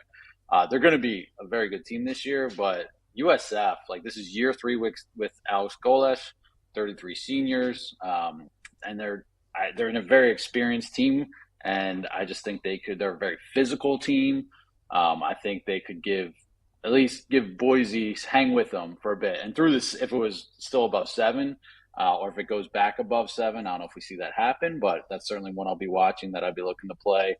And then, again, playoff darling, Kirk Cignetti, IU football's back, Brian Gertz, I'm sorry. But looking at Old Dominion, plus 23.5 at Indiana, 11 starters are back for Old Dominion, including the quarterback and the core of their offensive line. This is a team that took South Carolina down to the wire in their opener last year. And you got those experienced players coming back. They know they can hang with some of the big boys for at least part of it. You're giving up more than 3 touchdowns as Indiana. I think Indiana is just going to be riding the coattails of that. I think it'll be fair to say we're going to see them take a little bit of a step back this year. I don't know if we're going to see them run it back the way they did last year. ODU also had a number of close losses. So yeah, those are some of the ones I've been looking at. And then I'm just looking at weight. I'm not sitting here saying I'm going to lay 6 with Nebraska against Cincinnati, but this year 3 of Matt Rule. So that's a team I've got circled, and we'll be looking to play a couple of different ways. I like Year 3 of Matt Rule is oftentimes when Matt Rule turns the corner. Whether it was I guess he didn't have a ton of success in Carolina. Baylor. What was his other college football stop? Yeah. Temple. Right. TU. Temple Owls. Yes. Those good old Owls. We're going to talk about some Jaguars. Speaking of animals, we'll talk some Jaguars next. Mia O'Brien joins us as we continue countdown to kickoff, taking a look at Jacksonville. That is next here on Bet Sweats on the BetMGM Network.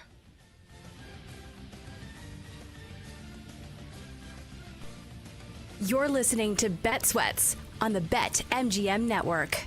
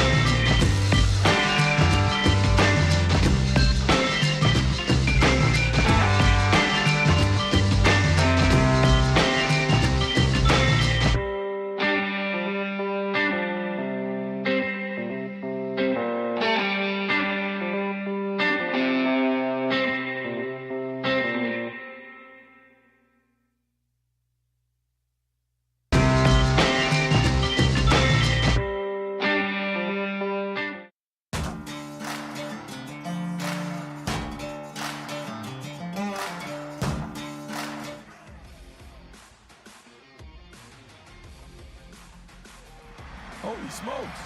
They got a shot. He just kicked a 70-yard field goal. Are you kidding me? Crazy. I've never seen that. The NFL record. Welcome back to Bet Sweats on the BetMGM Network. Nothing screams preseason football like a 70-yard field goal. Cam Little kicks that one through the uprights for the Jaguars in their first preseason game. Quite some good stuff there. We now bring in Mia O'Brien, who joins us. She covers the Jaguars down in Jacksonville. You can listen to her on ESPN Radio, follow her on X at Mia O'Brien TV, and plenty of other opportunities to catch her work. Women's basketball podcasts, all sorts of different things. And Mia, you're coming to us live from the Jaguars practice facility. They just finished up practice, and so you're just wrapping things up out there as well. I guess just start, how are things looking today? Yeah, well, first and foremost, it's a little breezy here on the deck at the Miller Electric Center. I'm kind of enjoying this. It was not nearly as breezy and shaded over there on field 2, where the Jaguars did most of their work here at training camp practice number 13. Wasn't the sharpest day from the offense, but as Liam Cohen told us after practice, the focus of today was assignment, alignment, mental conditioning, getting in and out of the huddle properly, those fundamentals. I know one thing that Trayvon Walker, the former first overall pick, who met with reporters after practice, he did note that the Steelers caught the Jaguars off guard, we'll call it, with some tempo from the start of preseason game number 1 Saturday here at Everbank Stadium. And so because of that, the Jaguars really focused in on honing on pre-snap execution as well as trying to execute actual plays too. And so I'm sure you'll hear, and I'm writing this in my write-up on Twitter as well, that maybe it wasn't the sharpest day for Trevor Lawrence and friends. Brian Thomas Jr., De'Ami Brown both had drops. Bashal Tutin, the star rookie running back, also had a drop in team periods as well. But ultimately, I think today was a lot more about the action pre-snap, getting the call in, getting the play in, as opposed to focusing on, hey, let's air this 140 yards downfield for a highlight catch. Yeah, Mia, obviously, Trevor Lawrence is going to be the big topic of discussion this season. How much do you expect him to play in the second preseason game? Has Liam Cohen talked about that? Do we expect to see him in the third preseason game as well? Kind of what's that going to look like the rest of preseason if you have any information? Yeah, Liam just told us it's still too early to tell. Again, the Jaguars will play Sunday for their second preseason game in New Orleans. The plan right now is that they will have a padded practice tomorrow. They were not in pads today. And then on Thursday, they will actually have a simulated scrimmage here at the Miller Electric Center after an off day on Wednesday. And so Liam said he should have a better estimate later in the week as to how much Trevor will play against the Saints, if at all, as well as the rest of the first team offense and defense. Yeah, Mia, for Trevor, like this season, it's a big deal with Liam Cohen, bringing him in, and hopefully this offense can take off. I'm a little bit skeptical, too, with like this offensive line, even though they got great weapons. How has the relationship been so far with Liam Cohen, and how has that offensive line looked, too? I know they made some big moves in the offseason trying to bolster that as well. Yeah, we had a little bit of shuffling here today at practice. Anton Harrison, the starting right tackle each of the last 2 seasons after being drafted 28th overall, was out of practice today with an excused absence. And so Patrick McCarry, who was expected to be the right guard after signing an offseason contract here with the Jacksonville Jaguars, actually slid out to right tackle. He's missed some of the last 2 weeks of training camp with a lower back injury. And so he becomes the right tackle. Chuma Edoga, who has played both guard and tackle throughout his NFL career, most recently with the Dallas Cowboys, who also signed with the Jaguars this offseason. He's been playing the bulk of the snaps at right guard, with McCarry missing that time. And so that was a new look that we hadn't seen yet. Did see some strong running behind Bashal Tutin and Tank Bigsby behind that right side of the offensive line here today. As far as the left side goes, I know there are critics here in Jacksonville of Walker Little and Ezra Cleveland, but Cleveland graded out as the highest graded offensive lineman on the team last year, and he has had arguably one of the best camps of any of the offensive linemen. This is the first time that Walker Little in his 4 years here in Jacksonville has been the undisputed starter at left tackle. When he has stepped in, like you saw in the 2022 playoff run against the Los Angeles Chargers, in which he shut down Khalil Mack, Joey Bosa, the returns were pretty darn good. And so we're curious as much as you guys are to see what it looks like for Walker with an opportunity to actually be the undisputed left tackle. And then Robert Hainsey, the veteran free agent signing, the center for the Jacksonville Jaguars after spending the last 4 seasons in Tampa and, of course, last year with Liam Cohen. Trevor Lawrence appears to really have great chemistry with Hainsey in particular. Already those 2 guys on the left side of the line pretty entrenched. And it looks like, at least from our vantage point, he's been able to develop some consistency with the right side of the line and those other 2 new acquisitions as well. I think the biggest question here after practice, I'm writing about it right now, so you'll find it on my Twitter page here as soon as I get off with you guys. Brian Thomas Jr. has had a couple really frustrating practices that we have seen, including today. He threw his helmet at one point. I didn't see it last week, but at one point he threw his helmet in a previous practice. I asked Liam Cohen about it after practice, and he said he is his harshest critic. And as a coach, because we know how hard he is on himself, and we also know when the lights come on, what he looks like on game day, we often have to give him space. But what I love about Trevor Lawrence and what I also love about Travis Hunter is that the 2 of them are the first players over to him, high-fiving him. And even if BT is clearly not very happy with himself, they say, hey, high-five me. Give me a handshake. Like, we're on to the next play. And that's something that Travis Hunter is wise beyond his years, has a gift, misses a play, sees a teammate miss a rep, and is the first person over to them, encouraging them and saying, we're on to the next play. Liam Cohen has 2 rules for this team: be on time and protect the team. No one protects the team quite like Travis Hunter, and you can see that true competitor, but also that true teammate rubbing off onto some other Jaguars as well. Mia, a couple of us here are in Bears country, and the conversation around Ben Johnson is the culture that he's set here.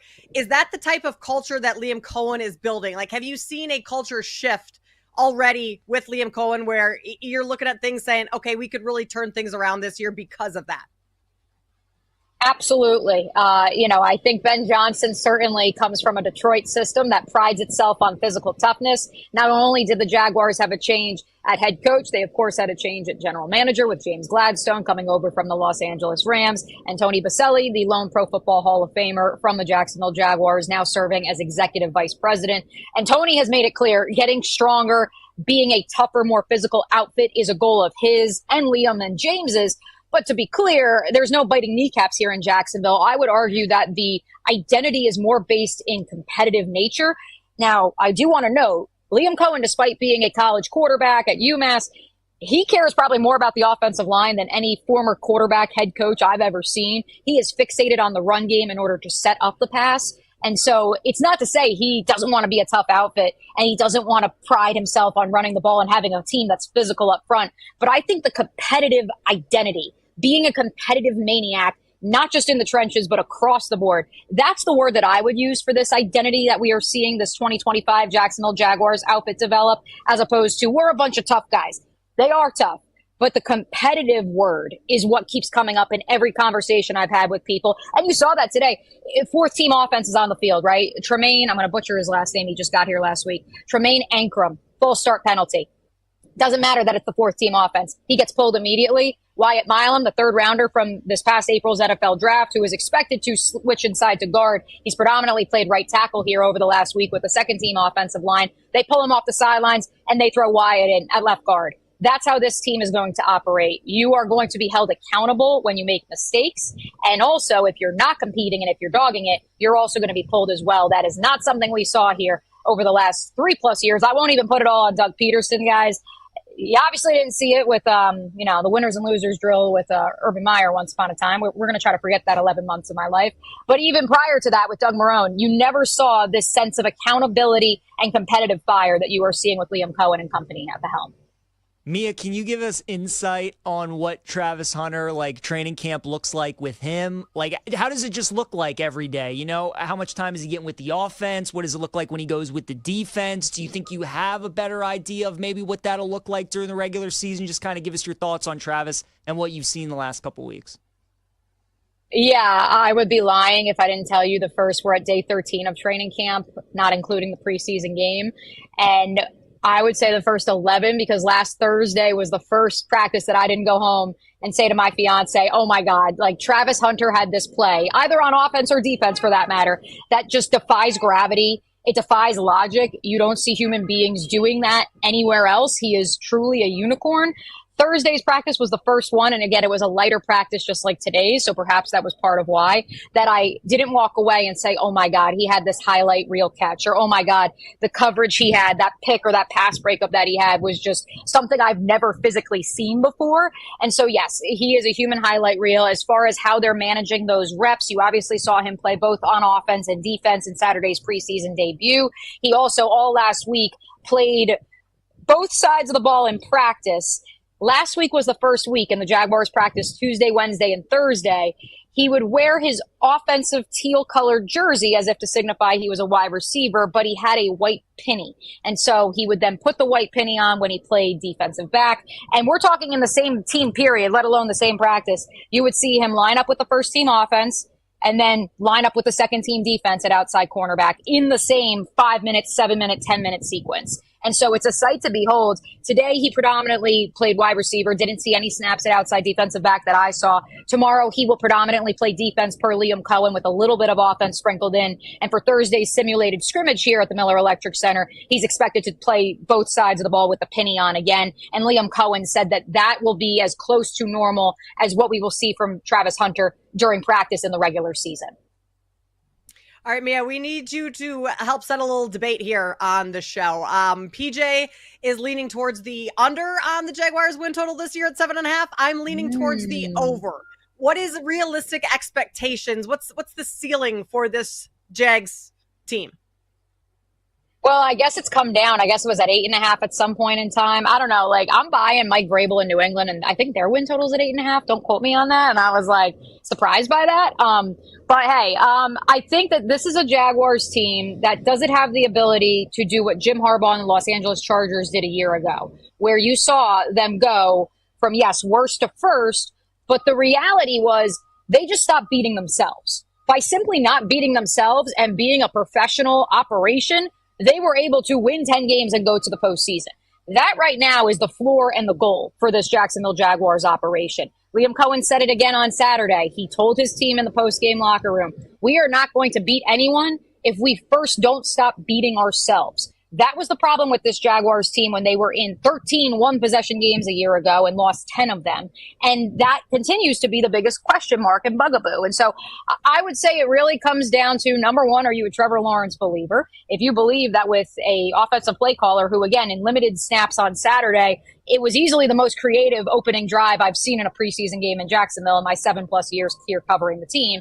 And so if you're a believer in that, then I would take the 8-9 win range. That's what I personally believe in, but hey, I thought they'd win 10 games last year and they won 4, so maybe I'm not the best person to be asking for.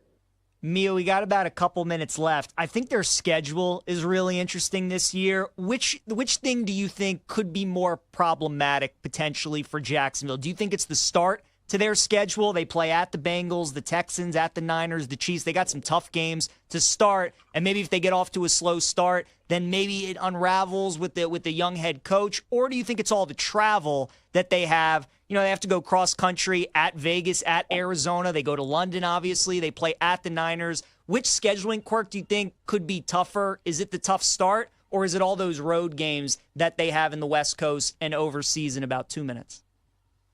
I would say the road travel later in the year, because this is largely, which is a weird thing to say, much of the core of this team was here in 2022 when the Jacksonville Jaguars started 2-6 and found a way to make the postseason in Doug Peterson's first year as the head coach. And that's because the messaging never changed. And players were very vocal about that, whether they were coming off a win or coming off of another one-score loss, because they also lost a ton of games by one possession during that 2-6 stretch and then won a bunch in the preceding 7-1 stretch or whatever it was that they ended the season on.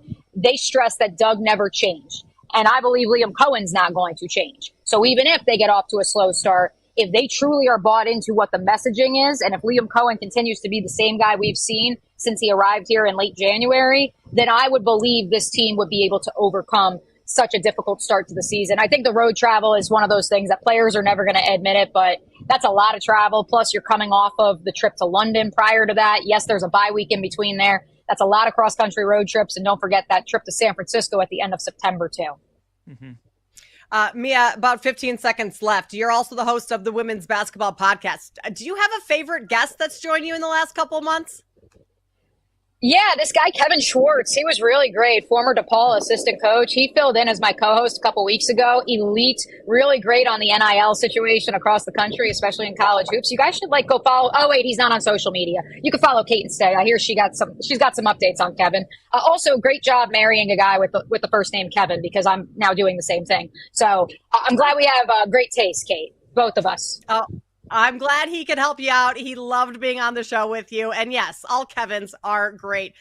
You'll have a successful marriage, hopefully, with your Kevin.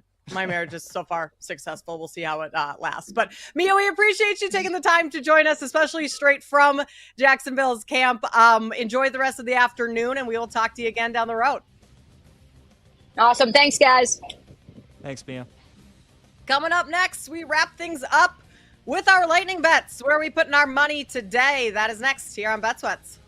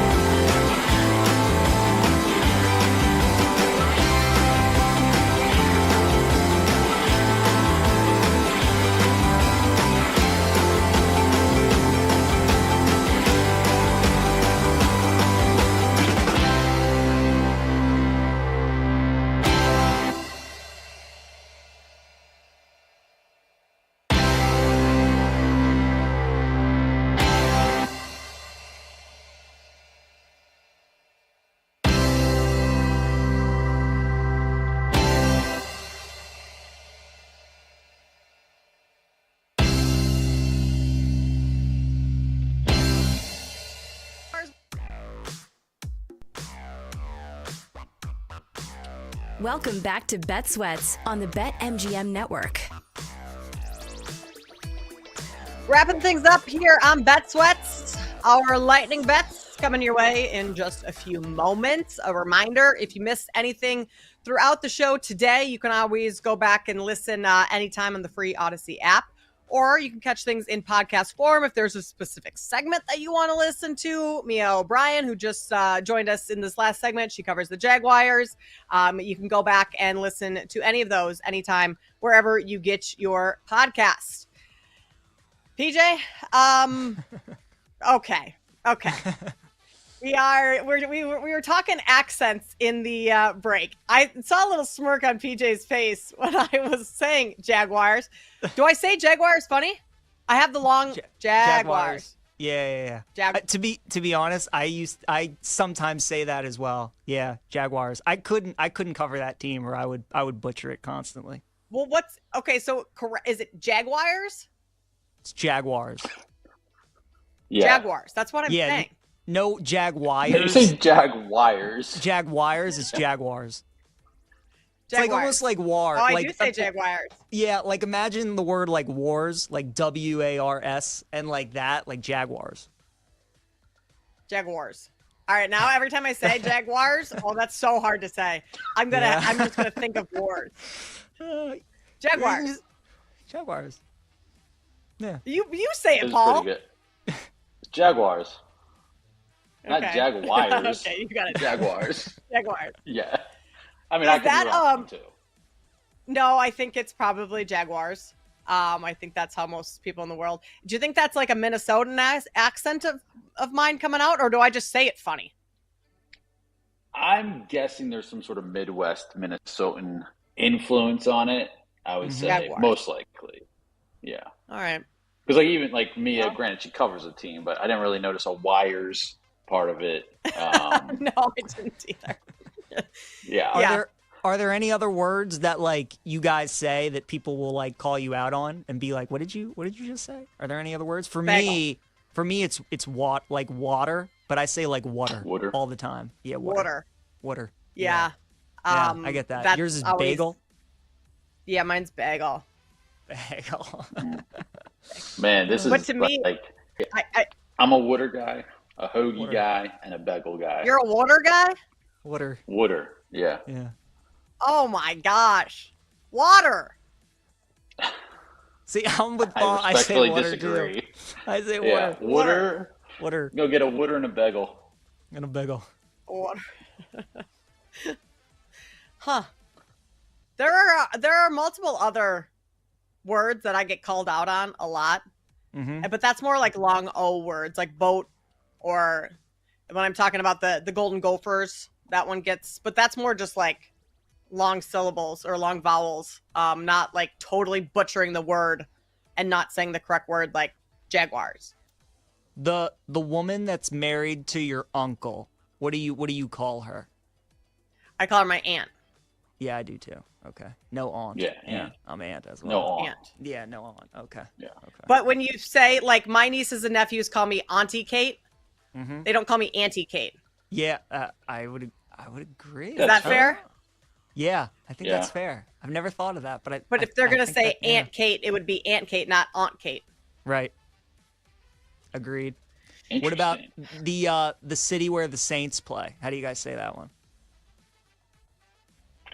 New Orleans. We are not a New Orleans show. Okay. We're a New Orleans show. Okay. Yeah, I'm Yes. New Orleans.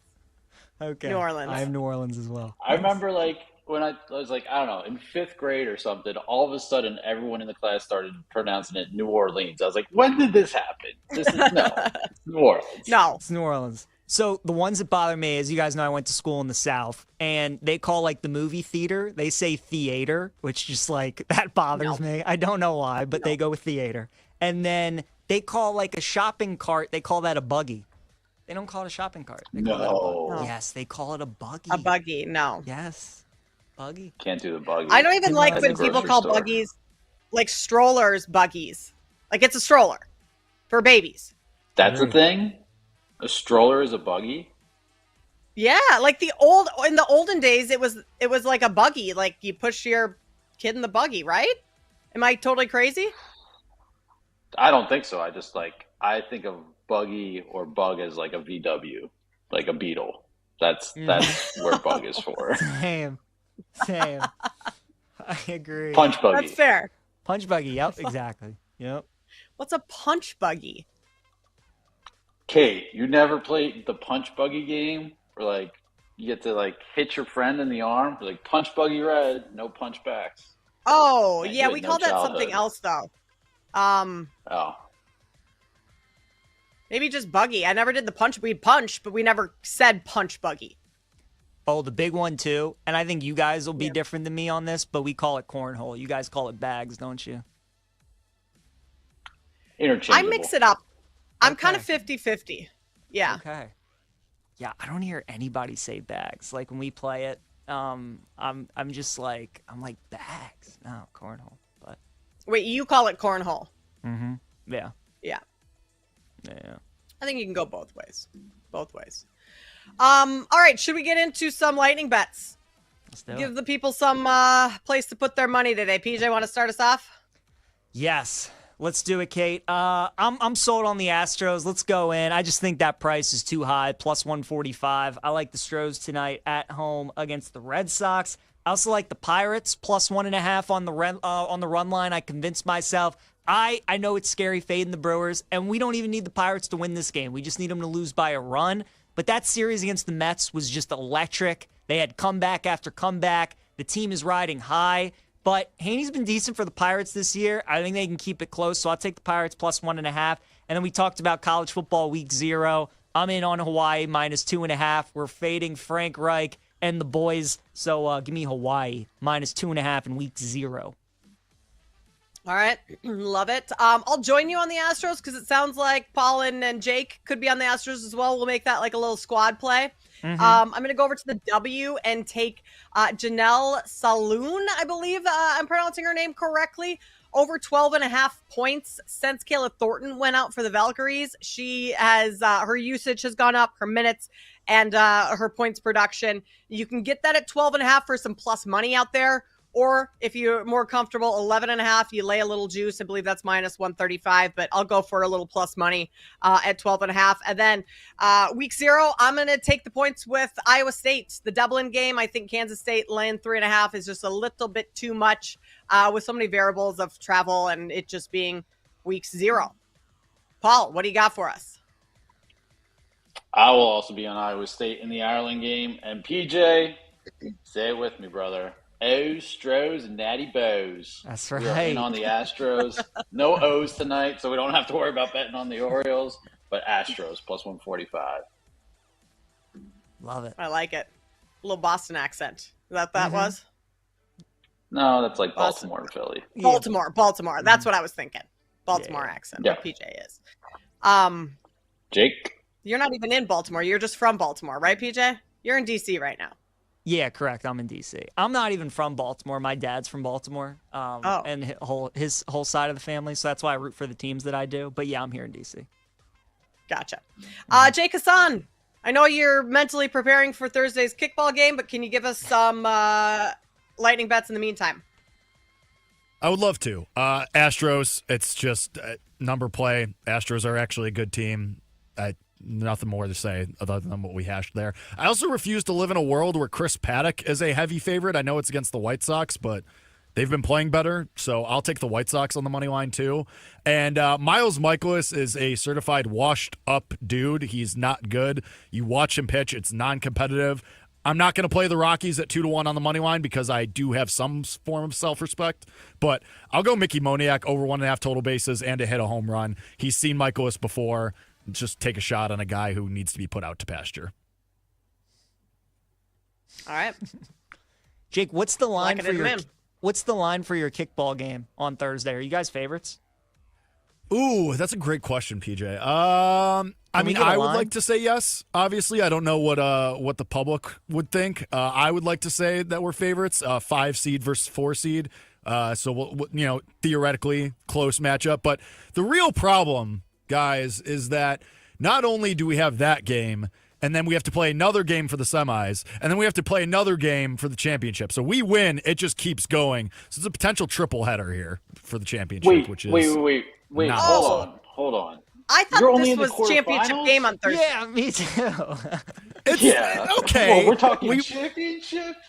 Will be. Yeah. Once we win the first 2 games. Oh boy, Brother, don't get be out of the looking wild ahead, card Jake. round. Don't Yeah. be looking This is so ahead. Bears. Oh, we were going to go to the Super Bowl. Oh, but we lost in the double doink. Oh, but we were going to the Super Bowl. No. Like, Don't come you put on. that evil One on me, step at a Paul time. Espin. Don't you put Like, that evil that on is- me, Paul Espin. That is sports 101 is respect your opponent, Jake. Yes, you have to, and I'm ahead. approaching every game like the championship. See, I haven't. Right. You guys are all invested thinking that it was the championship. It's because I approach every game like it's the championship. You live or die with these moments. Have you played the 1 seed in the regular season? Like, do you know? Have you played them and you can be like, yeah, we can beat them? Or have you not played them? PJ, we haven't played them this year, but they are my mortal enemies. Are they? I hate them with Why a do you hate burning them? passion. The Why do you silver hate- bullets Who is it? can go to hell. I'll tell you that right now. And I'll see them there with this guy pitching with a shooting sleeve and a jewel around his neck like a necklace. Get out of my face. I will see them in hell. And I will say, amazing. like, you didn't have to go through them last time for the last ring, right? Like, We you did didn't not. have to. So So you this haven't is actually Revenge Tour. vanquished them. We have not been vanquished. Mickey Mouse banner for the last banner. They are on the other side. So if it works out, we would see them in the semifinals. So, and I hate them. I Do you think I hate have them a because sharp they're angle. No, Kate, because they're a bunch of slappies and they act like it, and they're so they're so annoying. Because they're really funny, and by funny I mean I hate them because they can talk crap, but they can't take it. God forbid you say anything to them because then they get all offended. I told one of their kids he looked like he was homeschooled, and he said, "What's wrong with being homeschooled?" I said, "Exactly." You know, that's very Midwest. I will say that. Being able to dish it and can't take it. Take that all your it's Chicagoans, just Midwesterners. There's another kid on their team But that looks like he struggles to open pistachios. He didn't like that one either.